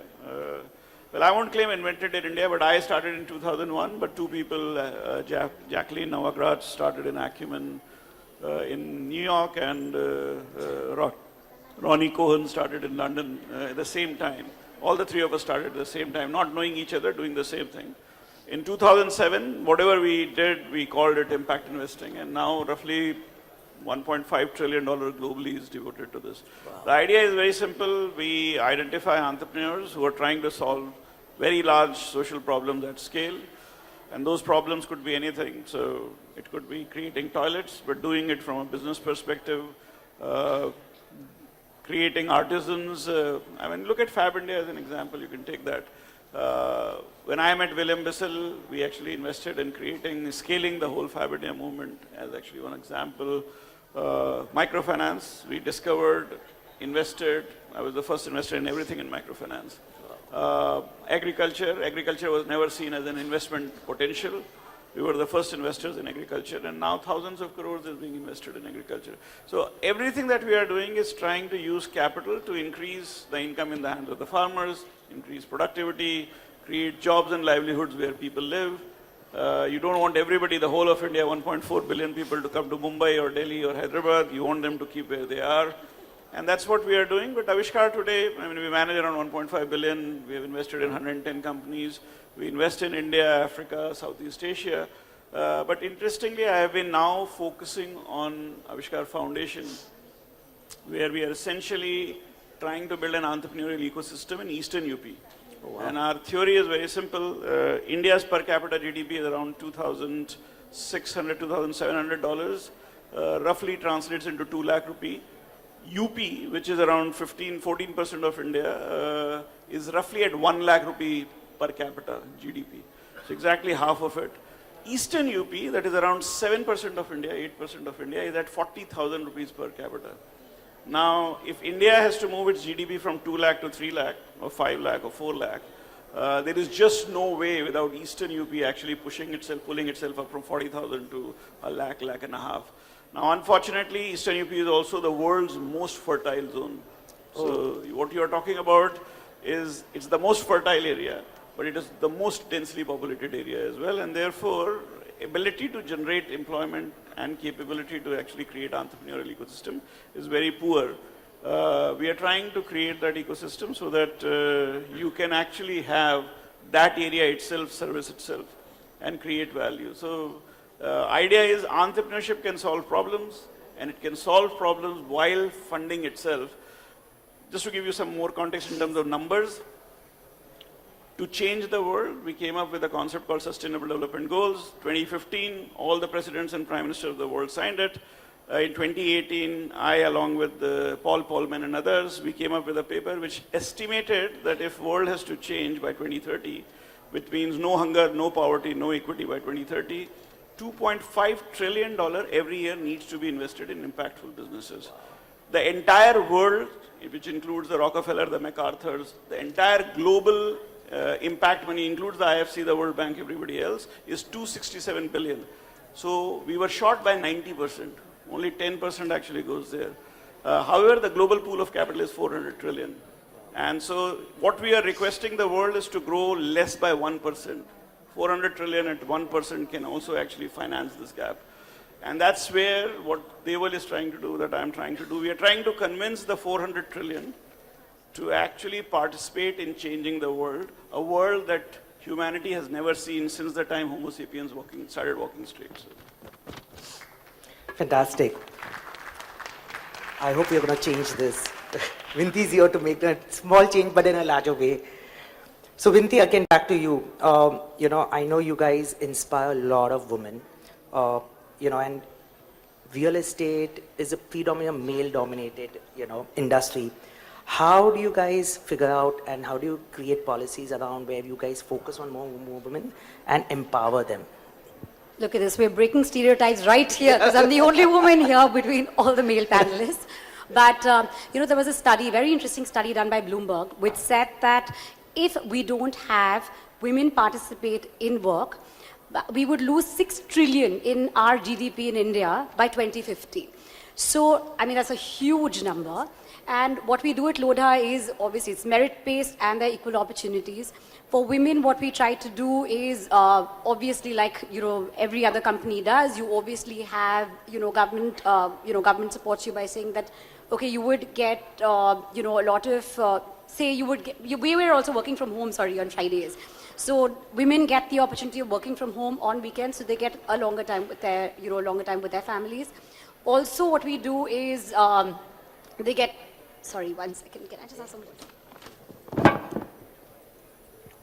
And what we realized was a lot of women were not participating in the workforce because, it was very far away from their home places. So we started this program called the Lodha Unnati program, where we're encouraging women to, join in the workforce.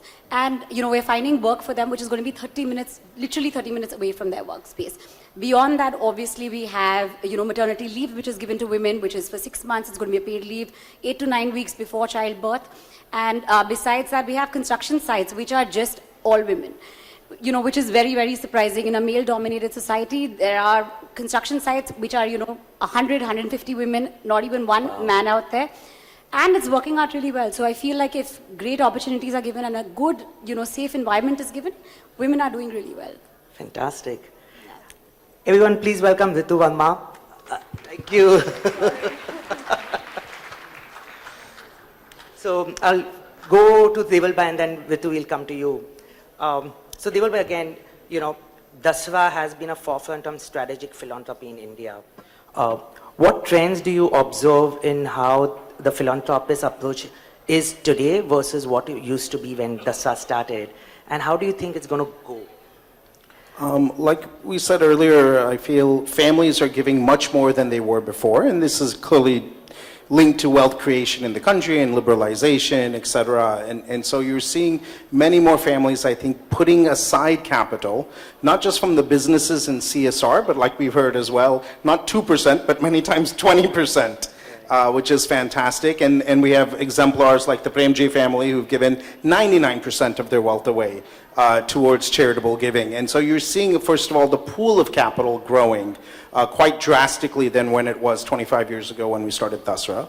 I think another thing we're seeing, and Vineet touched upon this, there's a realization that there are many forms of capital that can solve social development issues. And so the term impact investing wasn't even around back then. Strategic philanthropy, venture philanthropy, these are all terms that sort of were developed in the last 25 years. But I think there are different ways of supporting, and businesses, as we've just heard, are also making a dent in realizing that they have a role to play, whether it's in engaging more women, going after artisans that are typically not part of the value chain, or groups like NABARD providing credit to agriculture and farmers that otherwise would not achieve this. And so I think we're seeing a huge shift in a realization that if we're not dealing with the majority of our country that earn less than $10, $15, $20 a month, then we're actually not making a dent in society as a whole. And so that shift is, I think, very apparent.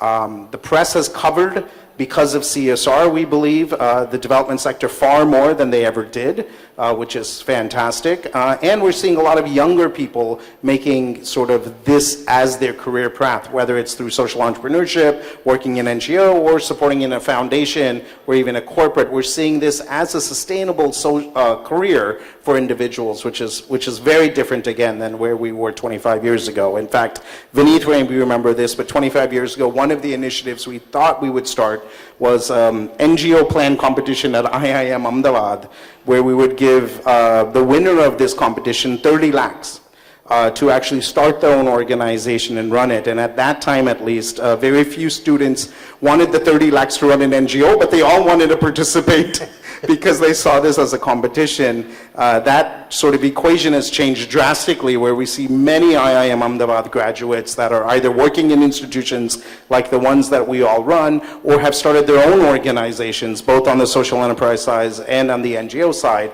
And so I think these are the kind of shifts that we're seeing and we're very, very bullish about. Well, Vinny, do you want to add something on that? On, just to a follow-up question, a lot of students are there. We had invited, especially for the conclave, this being a very large space, we invited 900 students and 500 actually turned up. 200 are actually sitting right now.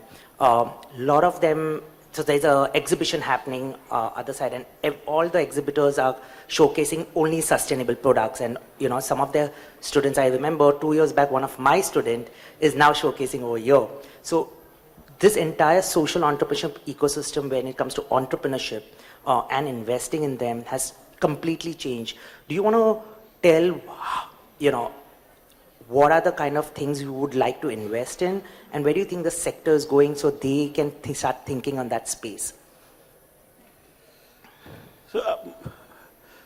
So I think the world will change not because of people sitting on the stage, but because of the people sitting in the audience. So I've always said, and I genuinely believe in it, that you don't have any black hair. So there are 3 people without black hair, but 2 of us are actually graying.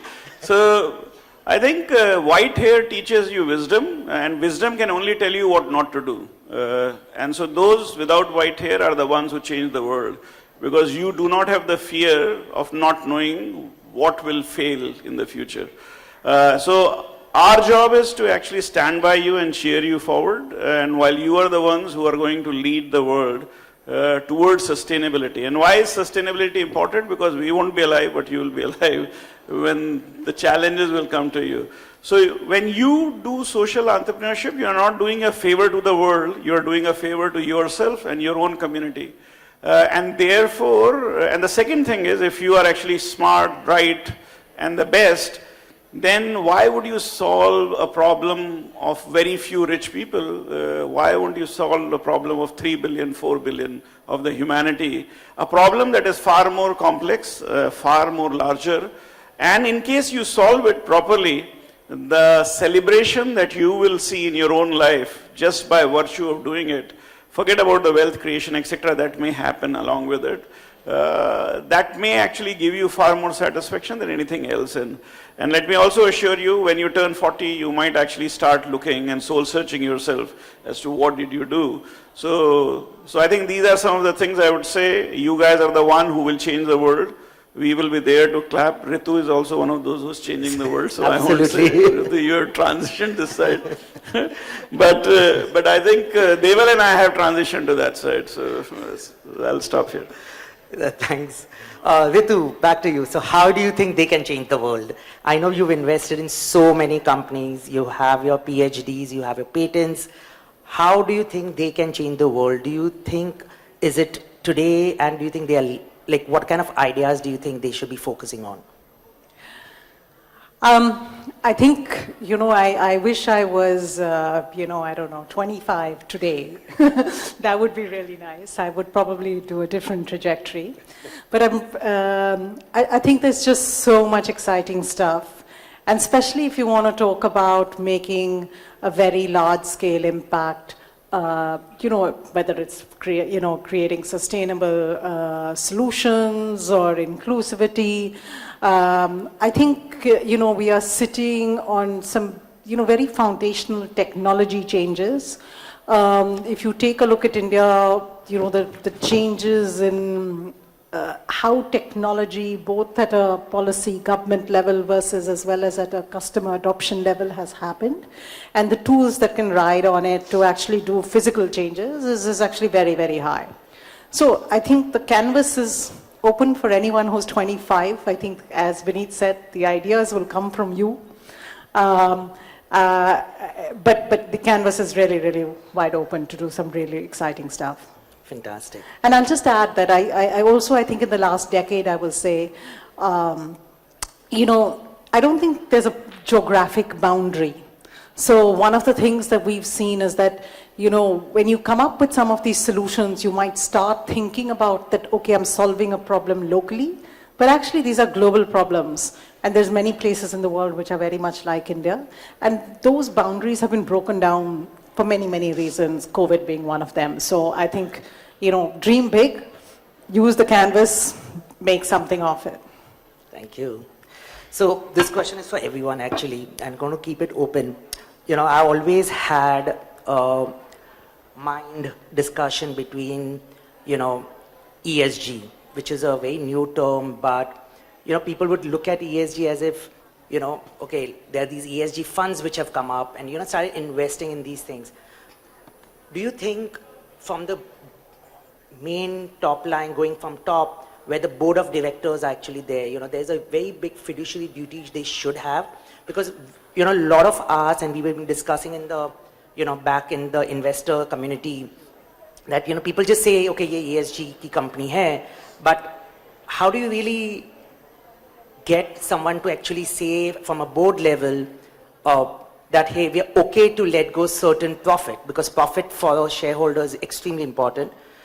It's okay for let go 1-2% profit, but let's focus on impact. How do you think the corporates are actually measuring these kind of impacts?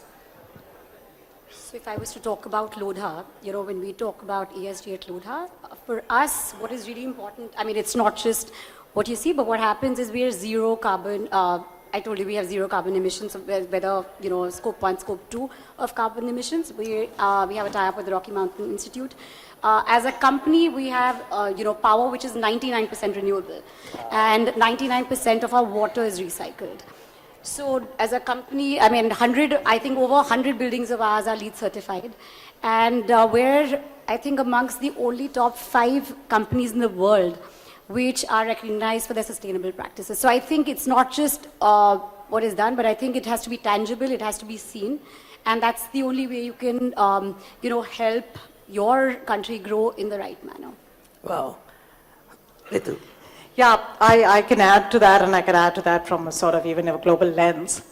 And a bit of a cynical lens, if you ask me, because I've seen some reversals. Right? I used to work for a very large company that had a CEO that committed to saying, hey, they were going to do things sustainably, and then pulled back from those commitments. Not the same person, but a different person. So as an organization, it pulled back really here.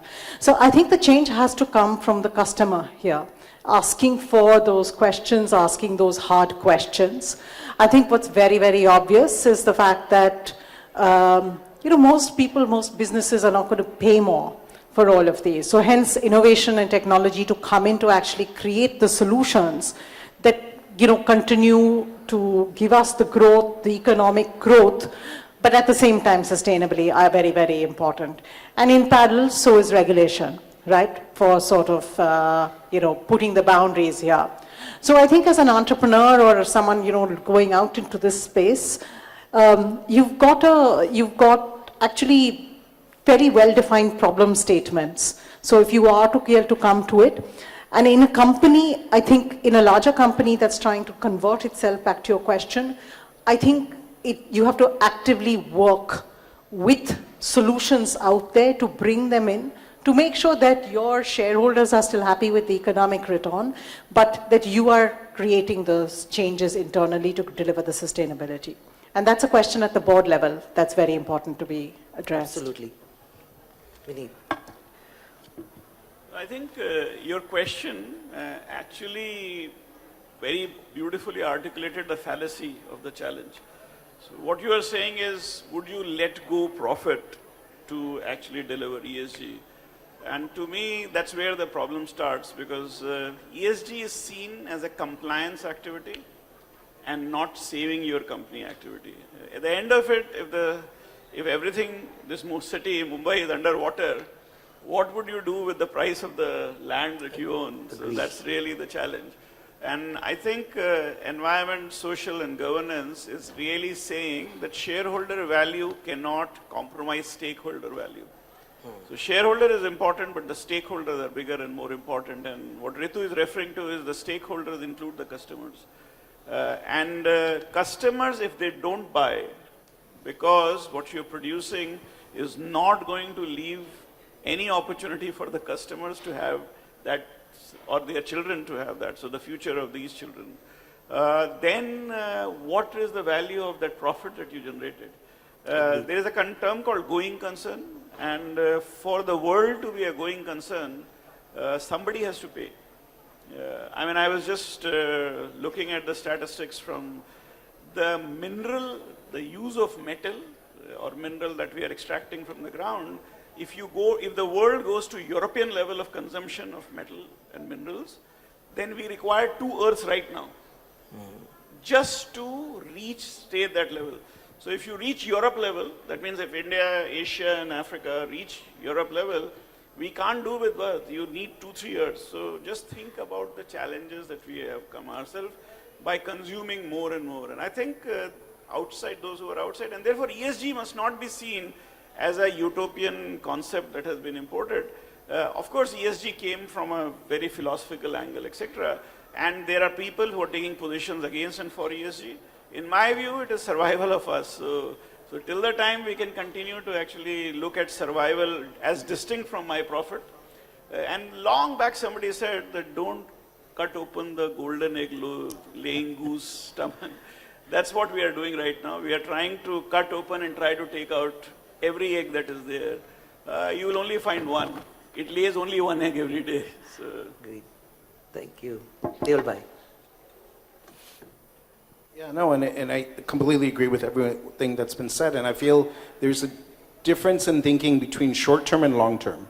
And I think the second anyone realizes long-term, ESG is actually much more sustainable, will ensure that your profits continue, ensure that you're adding value to the communities you serve and your customer base. I think that's critical. If that wasn't the case, then all of us would still be working 7 days a week. We wouldn't have any workers' rights. We would have much more polluted cities. We would have a very different India and culture unless somebody stepped in and realized that the situation of your employees, the situation of the environment that you live in, the communities that you extract from, those are as critical as your shareholders. And I think that's really, really important to keep in mind. I mean, one of the initiatives that we started shortly after COVID focusing on ESG was really the S of ESG through something called Social Compact, where we were helping companies evaluate all workers across their value chain, whether they're on their books or on their contractors or vendors, to make sure that they're providing the equity and dignity these workers need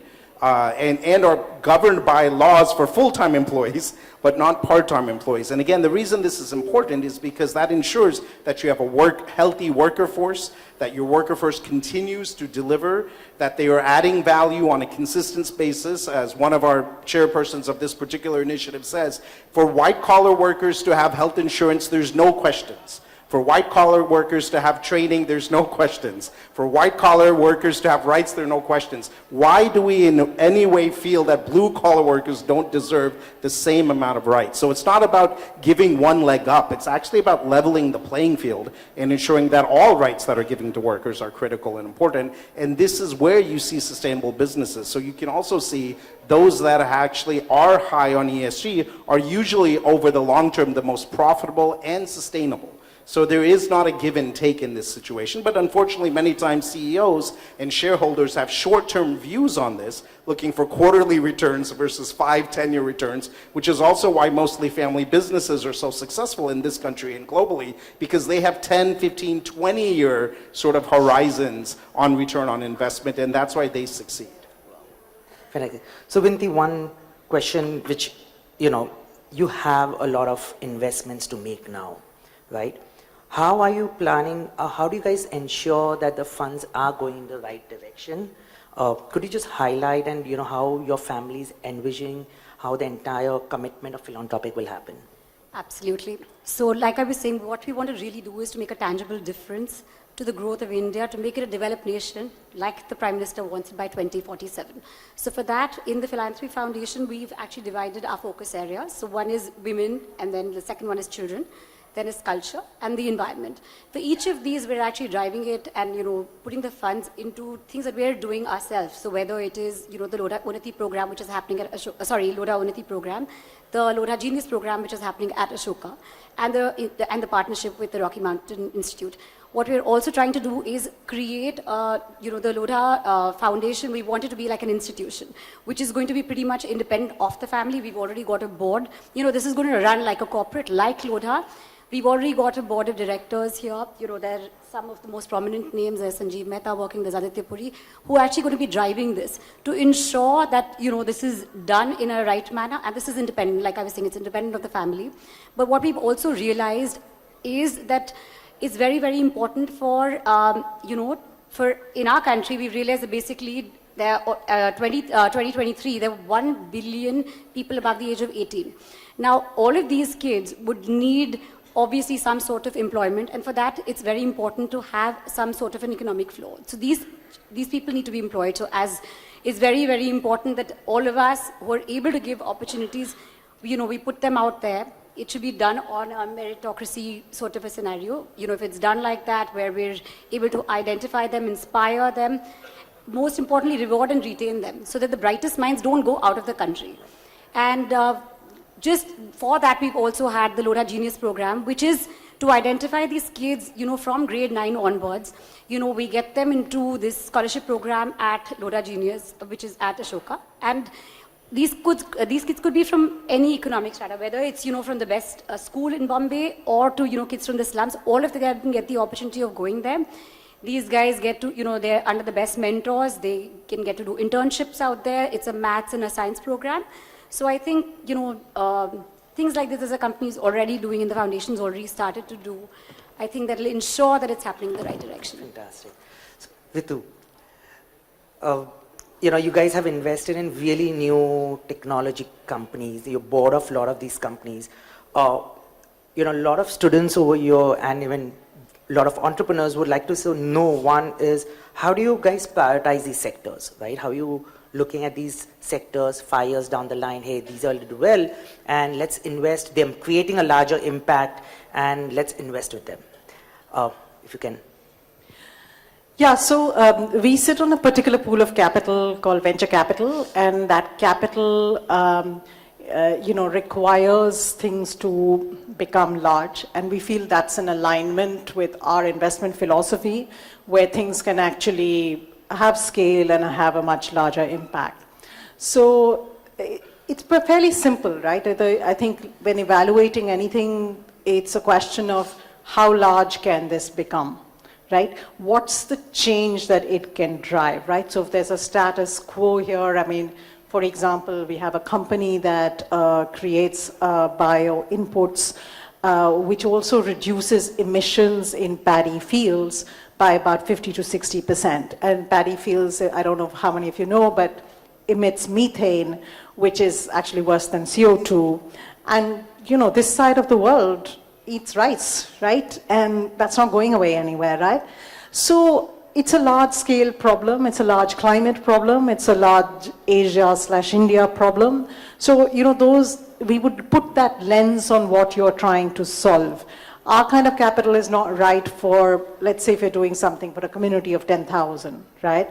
We're looking for the larger scale, the larger growth potential, and the larger change potential as well. So that's just a simple evaluation. Yeah. So one more common question is government. How do you think government can add on more value to an ongoing fight between sustainability and making a larger impact? Anybody can? It's the last question. We're running out of time, so please. I can hand that back to you, right? I think there is no way around it. Government plays a very, very strong role, right? And regulation has the ability to change things overnight. Right. The government is in a hard position to balance economic growth with sustainability, so it's got to do this in a measured way. But for example, I'll give you an example, right? So we are co-invested with a company which is an oil and gas company out of Australia. And it took me some time to kind of understand like why they made this investment. But really, the reason they're making this investment, it's a sustainability investment, is because they know that down the line, they're going to have to get credits. Like they're going to have to buy into the credits. And if there's a shortage of credits, then they'd rather negotiate and get those credits today. Right? So it's a regulatory, framework that is expected to come online that is driving behavior. So I think it's has to play a critical role, and it will play a critical role. The government is almighty, so I think what else can you do? One policy you think, or any major change of policies do you think will largely impact? See, Aadhaar is one thing. So I think government has enough intelligence to on its own identify. They have built an entire bureaucracy. It's been around long enough. They are some of the smartest Indians who are working there. Of course, you have a political leadership which has a framework to... we also need to recognize in a country like India, I mean, Deval, Vineet and Ritu are actually not even a drop in the ocean for the quantum of capital that is needed to bring about change.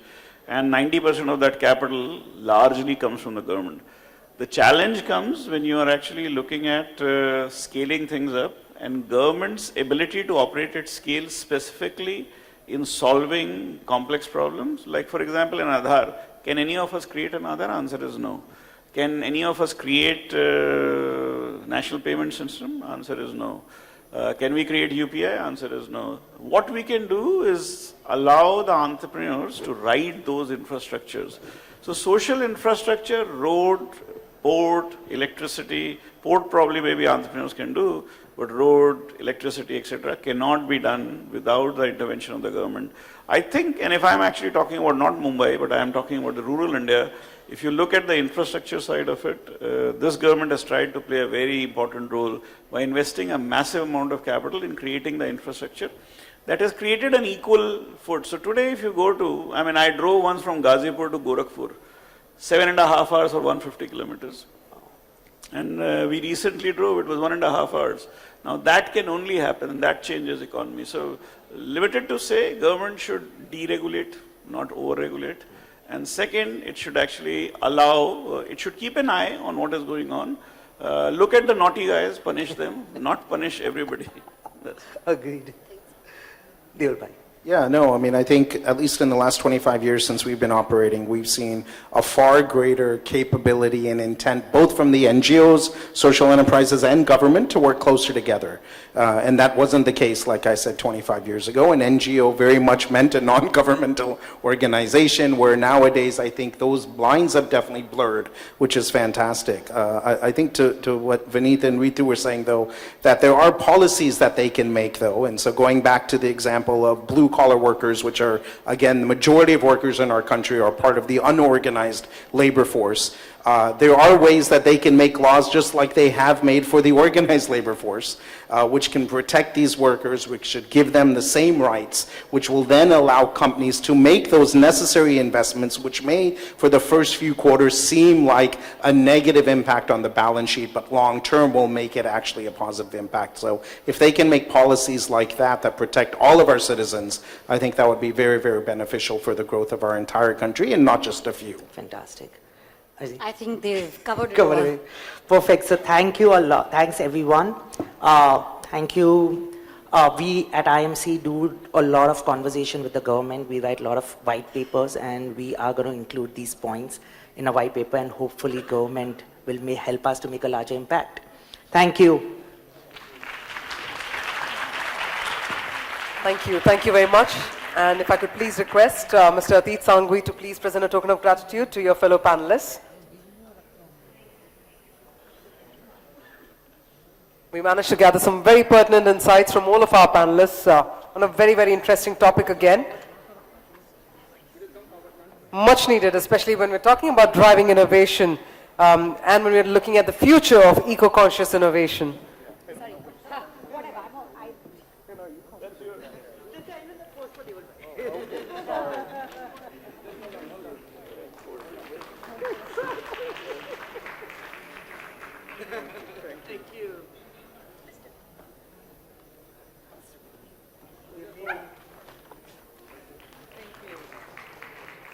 We're presenting our speakers with the Grow Trees E-Tree certificate,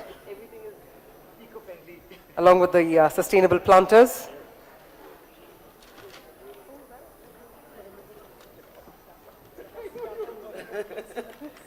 And if I could also please invite Reena Devra, Core Committee Member, Ananta IMC, to please come on stage.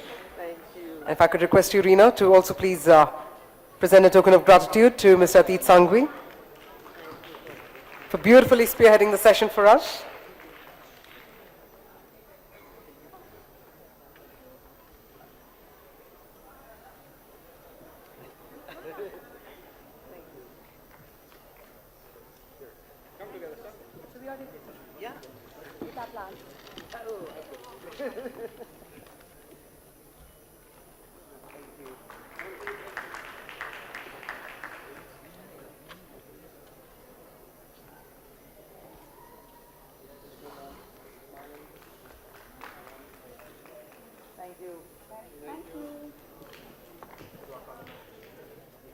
Thank you so much once again. Ladies and gentlemen, on that note, we'll also be setting the stage for our finale panel discussion. After that, we'll also have the valedictory session, which is why I'd like to urge all of those who are still seated behind, you can please move forward.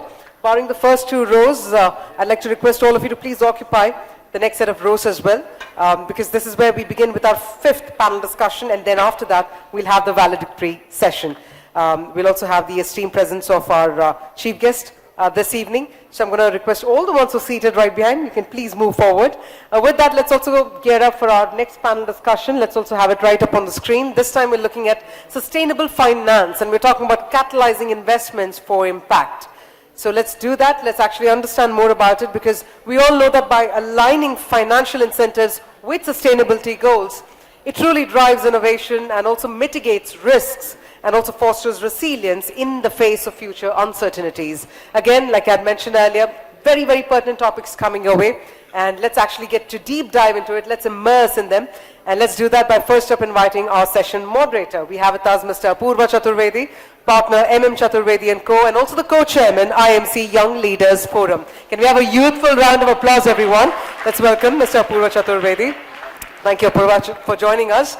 In fact, he'll be responsible in extracting all the relevant insights from your panelists. So let me please invite first up, we have with us Prashant Joshi, Senior Vice President, Chief Products, Motilal Oswal Asset Management Company Limited. He comes with an extensive experience of more than 23 years in investment products, research, asset allocation, and investment advisory as well. And with that, let me also invite our next speaker. We have with us Zinia Singh, Advisor, Sustainability, future scrappers. So if I could please invite, futurescaper, if I could please invite Xenia on stage as well.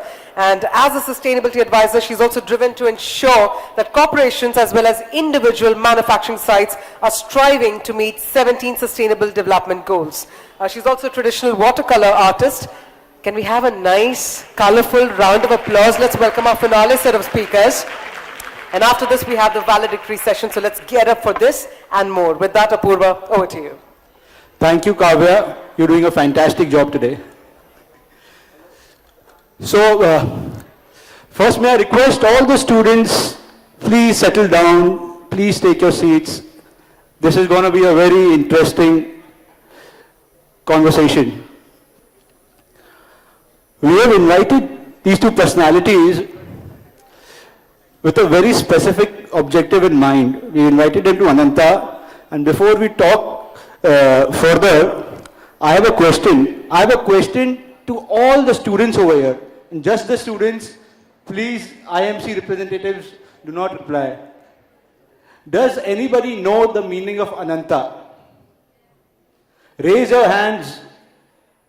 Right answer, wrong answer. Yes, ma'am. Bang on. Which college are you from? Your teachers are doing a good job, I can say that. So, Ananta is a Sanskrit word. Ananta means boundaryless, infinite, endless. As we will talk with our panelists today, we will understand why we have invited them to speak on the topic of Ananta. We have with us Mr. Prashant Joshi. He is the Senior Vice President of Motilal Oswal Asset Management Company. He has a stellar record of 30 years in the capital market. He is a part of Motilal Oswal, and about Motilal Oswal, the group, I will just take a few seconds over here. This is very inspirational for the students over here, you know. The Motilal Oswal group was started by two gentlemen, Mr. Ramdev Agarwal and Mr. Motilal Oswal. They started their careers about 40 odd years back from a very small town, a village in and around Rajasthan. They came to Bombay to pursue chartered accountancy. They lived in hostels, they would travel by buses and local trains. I am a practicing chartered accountant myself, and as a member of the CA fraternity, our fraternity has a lot of admiration, affection and respect for the Motilal Oswal group. They started their career with just a few thousand rupees when they entered the capital market, and today, within 35 or 40 years, they are managing assets in north of 1,30,000 crore rupees. They are a listed company. The market value of the company is more than 60,000 crore rupees. This jump in wealth from a few thousand rupees to many thousands of crores of rupees in just 35-40 years is, I feel, in my opinion, is infinite. It's Ananta. We have with us Ms. Xenia Singh. She is a graduate from University of Cambridge, UK. She's done her PhD from Manchester University. She took up the field of sustainable business practices. This is at a time when nobody really knew in India what sustainable business practices means, you know. Even now, people scratch their heads, "Ye hai kya cheez?" And from there, now she's running a consultancy firm. She has as her clients the top corporates of India. They're expanding into the Middle East.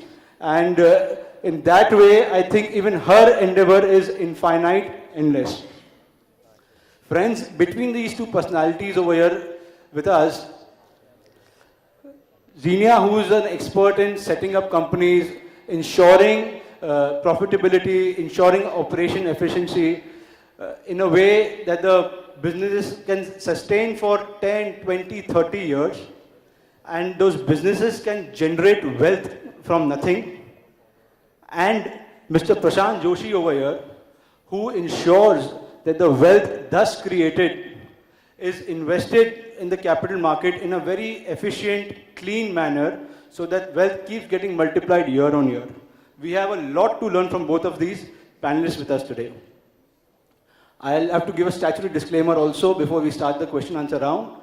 We could be mentioning directly, indirectly, some mutual funds, some stocks, but please take it as just reference points. They are not any recommendations to buy or sell stocks. This is a statutory declaration which I have to give. So now we start the session. Zina, my first question is to you. And since you can see our crowd they tell me it's 1,100 seater auditorium.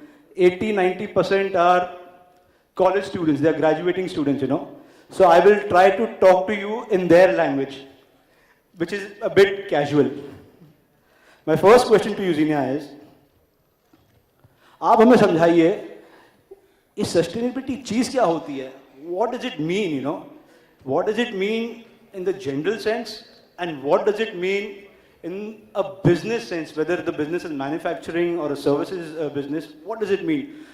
The way I understand in a very crude Marwadi way, ek haath le, ek haath de. You take from one hand and you return the same thing with the other hand, Is sustainability somewhere connected to this? Okay, so first of all, thank you for having me, Apurva, over here for this panel discussion. So I actually come from a research background, like I studied natural science and I have an MPhil from Manchester. I couldn't do a PhD because back then there weren't enough funding opportunities for especially Indian students.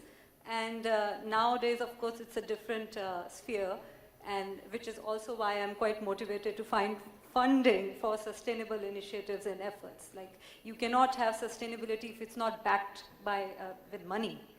So, and to answer your question, I know everyone, whenever you think about sustainability, first things that come to your mind are planting trees or carbon emissions, but these are actually subparts of it.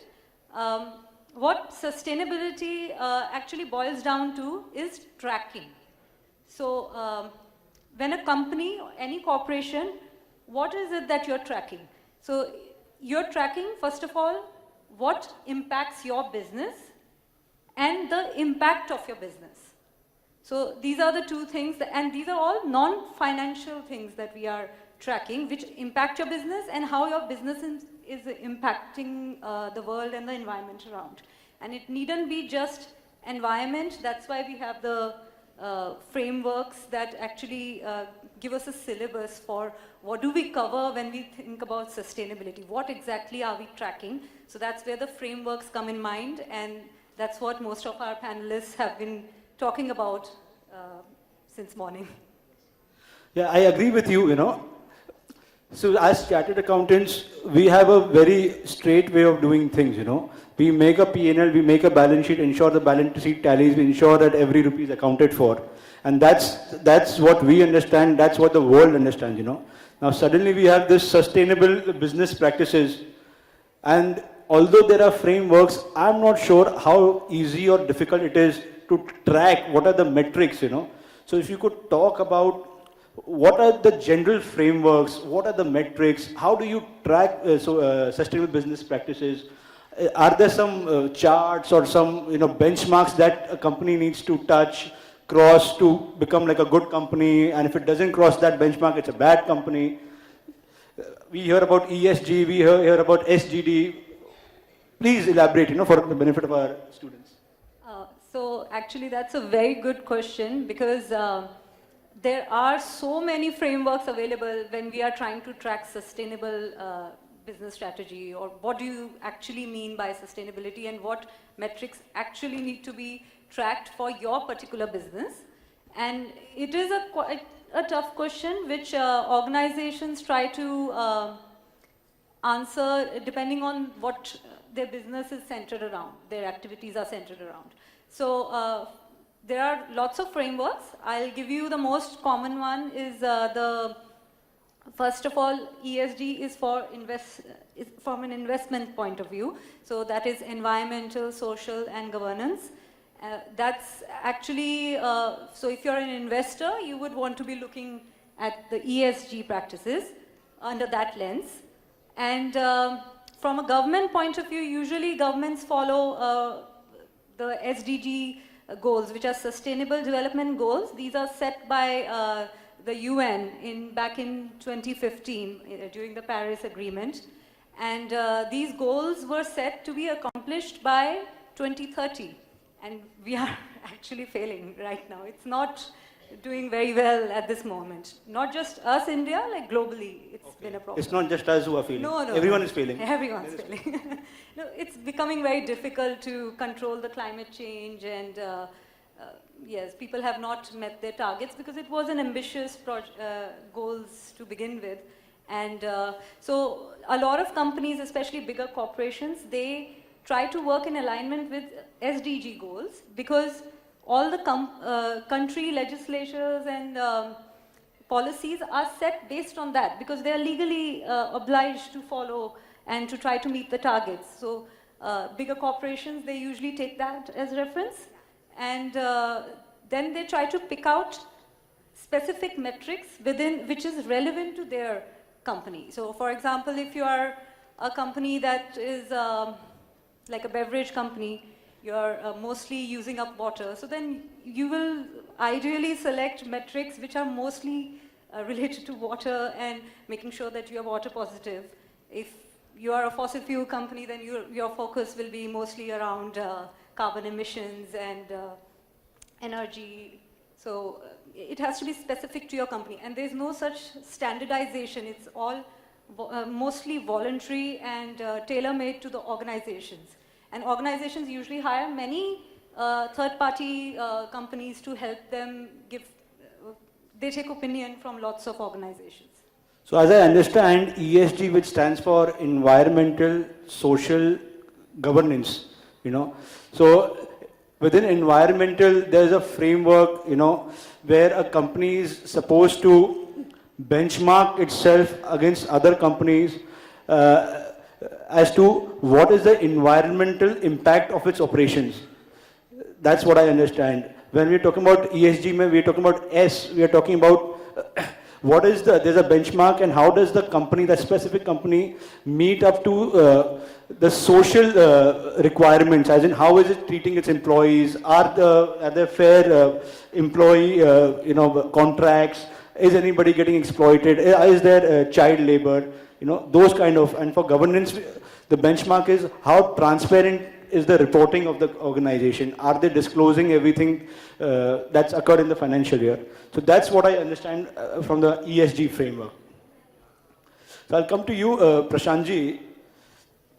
So the National Stock Exchange, which is the marketplace where companies come to list their shares, investors come and buy those shares, So the National Stock Exchange and the benchmark for the National Stock Exchange is the Nifty 50. Nifty 50 was launched somewhere in the year 1995. This is the same year or in and around the same year where your career started as in the capital market, So it's been 30 years. Talk to us about this 30-year journey.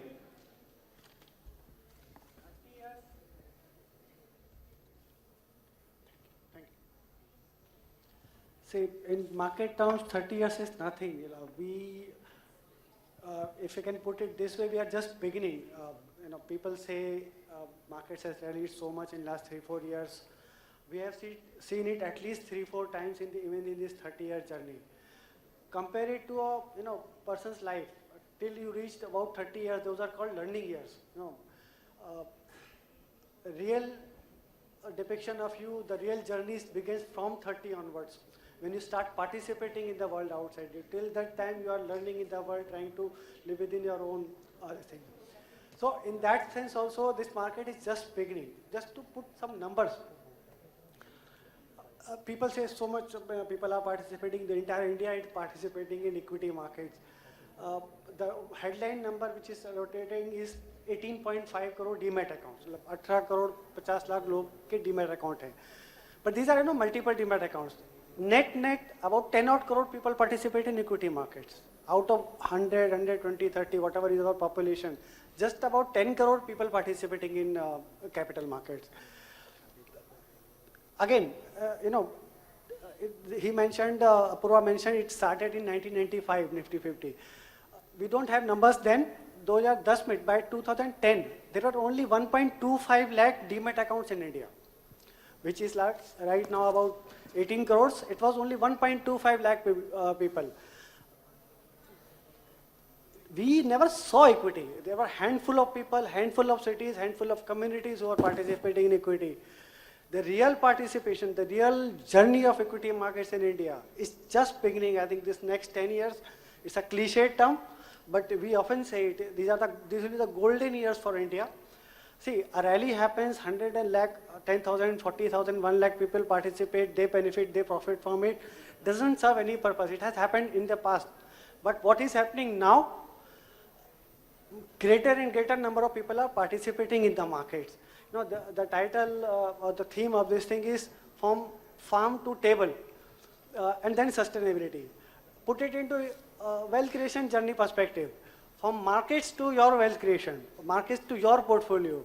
And then once you have made, most of you are young, right now you don't need to think about sustainability of wealth. That stage will come when you reach that age and you are accumulated long enough.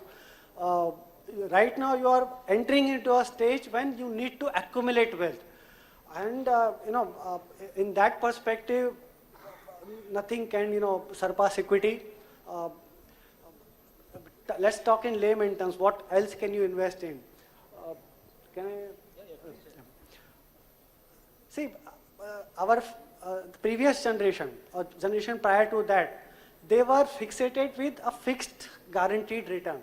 That comes from who we are, our DNA, our nature, our common collective psyche.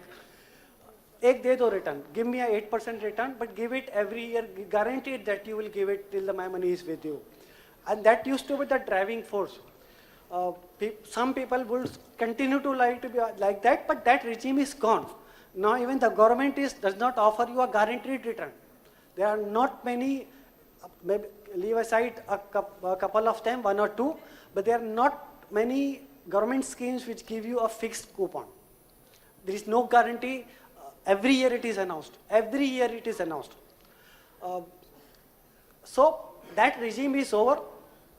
Once you get out of that regime, still there are about 6,700 crore rupees of people's money lying in savings bank account. I am saying savings bank, not even current account, where you get 6%. Around 50 odd lakh rupees lying in insurance policies. These are not your insurance policies, which is term cover. These are, basically investment products. 50 odd lakh rupees crores lying, and what they are earning? That 50 lakh crore of insurance money, 6 lakh crores of your, 7,000 crores of your savings account money, 6%. 6%. That is inflation in India today. If somebody thinks the RBI's target for inflation is 4 to 6%, they want 4% inflation. The government, the authorities want minimum 4% inflation. Right now it's around 6%. We believe the inflationary regime globally in India, it will continue for some time. So 6%, which the number which government prints, and most of you who are households or part of households, just think, is inflation 6%? Actual real household spending, inflation is much higher. So you are burning money by staying invested in a 6% product. 6%, that's what you get in life insurance policies, endowment policies I meant, which is a typical 90% of the people go towards them. That's what you get in your savings bank account. At 100, 150 basis points, you get in fixed deposits. We just talked about 7,000 crores of savings bank money. Consider fixed deposit. That also used to be our parents or previous generations go-to investment. Fixed deposit because fixed coupon. That regime is also gone. There are no fixed coupons in fixed deposit also. They are reviewed every year. So we have just only begun. There are about 8 crore PAN card holder, people who filed PANs, forget the number of PANs. People who filed their income tax return last year, about 8 odd crore people. 5,000 crores, out of that 8,000 crores, 5,000 crore people have invested in mutual funds. After so long a journey, like 20 years we have been around, mutual fund industry have been around more than that, 5,000 crore people. So even if you just tap the balance, 4,000, 3,000 crore people, there is a long way to go. Absolutely. So these numbers are staggering, you know, you say from 2000 or something, from 1 lakh demat accounts, we are at 18 crore demat accounts, you know, in 2010. In 20 years, we've gone from 1 lakh to such a huge number, you know. See, India is 150 crore of us, 70% or 60% is youth, you know. We see 90% in this auditorium is youth, you know, and they are so tech savvy. They use phones for all their transactions. They bypass debit card, credit card, everything is UPI. Even platforms, you know, like Zerodha, Grow, they've come and so many demat accounts are opening. But yet, there are so many of them who are yet not a part of the capital market even now. They're probably just reading about in the newspapers, talking to their friends, they're, you know, still on the outside wanting to get in, you know. What do you suggest to these people over here, you know, who are probably still not a part of the capital market, or if they are doing things wrongly? What should they do to become a part of this market as a whole? Sure. See, for youngsters who are stepping into, 20s, 30s, see, nothing, somebody mentioned in the previous panel, nothing teaches you like gray hair. That should not be necessary. That is true, of course, but you can learn a lot in a non-linear way by mistakes. And if you are young, you have a right to make mistakes, and you should make mistakes. Assume that you earn for 20 years, and then at age of 50 you go for something which is illogical or a mistake. The money at stake at age 50, or let's say 45, 40, will be huge for you to recover it from. If you have to make mistakes, make it young. Keeping that in mind, the best thing to do is to jump. Mutual funds are the best vehicle. People do their own stock picking. That may come in later, but start investing. Mutual funds, we start with a basic minimum amount of 500 rupees. Everyone should start investing in mutual funds. Till the time you are not invested in equity markets, you will never understand it. You can spend 7 years researching equity market without spending a dime. It won't be nothing compared to the learning which you get when you are already invested. So let's say if you are at 30 or even younger, 25, start investing 500 bucks, 1,000 bucks. Make it a discipline to invest every month. There is something called systematic investment plan. The money gets debited to your account every month. Ensure that what SIP you start is something you can pay every month. Let it grow over a period of time. That will teach you more than anything else. No amount of books or research can teach you till the time you are invested. So keep it simple. Equity, that they say equity is risky. But do you want to take that risk at age of 60 or 70? That risk should be taken at your age. The younger you are, even if you lose money in a market, if you, let's say, assuming you see the worst year of market, which let's say in past whatever history we have, the worst year was market was 2008. Even you get into the market at that time, your money at stake is very less, and you can stay invested for next 5-7 years. And those are fortunate souls who were in the market in 2008. They are also about 14-15% return compounded today. So make mistakes, invest in equities, start a save with whatever amount you can, keep building it up, and that's the best way to go about it, I would say. Fantastic. Zinia, you work, your line of work is sustainable business practices, and you work for, your clients are these big listed companies having thousands of crores of revenue. You also provide consultancy to smaller family-oriented business units, manufacturing units.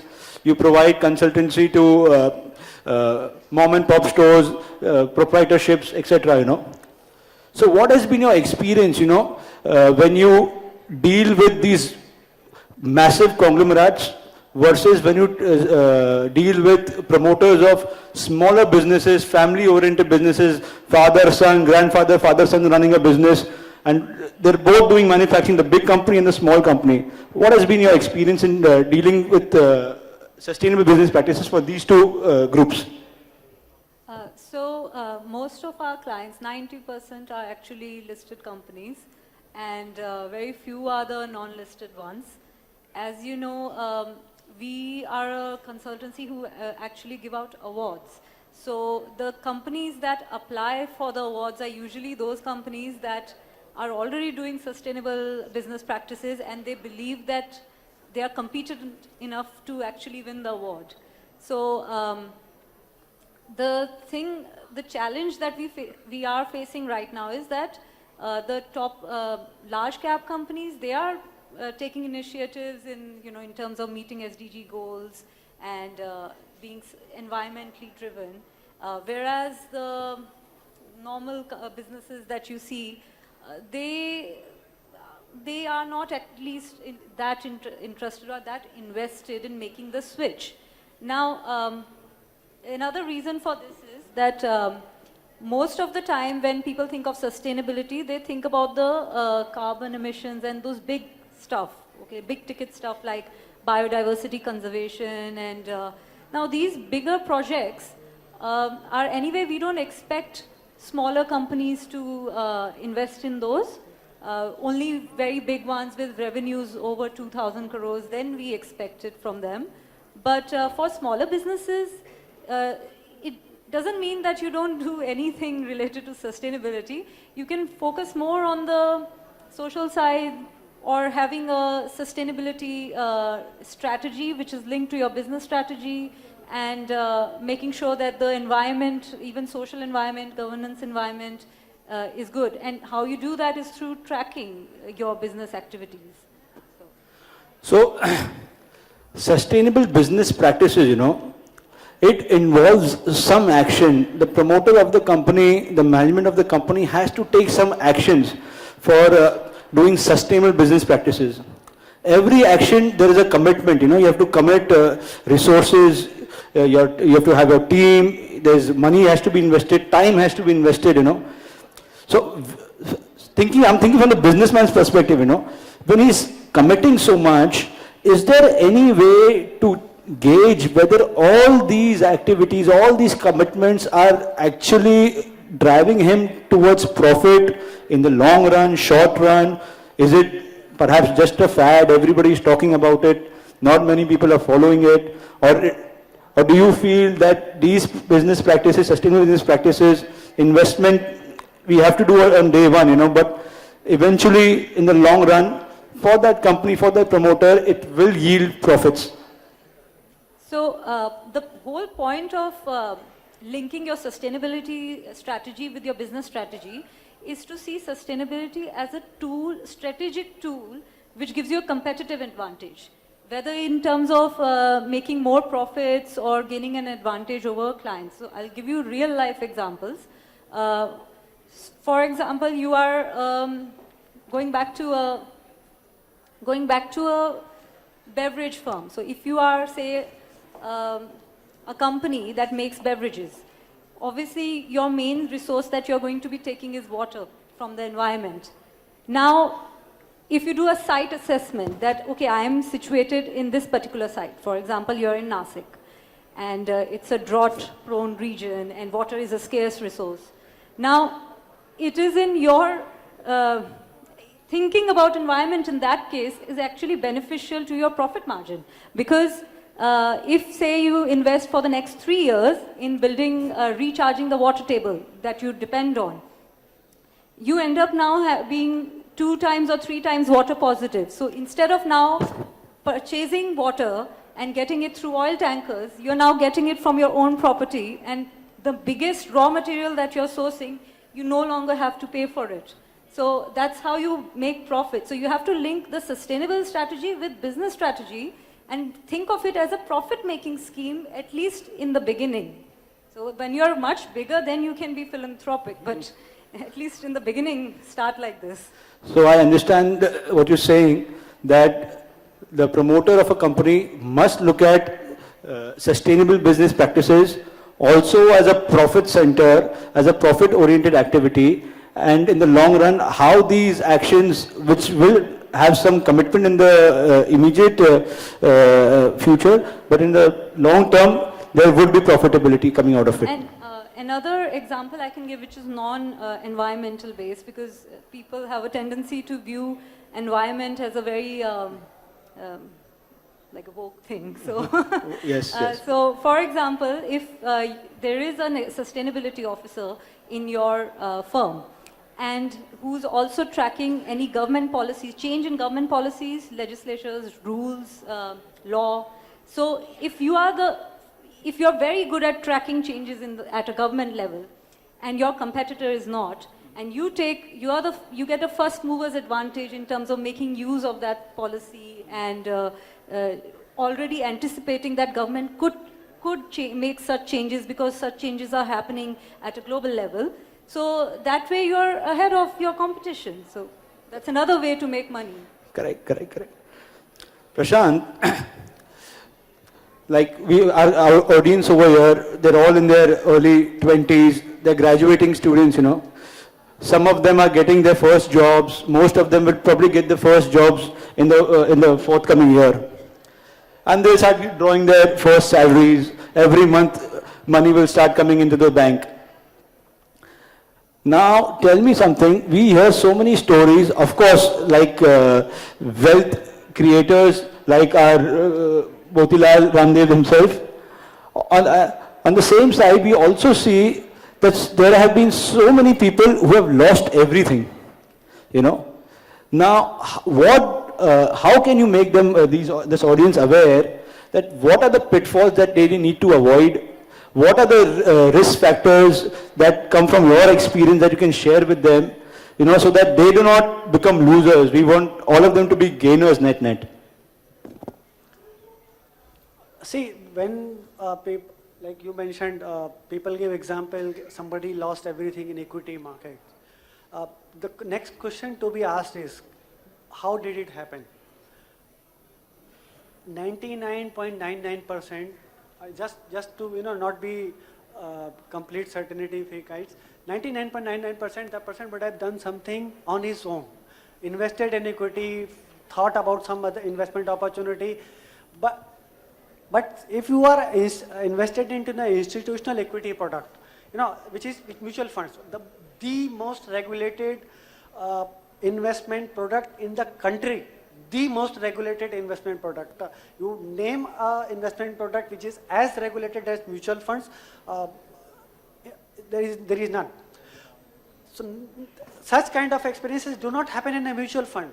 If you are invested in mutual fund, keep investing in. Thing is, you all will have a career in different realms of life. If you are going into a finance investment domain, getting into that domain, then trying to do something on your own is fine because you are in that field itself. But if you are going to be a doctor, engineer, some other professional, how much time you are going to have to research, invest, track, and manage on your own? The kind of time required to research in just one company, if you are not from that field, that can take up a year of yours. So not many professionals which are outside the investment domain are equipped over a period of time, 30, 40 years, when they have spare time, spare money, they have learned something, they do tend to venture and invest on their own. But at your age, the default and the only option should be mutual funds, no leverage. That is one. That is on the risk side. I forgot the following. So I was asking, now these students will start earning their first paychecks and they'll be getting a paycheck every month. And now some part of the paycheck will get into the capital market. What are the pitfalls that they should avoid, One thing that keeps coming to my mind all the time, when I talk to my, even with the staff in my office, the youngsters who join us, and they talk about equity, they all are like, sir, Instagram पे देखा और 2 रुपए का 2000 हो गया, sir मैं भी डाल दूं क्या? So there are so many people giving you advice.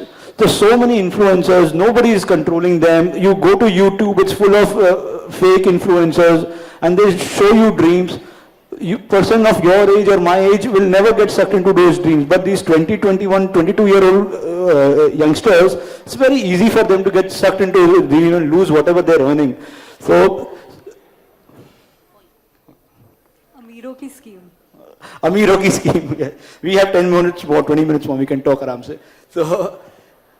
So this influencer business, I think, is doing some harm, where students are trying and putting their money into penny stocks or really risky companies, you know, probably have promoters are not good, management is not good. What are the other risk factors that students should avoid? And also, what are the things that they should be doing, you know, so they know what they should do and they should know what they should not do? Yeah, see, let's first address this influencer and, trying to do something on your own things. See, right now you are sitting at a stage when people need to, get themselves in line. What they have witnessed is last 4 years. It was a kind of an alignment. Everyone was locked in house. People had time. Prior to that, post-COVID, remember how our days go. There you were locked in your house, you had time. Second, besides time, that was the trigger. Second, the payment systems in India. Sitting at home, you could transfer money, you could invest, you could open account overnight. So people experimented, people started doing because they had time, they were looking at charts. Third thing, it all coincided with the best time to invest. When the markets went down by 50%, the entire world was shut. Not 50%, 34, 35 odd percent. When stocks were rogered, at that time you had time, your systems were enabled, you could transfer money, you could open a demat account, trading account overnight, everything coincided. And because it was the best time to invest, people just think this will go on forever like this. Ain't gonna happen. Those who have already made money, though were younger, they have done it fine. But this trend of looking at influencers, putting your money in, trying to invest on their own, that should be avoided. Otherwise, market teaches everyone. You are young, you will learn to live with it. Second thing, what not to do. See, over smartness kills returns. When you are young, you talk to many of people who are seasoned. Those who think they are smart, they will try to research, get in, get out, do their own stock picking, this and that. They don't make money. Those who, be disciplined, invest every month, keep it simple, go through mutual funds, build a corpus, then think about direct investing, they make money. What else will give you a 14-15% CAGR returns in India? A week back, there was a thing in Mumbai about a jewelry chain going bust. It had promised what kind of returns every month? Lot of returns, unimaginable returns. Ridiculous returns. It is about financial literacy. Nothing which is beyond, the only guaranteed returns will be around 8% at best. Anyone who guarantees you 13, 14, 15, 18, 20, 25% return, in this particular case monthly, it is about financial literacy. So, the only way financial literacy will come is if you start investing in mutual funds, experience equity markets in an institutional manner, then you will, get to the, otherwise, you will fall prey to such, overnight kind of schemes who will give you returns, something which is too good to be true and guaranteed, will never holds. Okay. Students, we are expecting the Prince of Gwalior in the next 10 minutes.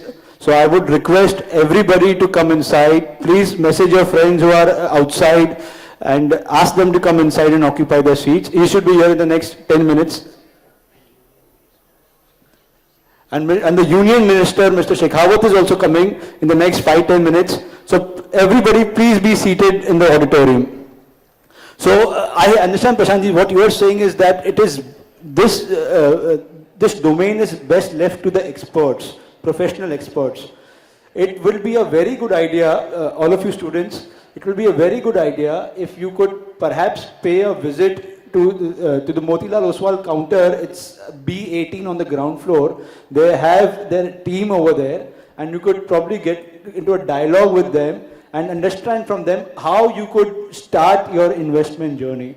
Mutual funds are basically a fund manager who invests in 60, 70, 80 companies. They do all the research on those companies, and the best companies that the professional fund manager thinks is the best investment, the money gets invested into those companies only. So there's a professional taking care of your investments. So please do tell us, where do you see India, India standing in terms of its neighboring countries, or rather even globally, in terms of sustainable business practices? Sometimes I read in the newspapers that India, there was a Paris Accord and everybody had to commit some carbon emissions, some control on the carbon emissions. India seems to be doing better than the Western countries. Now we have Donald Trump in the US, and he's drill, baby drill, and the president before him was very conservative. So where does India stand globally within this domain? And what do you think government can do that can help this process? What do you think the corporate sector, private sector can do to enhance this purpose? So, if you want to know where India stands, usually there is you can check the rankings online.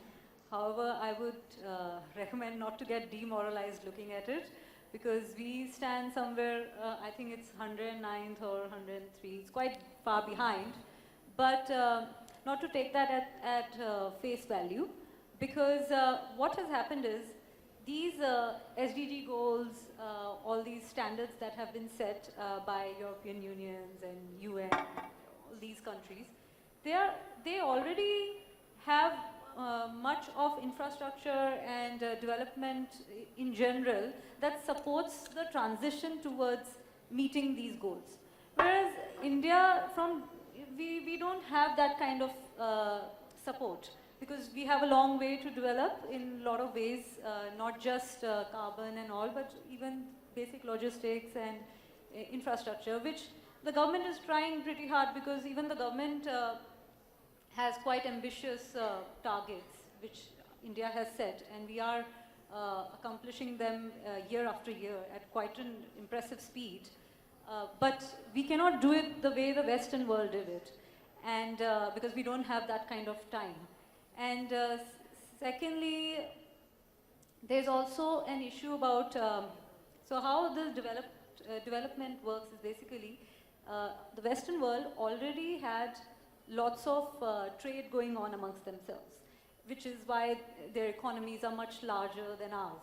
And we did not have, for various reasons, because geographically we are quite removed from certain countries, and so it's always has been difficult for us to produce a product which is of a certain standard as they are producing. So now that this transition is happening, where say EU is very stringent about these laws, and USA is sort of dwindling, their commitment towards is a bit shaky right now. So India can take a strategic advantage, and it's trying to take also, but it is difficult, because I'll give you a very personal example. I'm also an artist, and say if I have a buyer in Germany, I cannot ship my whatever painting I make to them, because to ship over there you need a license which shows that whatever packaging I'm doing for that particular painting, it's eco and sustainable, the plastic is not actually plastic. Like, you have to give a full declaration that throughout the supply chain this was completely eco, and I understand where it comes from. But when I try to find packaging here in India, and not from a wholesaler, because I only need one particular, just one piece. You need one piece, yeah. It's very difficult. If I go to a local seller, he'll say, this is good, export quality. But then that's not a good enough answer for me to get the license. So I'm not able to do trade with certain countries just because of those rules and regulations that have been implemented in the last 3-4 years, but they weren't there before. Do you think, when I talk to, business people in the manufacturing sector, different products, there seems to be in the mind, in the hearts of businessmen in India, that there is a sense of unfairness, with these SGD goals. They're all made in Brussels, they're all made by these high income, very rich, high per capita income countries, So they did their industrialization 100 years back. They had their factories. They did whatever they wanted to do. They became rich. Now it's the time for countries like Vietnam, India, China, Indonesia, And now when we want to have manufacturing, when we want to, set up businesses, factories, all these rules, SGD rules and ESG rules have come up, So these rules were not there when they were getting rich. Those countrymen were getting rich, but now when India is getting rich, all these rules are coming. So therefore, there seems to be a sense of unfairness in the hearts of Indian businessmen. What is your take on that? So, for example, UK, EU, USA, all the developed countries, they would. So how the calculations work? For this, you have to understand how does the calculations work. So when I go and I assess a factory, what is it that we are counting? So in a manufacturing firm, you are usually, everyone has been talking about scope 1, scope 2, scope 3 emissions. So scope 1 emission is what emissions, carbon emissions did your manufacturing process in that particular factory, what is the emission due to those activities. Scope 2 would be something like the normal other, say there's a vehicle which is being used to transport the workers, so is that EV or what are the emissions from that? Scope 3, now a lot of companies are saying we are also calculating scope 3 calculations, doing scope 3 calculations, but even that's a bit tricky because scope 3 basically means is if you have a product, but from the supply chain, say, so that is the, so you have upstream and downstream. So upstream would be when you purchased a raw material, which is semi-made, you probably purchased it from India, okay? But you have not done any calculations on how much carbon was emitted while making that particular raw material that now you are putting and assembling in your facility. And downstream would be when you export that particular product, in the use of the product, in the transport to the customer, and at the end of the life of that product, what is the total carbon emission that is going to be happening? So this is scope 3 considerations. Most people are avoiding, at least they will calculate other scope 3 stuff which is not very relevant to their particular product and try to pass it off as we are doing scope 3 calculations, but they may not be disclosing the thing that actually matters. And what happens is, if they don't do this calculation, their carbon emission rating is going to be, we are not actually emitting that much carbon. Whereas, because India is doing the dirty stuff, or China is doing the dirty stuff, our value will be that, oh, they are the ones who are polluting the most. And there's also a concept of carbon credits as well. That so for India, for example, to be emitting so many greenhouse gases, which is beyond the legal limit set, we can purchase carbon credits, which means that we can purchase with money. So if there's a particular factory that doesn't need, that's not very energy intensive or carbon intensive, so they can sell their credits to a company which is producing, making products which are emitting a lot of greenhouse gases. So usually that's what India tries to do, or So I think this carbon credit trading is not just company, it's also country-wise. So, for example, rules have been said that so-and-so country can emit so much carbon, So India can emit so much carbon in a year, Brazil can emit so much, Saudi can emit so much, But India perhaps emits more than the limit. Simultaneously, Brazil, which is so much Amazon forest, not much manufacturing happening over there, it emits less carbon. There are less people, less factories. So therefore, they have a lot of carbon that they can emit, which they can't. Legally, they're allowed, but they don't have manufacturing. Therefore, they're not touching that limit. So therefore, the excess that they have, they sell it to India. India pays them, and India is allowed to emit that much carbon. A lot of the times, like certain very rich companies, they would purchase carbon credits to make themselves carbon zero as well. So they purchase entire carbon credit and become net zero. They can try to. They are going that way. Okay. So when you are doing sustainability reporting, then we look at gross emissions. So we may not be interested in net emissions. We'll look at gross emissions. Okay, you're saying that net is zero, but. Net is zero because you bought it, not because you did some sustainable business practices. It's a very legitimized way of going about it, but you also need to be tracking and disclosing the gross limits. Absolutely. That's where the G of the ESG comes in. You have to be transparent in your accounts.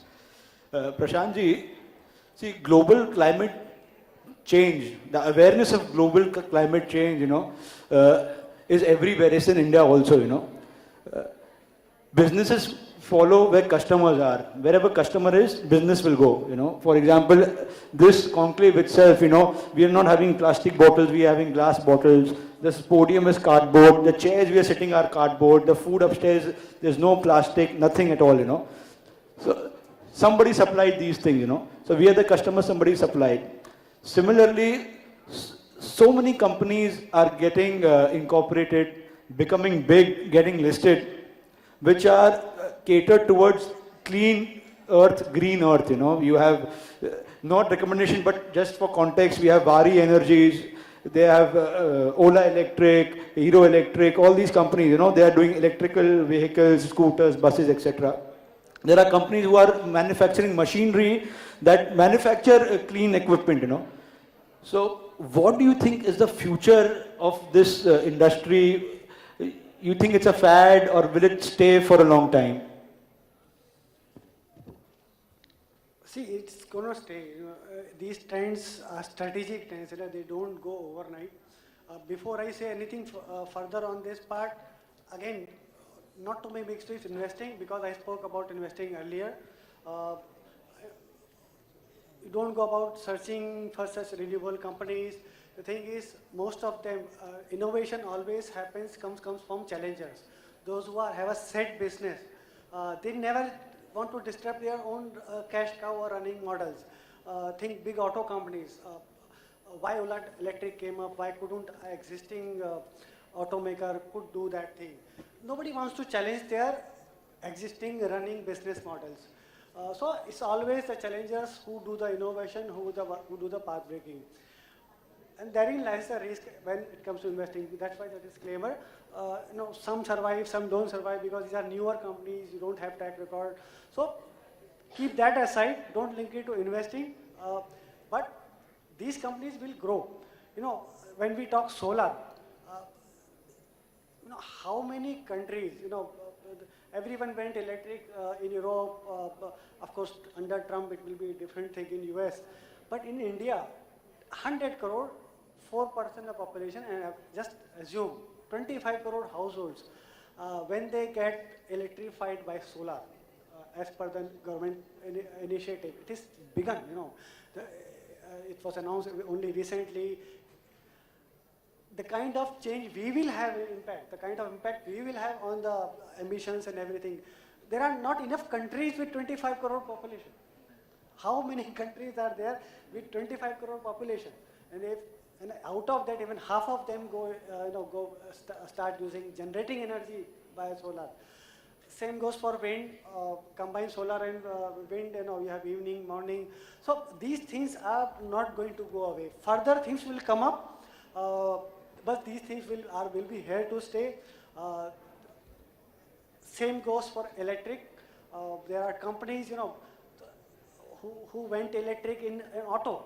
You hear about Ola Electric because of two-wheelers.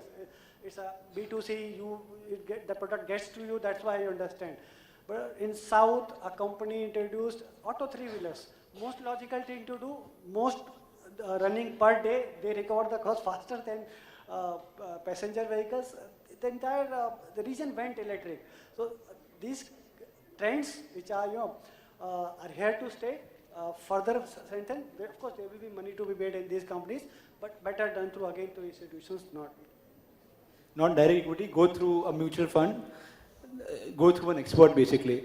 Junior, tell me, you are so well ingrained in this subject, that's a profession now. But when you were studying, when you were a student, maybe a few years back, many years back, we not get there, how many years back? Do you see any changes in today's environment vis-a-vis those years, Has anything changing on ground? What do you see? Don't talk about companies, talk about human behavior, all of us.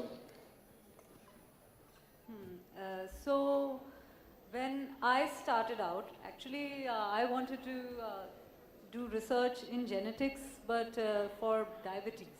So it was a very medical focused intention that I had when I applied to Cambridge. In the university, the plant science department was very much that, think about food security, and because it's plants, and they were saying that 2050 is probably, at that time it was predicted that we will not have enough food by 2050. So I was quite motivated to then shift towards an environmental side, and for my MPhil, that's why I picked microalgae and using microalgae for bioremediation of heavy metals in industrial wastewater and simultaneous biofuel production. Now, my intention was not to return back to India. It was to continue over to PhD and just be a researcher. However, this is when I realized where the problem was. There was not enough funding. Like even my professor, his lab was self-funded. He only took self-funded students, and very few, only the crop science food security initiatives were funded, and they were funded by EU. So EU only wants EU students. There was no such funding from India or anywhere. Only Chileans had, so there were a lot of Chileans who had come, and Chile is quite high in this sphere. And so when I returned to India, it was actually quite demoralizing, because after 2 years of me coming here, that's when the first microalgae related jobs started, like the biofuels. Because India was still that time, looking at first generation biofuels of ethanol. I was already working on third generation. So for me... Something beyond ethanol, because ethanol is the hottest thing in the world right now. That was...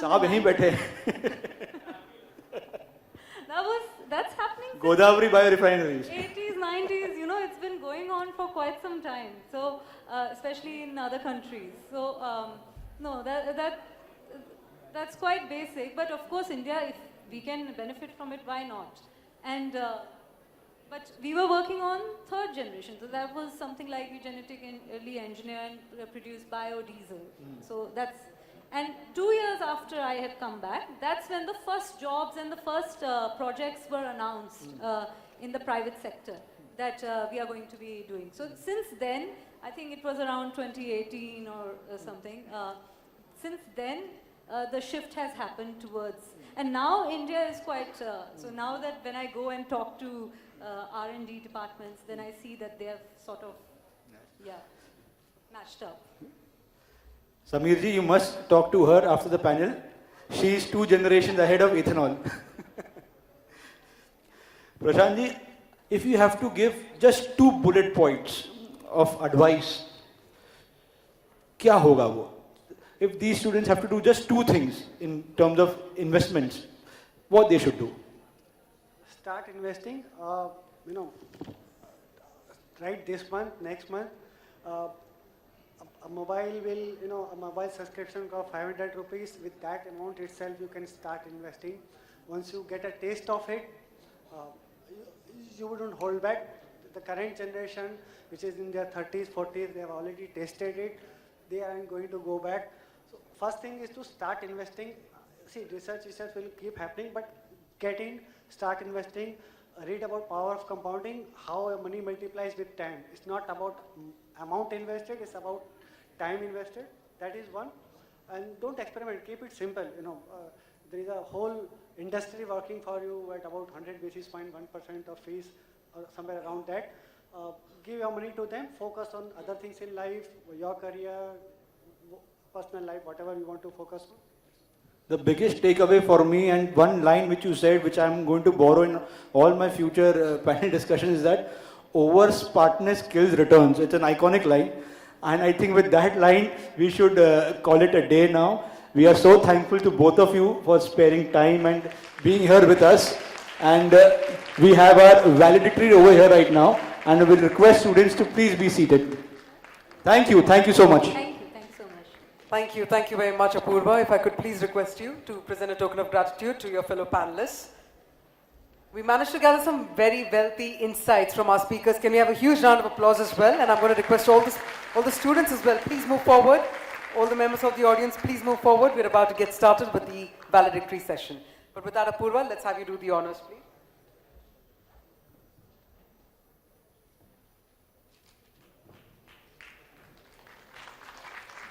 As mentioned earlier, we are presenting the Grow Trees E-Tree Certificate and a Sustainable Planter by Learcraft Technologies and Natural Forest Food by Swaguna Foods. It's been a curated hamper for our dignitaries, for our speakers, all of them coming together.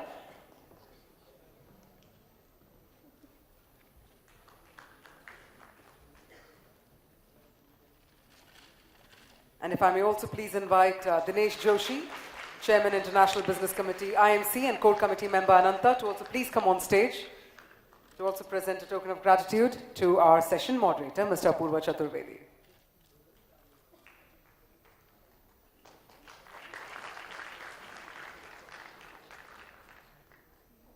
If I could instead request Vidhi Doshi, founder Yavi Communications and chairperson IMC Young Leaders Forum, to also please present a token of gratitude to Mr. Apurva Chaturvedi. As I mentioned back in the morning, sometimes to get the right answers, one needs to ask the right questions. And I think we were in the able hands of Mr. Chaturvedi for this entire session.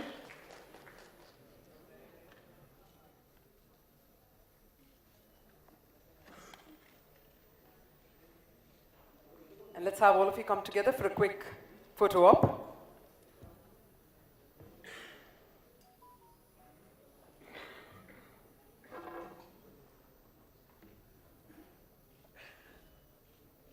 I'd also like to take a minute to acknowledge the support by none other than Aparna Rao, Associate Professor, School of Management and Engineering, School of Technology, Management and Engineering, NMIMS, deemed to be university. In fact, we'd like to take a moment to also thank Aparna Rao for her phenomenal support. If I may please invite you, ma'am, on stage, and if I could please request Vidhi Doshi to please present a token of our gratitude to Aparna Rao. And meanwhile, ladies and gentlemen, let me inform you all that we are preparing the stage for the valedictory session, the much-awaited valedictory session. And with that, if I could please invite on stage Aparna Rao. Ma'am, if you could please have you center stage, and if I could also please invite Vidhi Doshi to please felicitate and please present a token of our gratitude to Aparna Rao. And let's keep that applause coming one more time, ladies and gentlemen.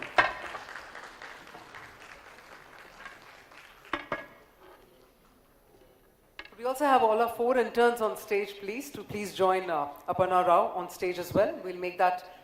Yes, let's have our students as well. Let's have the students on stage. The next gen right over here. So let's have you right up on stage, please.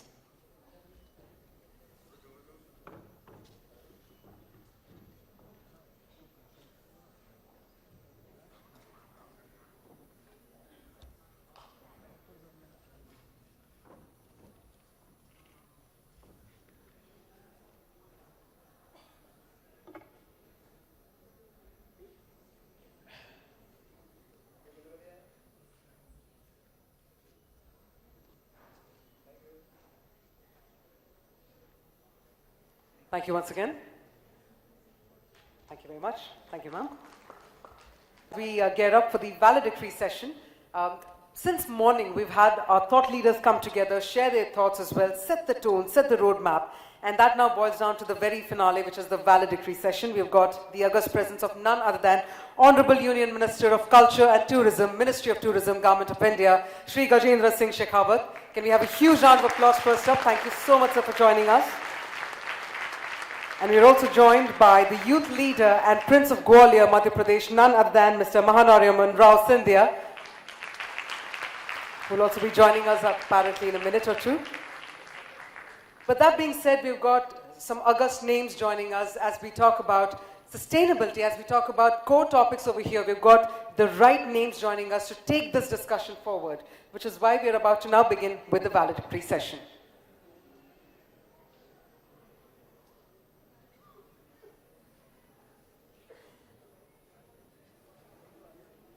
So on that note, as we begin with the valedictory session, may I have the absolute honor of requesting Mr. Sanjay Mariwala, President, IMC Chamber of Commerce and Industry and Executive Chairman and Managing Director, Omni Active Health Technologies, to please escort our honorable chief guest and our guest of honor on stage. So if I could please request you, sir,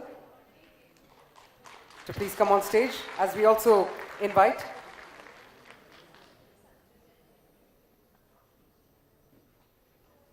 May I also please invite Mr. Sameer Somaya, immediate past President IMC, President Somaya Vidya Vihar, and Chairman and Managing Director, Godavari Biorefineries. We'd like to further invite on stage Mr. Ajit Mangrulkar, Director General IMC, Mr. Sanjay Mehta, Deputy Director General IMC, and Ms. Sheetal Kalro, Deputy Director General IMC as well on stage. Well, let's have all our dignitaries on the dais.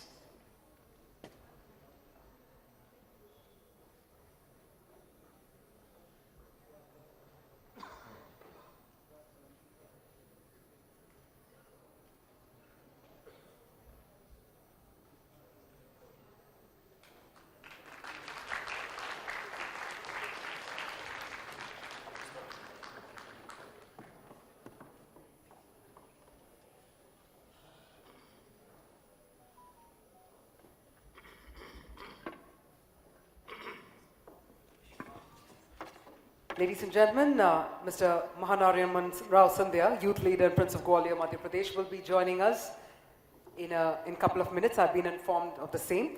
But on that note, as we begin the valedictory session, if I could request Mr. Sanjay Mariwala to also address the august gathering, sir.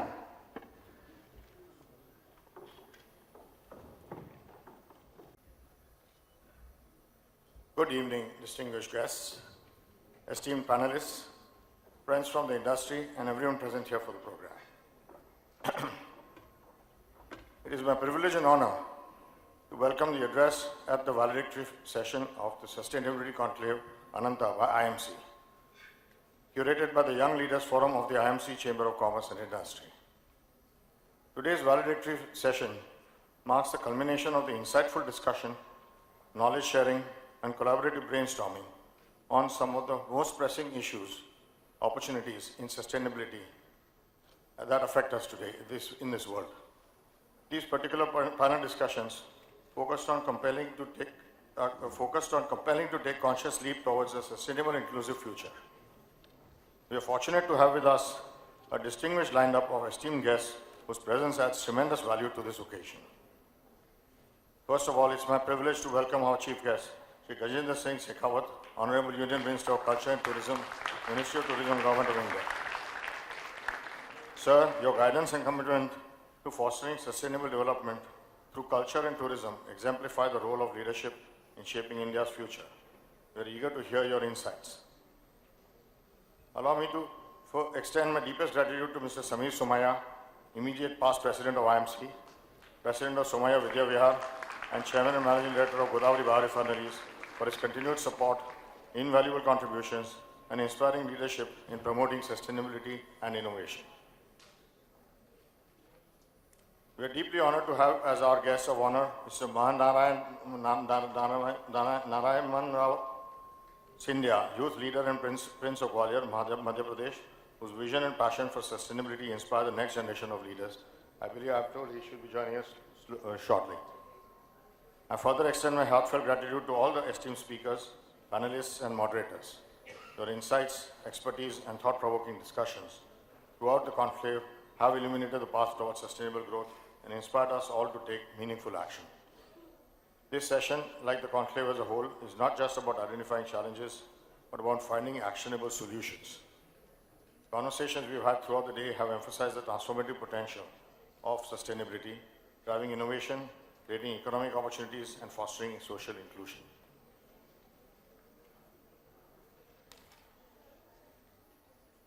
I welcome each of you to this valedictory session, and I hope it continues to inspire actionable strategies and collaborative efforts for a sustainable, prosperous India. I would also like to inform all dignitaries present here about the sustainability exhibition held at the adjacent venue of the Nehru Exhibition Hall, Worli, Mumbai.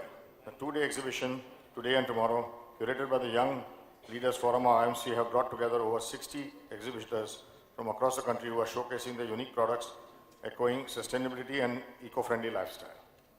I would request each of you present here to take the time to please visit the exhibition and experience it firsthand. It's a remarkable showcase of sustainable innovations, ethical brands, and transformative ideas that embody the vision of greater and more inclusive future. Let this exhibition inspire us all to embrace sustainability not just as a concept, but as a way of life. This is also an opportunity for me to thank our platinum sponsors, Bajaj Beyond, our silver sponsors, Maharashtra Industries Development Corporation, Bharat Clean Rivers Foundation, Mitchell USA, Motilal Oswal Mutual Fund, our logo sponsors, Revivify, MK Sanghi Group, Ashish Group, and Godavari Bahar Refineries. I would now like to invite Mr. Samir Somaya, immediate past President IMC, Somaya Vidyavihar, and CMD Godavari Refineries, to the dais to give his address for the session. Thank you and look forward to an engaging session ahead. Thank you.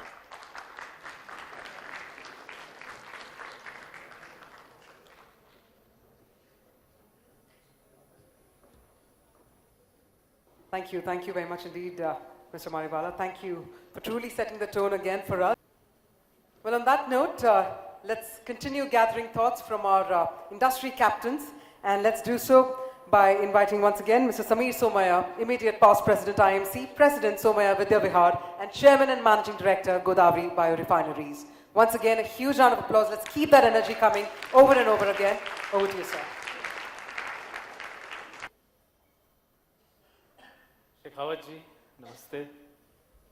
My President, Sanjay Mariwala, Panigrahi ji, Vidhi, Sanjay Bhai, all respected guests, friends, students, faculty. We are here to talk about sustainability. The current economic model is simply not sustainable. 85% of our energy resources today come from fossil fuels. We have to kick that oil habit. Our oil consumption today is more than 100 million barrels of oil per day for the world. 100 million. Our carbon dioxide emissions continue to increase. Our current emissions are close to 40 billion tons of carbon dioxide per year for the world. I think we want to try and understand, we have no understanding of what that means. 40 billion tons of carbon dioxide equivalent. It means, and when we say we want to go to net zero, India says by 2070, much of the world says 2050, we have to bring that carbon emissions to zero.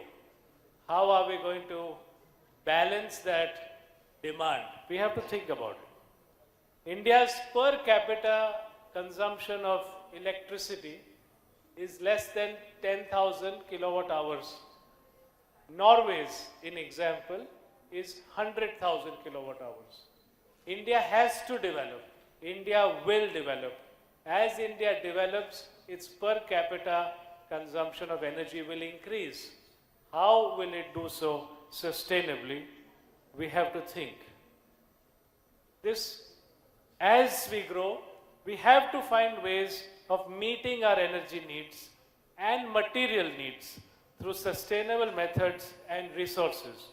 This applies, of course, to electric consumption for homes, or for industry, for mobility on land, on water, and of course, as I saw, there was a session on air, so SAF. India has taken a large step forward by articulating and achieving almost a 20% blend of ethanol in the ethanol blending program. It was less than 2% 10 years ago, and under the current government, it articulated a goal of reaching 20% blend by 2030, advanced it to 2025, and we should almost achieve it. Great partnership between enlightened policy, the farmer, the industry, auto companies, and always the consumer. Similar targets have to be articulated, and we have to work together to implement pathways for this sustainable production and consumption. Oil is what we have to transition away from. For a long time, we have been relying on the oil economy. We have to understand as a country, we are rich in the soil economy. We have to move from oil to the soil. India is rich in the sun, in the soil, in the farmer, and so long as we are smart, we have to also judiciously use water. As we work on soil, we have to understand we need to protect soil as a precious resource. We see our oil reserves, we see our gas reserves, we also see our coal reserves, and sometimes we see our tree reserves. But we don't see the soil carbon that is vanishing. We have to protect our soil.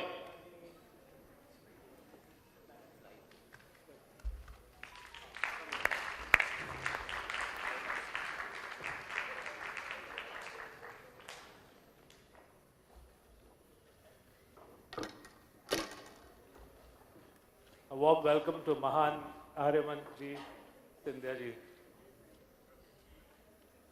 A good stewardship of soil with regenerative agriculture, use of modern technologies and ancient practices, use of things like Panchagavya, Jivamrut, along with remote sensing, would give farmers better income, higher yields, and soil that doesn't degrade but remains healthy for years to come. Yesterday morning at 7 a.m., I was on a farm in rural Karnataka. We were seeing experiments where we were co-designing with farmers to try and understand how they may intercrop sugar cane with even onion. और अगर onion के दाम अच्छे हैं तो बेच दिया, अगर दाम अच्छे नहीं हैं तो जमीन में गाड़ दिए, अगर उसमें सल्फर मिल जाता है तो उसकी उपज अगले साल और भी बेहतर हो जाती है. This is what we are talking about, co-designing with farmers. How do we improve yield with farmers? अगर आपने इंटरक्रॉप कर दिए तो अगर दाम अच्छे हैं तो किसान को गन्ने के तो दाम मिलेंगे और प्याज के भी दाम मिलेंगे. पिछले साल प्याज के इतने दाम अच्छे हो गए, किसान को बहुत बेहतर हुआ. एक किसान हमें ऐसा मिला जो क्या करता था कि अगर प्याज के दाम अच्छे नहीं है तो he didn't take out the onions, he just put them back in, and you saw that the sulfur content that the onion gave, it helped productivity for the next year. So I think these are ways in which we have to work to look at sustainability, and this is what we need to do. We are doing this work as Godavari Biorefineries, along with universities, our own Somaya Vidya Vihar University and Michigan State University, where we are working with, to come up with these thoughts. Just now we heard about 1G ethanol. I don't know if Apurva is there somewhere. And I just want to explain how the policy of food and fuel works. There was somebody who was saying food or fuel in Europe. Europeans come up with their own ideas, their own standards, and they say, if you do food and if you do fuel from the farm, you are taking away. I think you have to look at what makes sense for us. Today we are looking at creating what we call fertilizer response curves.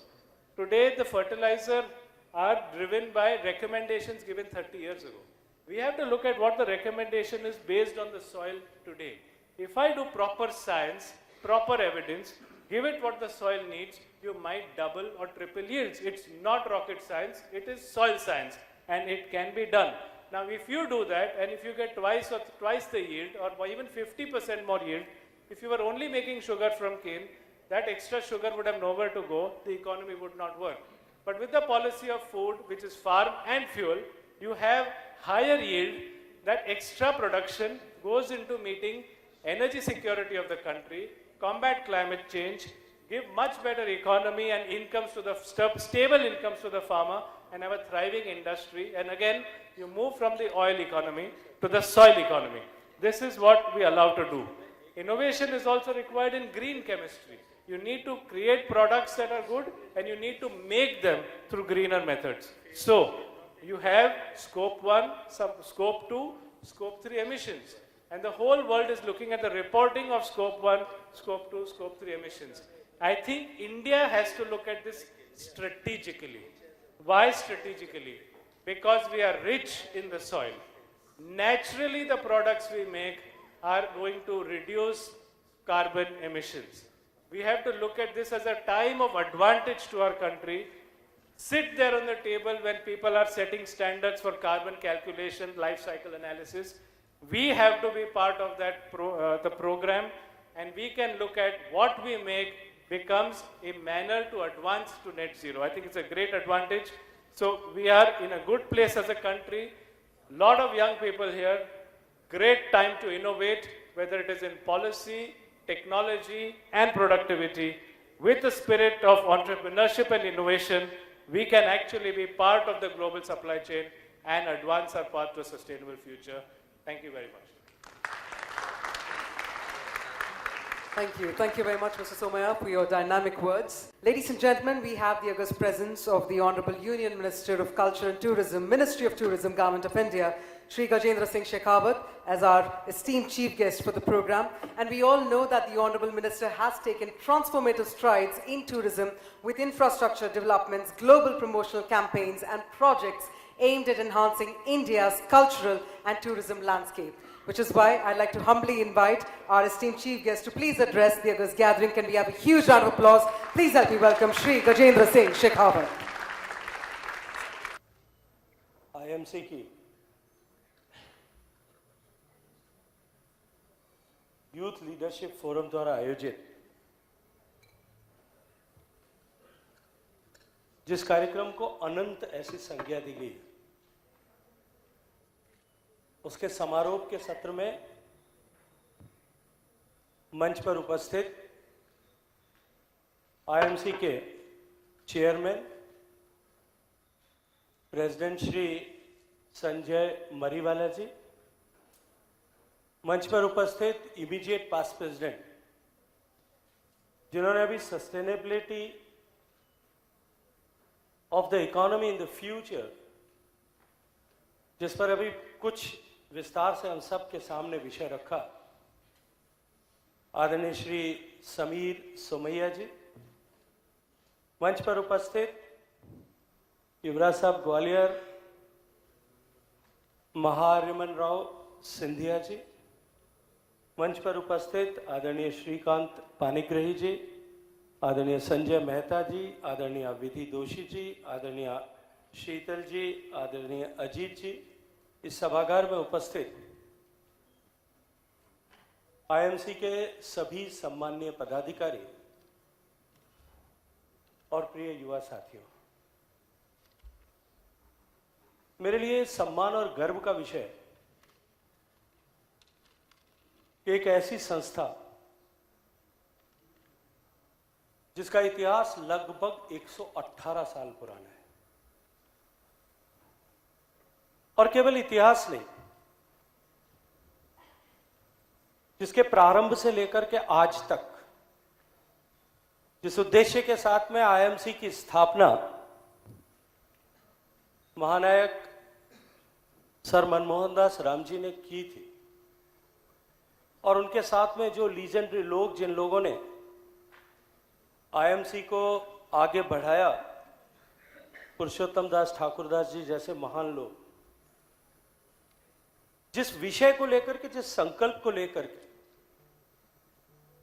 ये गुलामी के उस कालखंड में भारत के स्वदेशी उद्योग को हम किस तरह से संरक्षित कर सकते हैं, इस विचार को लेकर के जिस संस्थान की स्थापना हुई, और अभी जब समीर भाई बात कर रहे थे वो सस्टेनेबिलिटी की बात करते थे, तो इस जिस मंच की जिस संस्थान का 118 साल तक जो संस्थान तमाम झंझावात और उतार चढ़ाव के बाद में भी सस्टेनेबल बना रहा, मुझे लगता है कि सस्टेनेबिलिटी की बात करने के लिए उससे अच्छा कोई मंच नहीं हो सकता।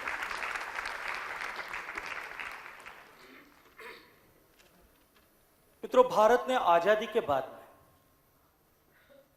एक लंबी यात्रा तय की और 75 साल 77 साल के इस कालखंड में आज हम 140 करोड़ भारतीय इस बात पर गर्व कर सकें कि हम भारतीय हैं। जीवन के हर क्षेत्र में, every aspect of life, Bharat के बेटे, भारत की बेटियां नित्य प्रतिदिन हमारा देश इतने अचीवमेंट करता है कि हम अपने आप को भारतीय होने पर उसके चलते हुए गर्व कर सकते हैं। भारत बहुत सारे पायदान चढ़ते हुए आज इस मुकाम पर आकर के खड़ा हो गया और इस पूरी यात्रा में मैं आजादी के पीछे का कालखंड यदि छोड़ दूं, आजादी के संघर्ष की चर्चा अभी एक बार स्थगित करके केवल आजादी के बाद के विषय पर चर्चा करूं तो इस पूरे कालखंड में भारत ने जो कुछ भी प्राप्त किया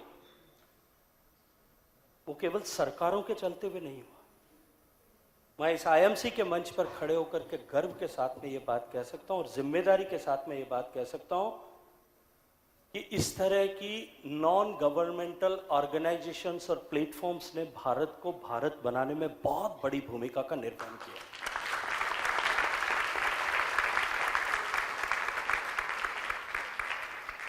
आज हम उस मुकाम पर आकर के खड़े हुए हैं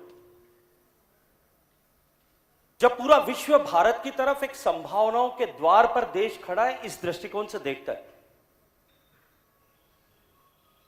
निश्चित रूप से आजादी के 77 साल बीत जाने के बाद में यह अवसर हम सब लोगों के लिए एक महत्वपूर्ण अवसर था। किसी व्यक्ति के जीवन में 75 साल का कालखंड बहुत बड़ा समय होता है। 75 साल में आदमी जीवन के 3 पड़ाव जो हमारी भारतीय मनीषा ने जो तय किया उसके हिसाब से 3 पड़ाव पूरा करके वो सन्यास की तरफ जाने को और अग्रसर होता है। लेकिन एक देश के दृष्टिकोण से देखें 75 साल का कालखंड, और जब मैं 118 साल पुरानी एक संस्था के मंच पर खड़ा हूं तब, और वो भी एक ऐसा देश भारत जैसा जिसका हजारों वर्षों का लिखित अलिखित इतिहास है, उस देश के जीवन में 75 साल का कालखंड कोई बड़ा नहीं। लेकिन जिस तरह से इस 19वीं शताब्दी में विश्व में परिवर्तन हुआ है, विश्व में बदलाव हुआ, बदलती हुई और बढ़ती हुई टेक्नोलॉजीज के कारण से और जीवन में तकनीकी के समावेश के चलते हुए जो गति परिवर्तन की बढ़ी, परिवर्तन शाश्वत है। जीवन में जो कुछ भी यदि शाश्वत है तो एकमात्र चीज परिवर्तन है, हर क्षण बदल रहा है। लेकिन पिछले 100 साल के कालखंड में या 75 साल के कालखंड में परिवर्तन की गति बहुत तेज हुई है, इसलिए ये 75 साल का कालखंड, और क्योंकि आजादी के बाद में जब जिस आजादी को हमने हजारों बलिदानों के बाद में प्राप्त किया था, इसलिए उसके बाद का 75 साल का कालखंड हम लोगों के लिए आकलन करने का यह अवसर निश्चित है। इस 75 साल में हमने क्या खोया और क्या पाया, हम आकलन करने के अवसर अधिकारी हैं और यह हमारा उत्तरदायित्व है कि हम आकलन करें। हर व्यक्ति को, हर संस्थान को, हर देश को, हर समाज को इस बात पर आकलन करने की आवश्यकता है और इस दृष्टिकोण से विचार करने की आवश्यकता है कि इस कालखंड में हम क्या कर सकते थे जो हम नहीं कर पाए। जो हमने किया, यदि हम उस पर केवल उसकी चर्चा करेंगे, it will generate sense of self complacency and which leads to death, deterioration. जो पानी ठहर जाता है वो भी सड़ जाता है। इसलिए यह हमारे लिए अवसर है कि हम इस समय में 75 साल पूरे होने के बाद में हम इस बात पर विचार करें कि क्या हम कर सकते थे जो नहीं कर पाए। और जब हम उस दृष्टिकोण से सोचना शुरू करते हैं तो ये 25 साल का कालखंड, क्योंकि मैं युवाओं से बात कर रहा हूं, ये 25 साल का कालखंड हम सब लोगों के लिए अत्यंत महत्वपूर्ण अवसर है। निश्चित रूप से हम सौभाग्यशाली कि पिछले 10 साल में जिस तरह से सम्मानीय प्रधानमंत्री नरेंद्र मोदी जी के नेतृत्व में देश को देखने और देश को बदलने की जिजीविषा के साथ में जिस तरह से काम हुआ है, उसका परिणाम हम सबको दिखाई देता है। वो भारत जो फ्रजाइल 5 इकोनॉमीज में सम्मिलित था वो आज रोबस्ट 5 इकोनॉमीज में। जब दुनिया के प्लेटफॉर्म्स पर, ग्लोबल इकोनॉमिक प्लेटफॉर्म पर जब यह चर्चा होती है कि India is the shining star in the global economy and this during this era of global recession India is the only light house, तो निश्चित रूप से मन को एक बहुत प्रसन्नता होती है। लेकिन उस प्रसन्नता के साथ साथ में हम सब लोगों के कंधे पे एक जिम्मेदारी का बोझ भी दिखाई देता है। माननीय मोदी जी के नेतृत्व में जिस तरह से देश ने बदलाव देखा है, कल्पना कीजिए 2014 से पहले का देश। आप मुंबई में रहने वाले लोग और जिस तरह के लोग यहां बैठे हैं जिनसे मैं चर्चा कर रहा हूं, मंच पर बैठे हुए महाहरिमन सिंह जी से लेकर के मंच में सामने बैठे हुए कोई भी लोग इस बात की कल्पना नहीं कर सकते कि आजादी के 67 साल बीत जाने के बाद में भी देश की 62% जनता के पास में सामान्य शौचालय की सुविधा उनके घर में नहीं थी। देश के 84% लोगों के घर में पीने का पानी नहीं आता। माताओं बहनों को सिर पर मटका उठा करके पानी लेने के लिए बाहर जाना पड़ता था। देश के 4 करोड़ परिवारों के पास में बिजली नहीं थी। देश के 12 करोड़ परिवारों के पास में गैस का चूल्हा नहीं था। उनकी माताओं बहनों को रोज सुबह शाम अपने घर का चूल्हा जलाने के लिए 4-6 घंटे मशक्कत करनी पड़ती थी। और बरसात जब होती थी तब अपने बच्चों को गीले में सुला दें, लेकिन ईंधन को अंदर छुपा करके रखना पड़ता था, नहीं तो शाम को भोजन कैसे पकेगा, ये एक संकट हो सकता था। उस जगह से निकाल करके आज हमारा देश अगर ग्लोबल 5th इकोनॉमी बना है और आगे आने वाले समय में हम 7.5 ट्रिलियन की इकोनॉमी बनकर के तीसरी बड़ी इकोनॉमी बनने की दिशा में आगे बढ़ रहे हैं, ये निश्चित रूप से हम एक संभावनाओं के द्वार पर खड़े हैं। और ये जो युवा लोग बैठे हैं, ये सब लोग, हम सब लोग सौभाग्यशाली हैं कि हमें इस समय जन्म लेने का और काम करने का अवसर मिला है। जब हम सस्टेनेबिलिटी की बात करते हैं, जिन चुनौतियों की चर्चा अभी समीर भाई कर रहे थे, कभी संजय भाई जिस दिन अवसर देंगे इस पर हम विस्तार से चर्चा करेंगे कि भारत के पास में ये सैंड के, ये सॉइल की बात करते हैं, ये पानी की बात करते हैं, सस्टेनेबिलिटी की बात करते हैं, ऑल्टरनेटिव फ्यूल्स की बात करते हैं। मैं विस्तार से उस विषय पर चर्चा कर सकता हूं कि जो भारत के पास में जो चुनौतियां, अगर ग्लोबली जो चुनौतियां हैं, जो क्लाइमेट चेंज की थ्रेट आज पूरी दुनिया के सामने, मुझे भारत सरकार में सम्मानित प्रधानमंत्री जी के आशीर्वाद के कृषि मंत्री के नाते काम करने का अवसर मिला, जल शक्ति मंत्री के नाते काम करने का अवसर मिला, और अब आज उस विभाग के साथ में जो भारत को पूरे विश्व भर में सम्मान का अधिकारी बना सकता है, उस विषय के साथ में संस्कृति और पर्यटन के साथ में काम करने का अवसर मिला। Agriculture is a subject of core interest of mind, वो मेरे दिल का सब्जेक्ट है। मैंने पूरी दुनिया में, जब मैं यहां मंच पर खड़े होकर के कहता हूं, शायद मैं इकलौता आदमी होऊंगा जिसने 5 कॉन्टिनेंट में हल चला करके खेती की। हम संभावनाओं के द्वार पर कृषि के क्षेत्र में खड़े हैं। हम केवल इथेनॉल पैदा करके इस देश का भला नहीं कर पाएंगे। आज जिस तरह से दुनिया में कृषि क्षेत्र और दुनिया बदल रही है, दुनिया का फूड को क्वांटिफाई करने का पैरामीटर बदल रहा है। मैं जब रवांडा में वर्ल्ड ग्लोबल फूड फोरम की मीटिंग में बात कर रहा था, मैंने वहां एक विषय रखा। मैंने कहा कि पूरी दुनिया में अगर दुनिया के 30 साल पुराने, 40 साल पुराने मानचित्र पर उठा करके देखिए, जो देश एग्रीकल्चर पावर हाउस थे, may be it is Australia, Mexico, Brazil and some of the European countries, उनको आप एक तरफ चिन्हित करिए। फूड डेप्राइव्ड देश थे, जहां डेफिसिट कंट्रीज थी, लाइक इंडिया, चाइना, जो इंडियन सबकॉन्टिनेंट के सारे देश, अफ्रीकन कंट्रीज। कुछ देश ऐसे होंगे जितना आवश्यकता है उतना उगाते होंगे, लेकिन 30-40 साल में परिदृश्य बदला। आज भारत जो है फूड सरप्लस नेशन, हम जितना हमारी आवश्यकता उससे अधिक उगा रहे। और आज अगर किसान की चुनौती अगर कोई है तो वो क्योंकि हमारे यहां पर इस तरह का कोई साइंटिफिक सिस्टम नहीं है कि हमको क्या उगाना और कितना उगाना है। लेकिन उसके बावजूद भी आज हम global top 10 agriculture produce exporting nation बने। और आज जब दुनिया का फूड को क्वांटिफाई करने का यूनिट बदल रही है, पहले फूड जो है it used to be quantified into kilograms और क्विंटल्स और टन्स और मीट्रिक टन्स और मिलियन मीट्रिक टन्स। अभी आप जितने लोग बैठे हैं, आपके घर में कोई वजन के हिसाब से खाना खाता है? Now we are looking towards the nutritional values and we have done a study. और मैंने उस दिन कहा रवांडा में वहां कि भारत के अतिरिक्त अन्य देश जो कुछ पैदा करते हैं, दुनिया के सारे देश उठा करके देख लीजिए, उनकी टोटल पॉपुलेशन को multiply by the nutritions what they require. Common man को जितनी होती है एवरेज आउट करके उसको मल्टीप्लाई करिए, और उसके बाद में वो देश जो उगाता है उसकी न्यूट्रिशनल वैल्यू को आप कैलकुलेट कर लीजिए। सारी दुनिया के ऐसे देश जो एग्रीकल्चर पावर हाउस कभी 30 साल पहले थे, वो सब food deficit nation. And this is an opportunity for a country like India where we can cultivate and we can grow anything, whatever is edible in the world. हम हमारे हिंदुस्तान में, हमारे पास दुनिया के भगवान की दी हुई इस तरह की धरती है, इस तरह का क्लाइमेट जोन्स हैं कि हम पूरे वर्ष पर्यंत वो जो कुछ दुनिया में खाया जा सकता है उसको उगा सकते हैं।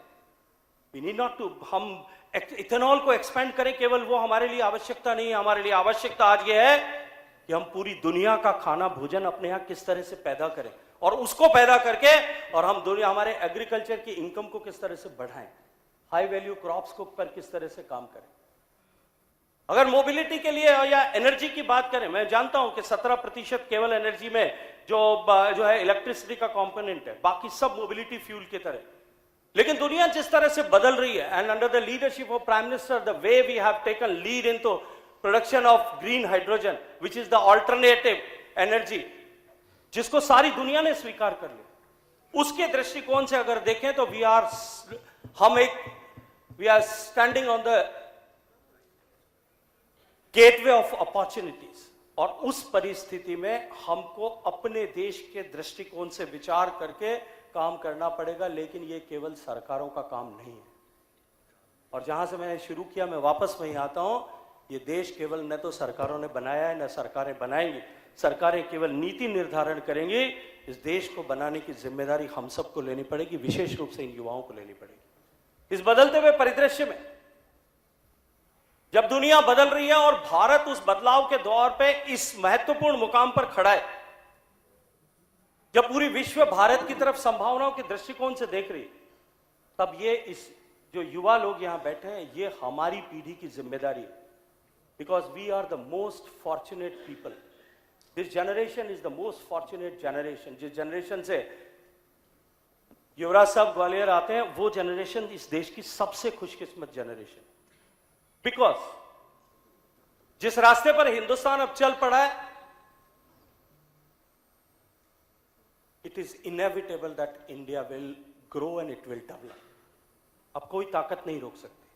हम उस मुकाम पर आकर के खड़े हो गए कि भारत का ये ट्रांसफॉर्मेशन अवश्यम भावी है, होकर के रहेगा। मैं दीवार पर लिखा हुआ पढ़ सकता हूं।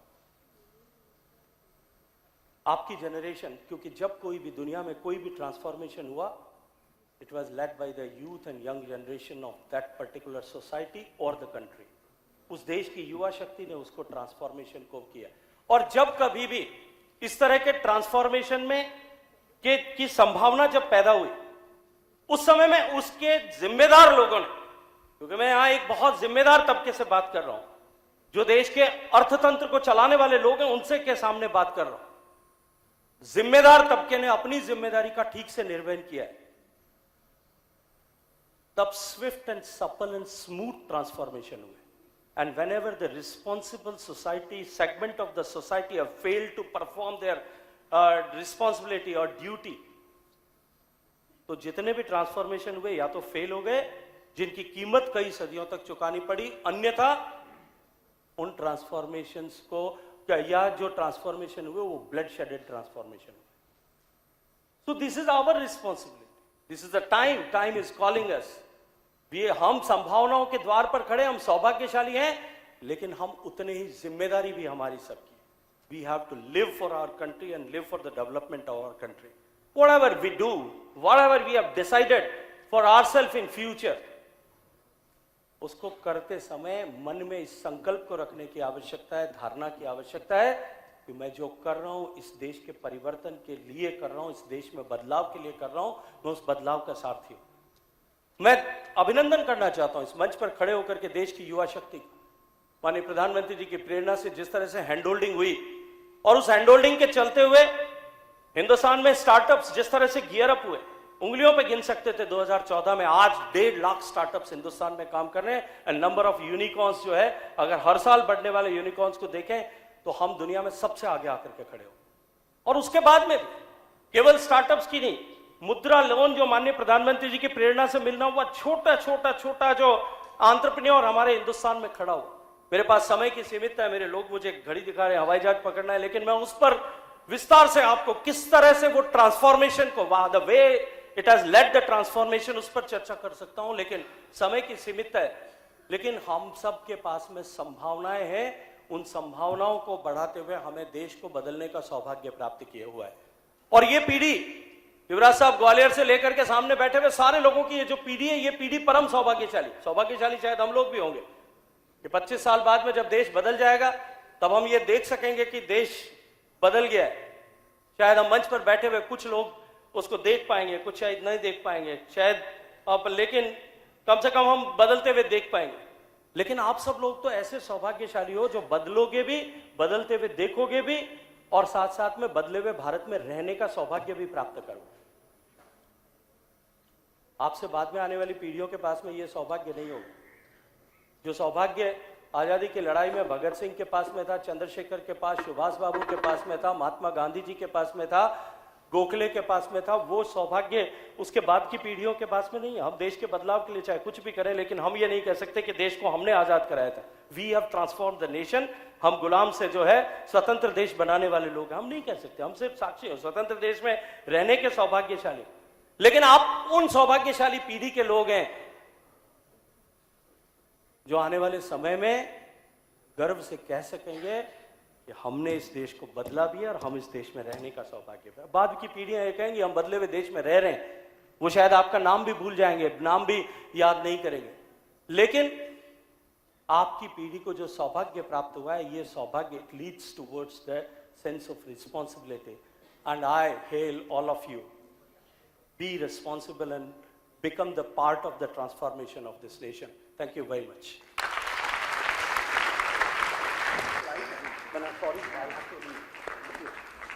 Ladies and gentlemen, can we have a louder round of applause? हम बहुत ही आभारी हैं कि हमारे माननीय मंत्री जी हमारे बीच यहाँ पे आए हैं, and we thank you, sir, for sharing your valuable thoughts. Thank you once again, sir. Thank you very much. Ladies and gentlemen, we managed to gather such visionary thoughts from our esteemed chief guest, Shri Gajendra Singh Shekhawat ji. And on that note, while he did mention about how the next generation will be witnessing the change, will be part of the change as well, which is why it is only befitting that I now invite our guest of honor. We have with us Mr. Mahanaryaman Rao Scindia, youth leader and Prince of Gwalior, Madhya Pradesh. Can we have a youthful round of applause, everyone? It's an honor and privilege to stand before you today at this remarkable platform, the Sustainability Conclave. A conclave by Ananta by IMC. I'd like to thank all the members of IMC for inviting me, specifically Mariwala, and of course Jyotsna ji, who has been spearheading my involvement in IMC. I'd like to start by apologizing for being slightly late. But I'd also like to extend my heartfelt gratitude to the Young Leaders Forum of IMC for bringing together thought leaders, visionaries, government officials, consulates, policymakers and change makers to discuss global trends and solutions for social and environmental challenges. I'd also like to start by acknowledging the fact that this is being done especially at a time when the world is grappling with challenges such as global warming, biodiversity, desertification, and biodiversity loss, which are becoming increasingly severe and frequent. And it is therefore important that we discuss these themes, as we want India to be at the forefront of this change, forefront of battling this challenge, forefront and leading this challenge. Before I start, I'd like to touch upon, as Shekhawat ji said, I'd like to touch upon some of the achievements that our country has achieved. Firstly, India has achieved a milestone by reaching 175 gigawatts of renewable energy capacity in 2022. No other country has been able to do this. And it deserves a round of applause. The National Electric Mobility Association has pledged that in another 10 years, 30% of our vehicles are going to be EVs. India's forest rate has increased by 23%. India's Jal Jeevan mission has provided 121 million households clean water. India's Swachh Bharat mission has been able to successfully clean up many cities across the country.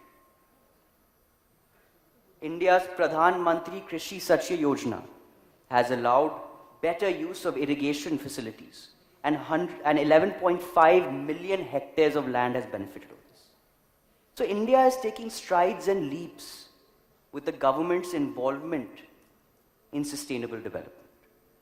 But today, as I stand here, I not only want to touch upon what the government can do. As someone coming from the youth, the population of the youth in this country, I'd also like to touch upon what we can do individually and together as a team in India and for India today. When you look at India historically, India has had a deep connection with sustainability. And I have witnessed this myself over the last 5 to 6 years as I've come back from the US, studying abroad, working abroad. I came back here right in the city in Bombay. I was living with my grandparents and my uncle and aunt who are sitting here today. And I was working at BCG very comfortably, in a corporate environment. But after I quit my job, I went back to my roots. I decided that, let's spend some time in Gwalior, understanding my culture, understanding my history. And what I observed was very interesting. You can see traces of that DNA. You can see traces of that history of sustainability even today in rural India. And what are those traces? When you go to villages today, people still drink from matkas. When you go to villages today, people eat off leaves.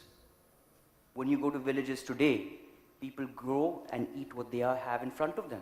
We don't import vegetables in villages, in local areas. We don't look for avocados from America.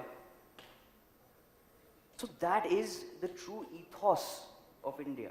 The history of India is embedded with sustainability.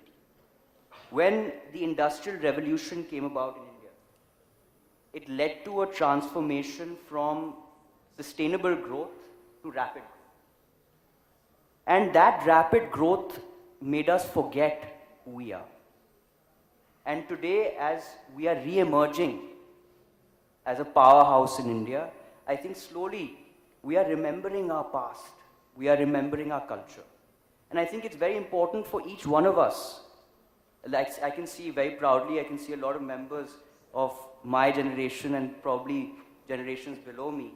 I think we should reach back to our past and try and inculcate those values in our daily lives, because sustainability isn't only about the environment. In my view, sustainability is how you lead your daily life. It is involved everywhere. It is involved in the kitchen. I'm a big fan of cooking. So it's involved in the kitchen. It's involved in where you get your vegetables from. It's involved in how you store your food. It's involved in where you get your masalas from. It's involved in what packaging you get your masalas from. It's involved everywhere. So sustainability is a way of life. It's not just environment. It's not just business. It's not just culture.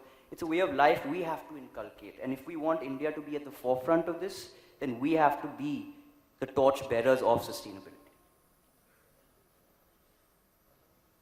Now, I'd like to touch upon also,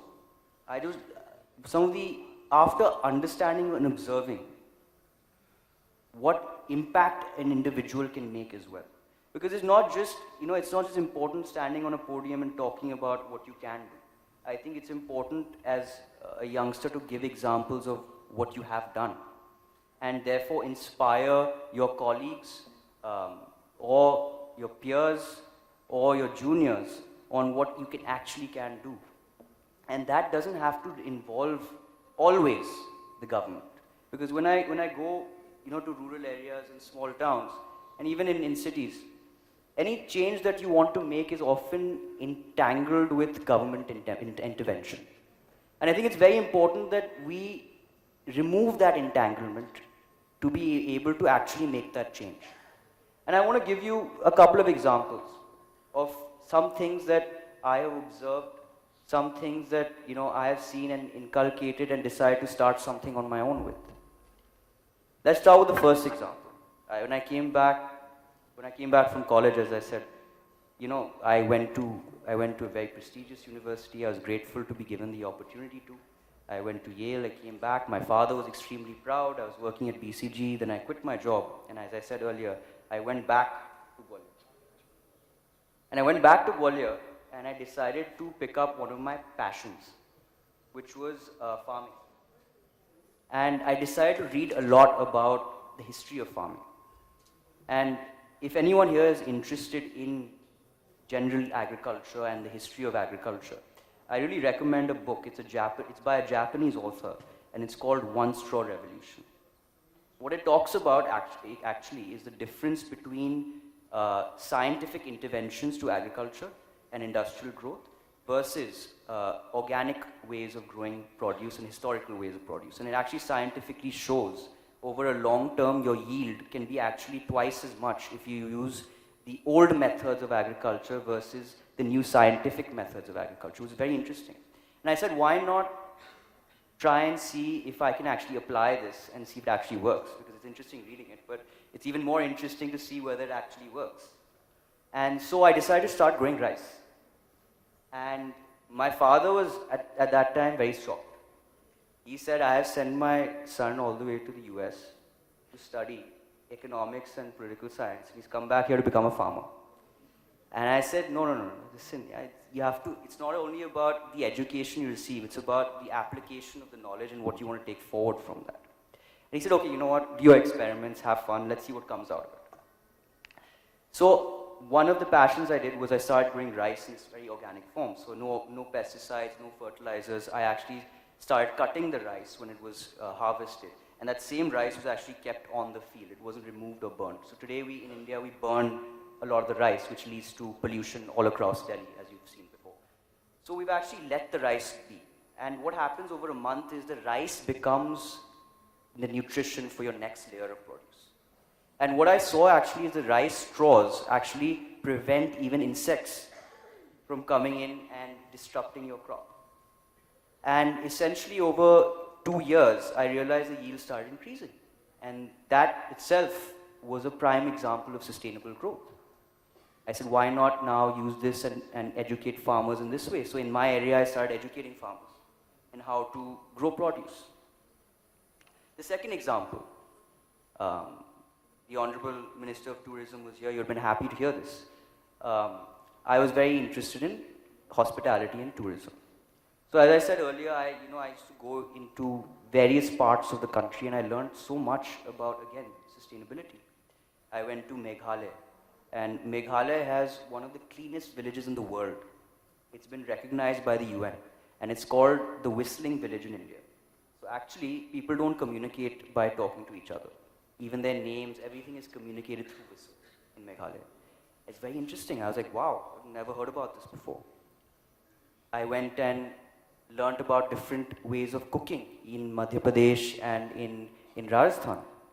And I said, oh, this is very interesting. The dishes, how they were produced there. Even the cutlery and the crockery, everything was produced there, all organic. And I said, why not create a platform where today in the world, everyone wants experiences. Now it's not about just going to a great hotel, going to a Taj and saying, oh, I stayed at the Taj. No. Today it's all about authentic experiences. And sustainability is a huge part of authentic experiences. If you are able to combine sustainability with tourism and provide it as an opportunity for someone from abroad to actually experience that in India, people go crazy. And you could be earning in dollars. You could be creating more jobs in India through that platform. So I decided to create this platform called Pravas. And it's an application, it's a very simple application that aims to become the Airbnb of experiences for India. And what we aim to do is we aim to kind of find these local experience curators and enable them to put their experience on our platform. And through AI, then a customer can create an itinerary and discover experiences that you would never even have thought of. if you can go to a market and make your own dishes. You can go and learn how to make textile organically. You can go through the villages and learn about Indian farming techniques. These are all areas where people are interested to learn about, especially foreigners, but they haven't had access to it because they don't know where to get it. So there's another way of connecting sustainability not only to promote Indian growth, but also to provide jobs, which is another area of concern in India today. The third example that I'd like to talk about is a startup that I initiated about 3 years ago, and it's called My Mandi. And the objective of this startup initially, when you're starting a startup, it goes through various cycles of changes and pivoting, etc.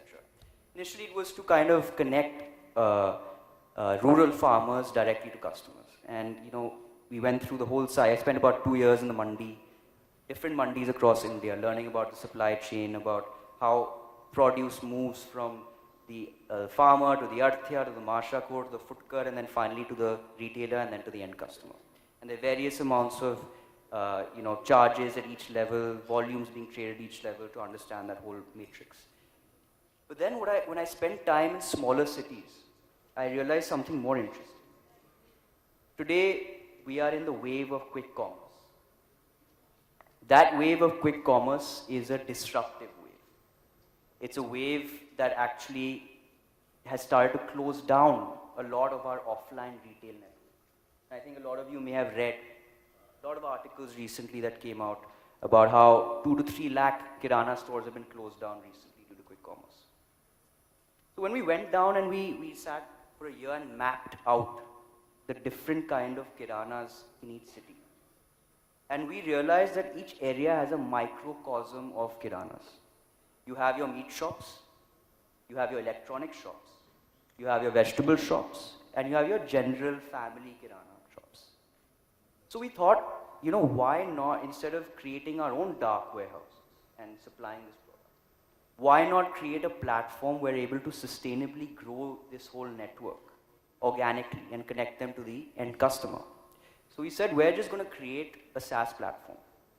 It's a Shopify kind of a SaaS platform, whereby each kirana, each electronic store, each household store, each meat shop can open his own shop online.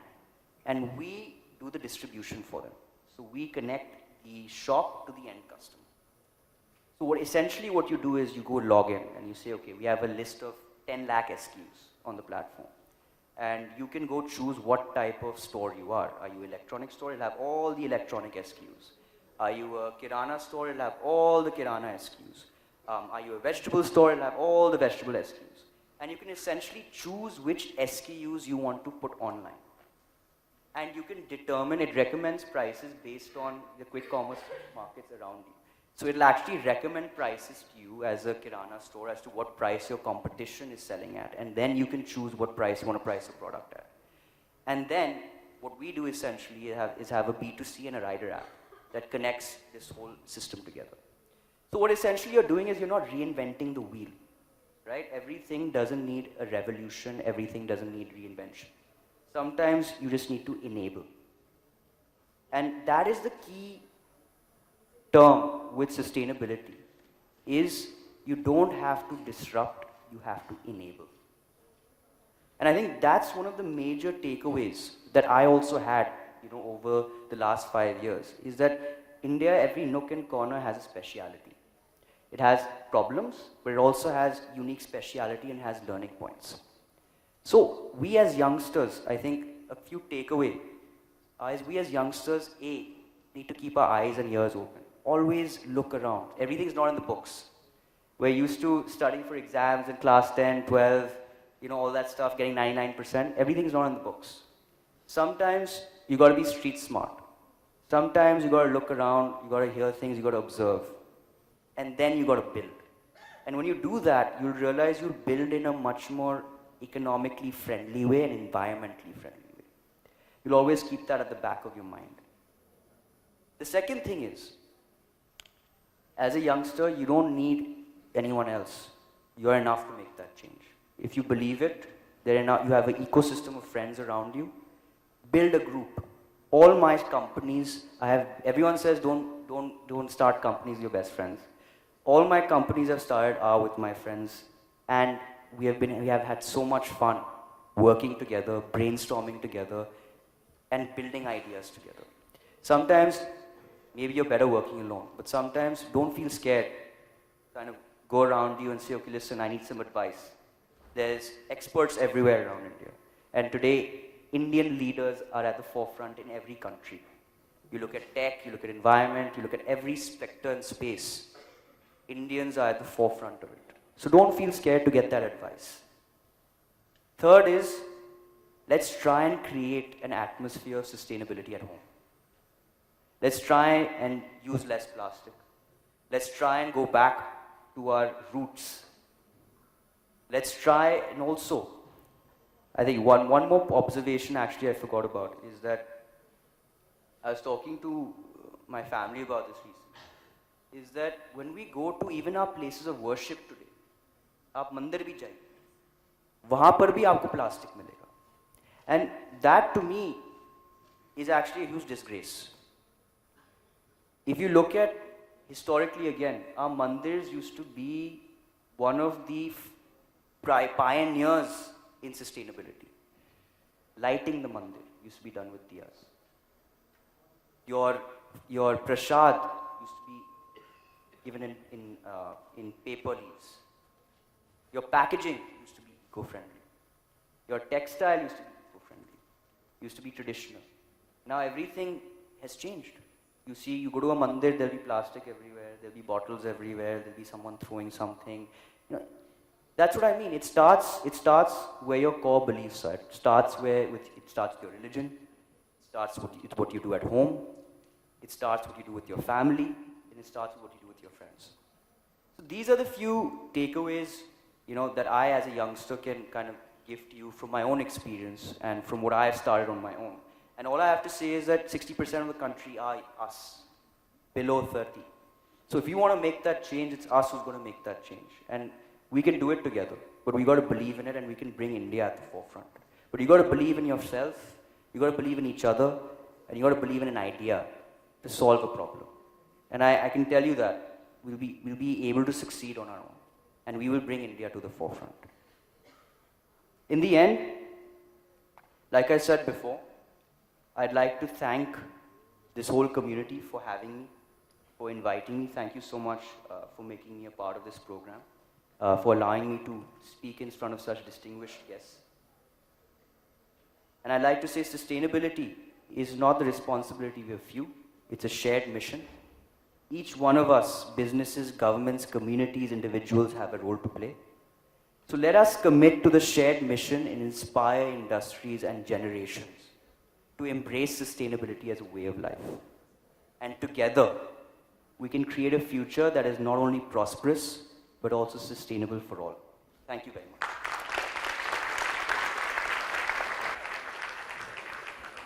Thank you so much again. Extremely relevant and future-forward thoughts, ladies and gentlemen. One more round of applause. Let's hear it one more time from Mr. Mahan Aryaman Rao Sandhya. Thank you again for reiterating the fact when we talk about sustainability and how it is indeed the way of life. That being said, if I may humbly request Mr. Sanjay Mariwala to also present a token of gratitude to Mr. Mahan Aryaman Rao Sandhya for his valuable presence with us, for sharing with us his experiences, and for also sharing with us his initiatives. So I request Mr. Mariwala to please do the honors.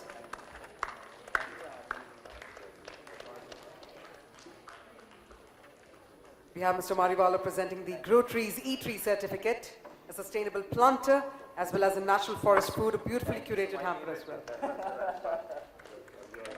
Now I'd like to please invite Vidhi Doshi, founder Yavi Communications, and chairperson IMC Young Leaders Forum, to also propose the vote of thanks for this phenomenal conclave. Thank you. As chairperson of IMC YLF, it's my privilege to present a vote of thanks. Ananta the Conclave is a collaboration, and we have a huge initiative here. The Ananta Conclave is a celebration of sustainability, innovation, leaders and change makers who are making a difference towards a conscious way of living. First and foremost, I extend my heartfelt gratitude to our esteemed chief guest, Shri Gajendra Singh Shekhawat ji, also our guests of honor, Dr. Shrikanta Panigiri, and also Mahan Aryaman Rao Sindhya. Thank you so very much. Your presence and insights here have set the stage for actionable change and progress. I would like to thank all the dignitaries, inspirational speakers, and fabulous moderators. Your valuable perspectives have underscored the critical importance of sustainable growth across diverse industries, leaving us with a wealth of insights. All of you are icons and role models for an entire generation of entrepreneurs and students. We are grateful for your insights, guidance, vision, and advice. Thank you. Thank yous to our platinum sponsor Bajaj Beyond, our silver sponsor Motilal Oswal Mutual Fund, Maharashtra Industrial Development Corporation, Bharat Clean Rivers Foundation, Michelle USA. Logo support MK Sanghi Group, Revivify, Ashish Group, and Godavari Biorefineries. Creative partner Drashti Shroff, music partner Sound Society, media partner ET Manufacturing, sustainable partner Grow Trees, support partner Legal Aid Foundation, social media partner Prague India. Special thanks to Mr. Tanil Kilachan, Mr. Dinesh Joshi, Ms. Reena Devra, Mr. Hari, Ms. Shobha from Midnight Media Solutions, Ms. Kavya, Mr. Vik Khatwani, Ms. Sheetal Chuglani, Ms. Menka Kalro, Mr. Prabhu Guthi, Ms. Dimple Mehra, Ms. Nikki Hingat, Mr. Amit Prabhu, Ms. Satvika Modi, Ms. Khyati, Ms. Tanushri Sharma, Ms. Piyusha Patwardhan, Ms. Kaniksha Mahadevya, Mr. Vipul Gajeria, Ms. Priya Sachdeva, and Mr. Meera Shah. We would like to thank our college partners and fabulous students across prestigious colleges who participated in the conclave today. I would like to conclude by thanking with the deepest gratitude for their support. Thank you, Mr. Samir Sumaya ji. Thank you so very much for being an inspiration for Ananta. Mr. Sanjay Mariwala. Thank you, sir. Ms. Sunita Ramnathkar. Thank you, ma'am. Mr. Ajit Mangrulkar. Mr. Sanjay Mehta. Special thanks to Sheetal Kalro, Atit Sangvi, Jyotsna Sanghi, Apurva Chaturvedi, my co-chairs at the IMC Young Leaders Forum. Also thank you to Team IMC, Shravanti, Meryl, Amrita Bhantik, Jayashree, Anish Selby, Mithila, Zareen, Kishore, and Prachi, our Delhi team, our venue team, our ground team, and the entire secretariat. India's youth is our most valuable, amazing, and talented, hardworking asset. The world looks at India to lead the next level of global growth. Bharat and its youth continue to inspire and lead. Thank you all once again for attending the Youth Conclave, and we hope to have made a very, very small footprint in empowering the youth towards a more conscious way of life. Jai Hind. Thank you very much indeed, Vidhi. And ladies and gentlemen, on that note, if I could request all our dignitaries to please step forward for a group photograph. If I could request you all to please join our dignitaries.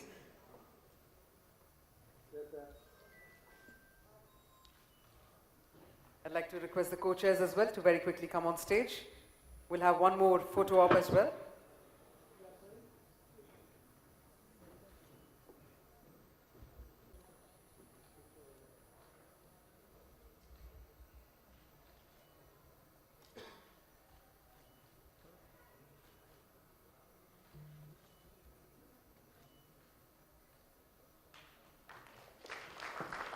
Thank you very much to all of our dignitaries. And with that, while we do conclude the valedictory session, I do have an important announcement for all of you.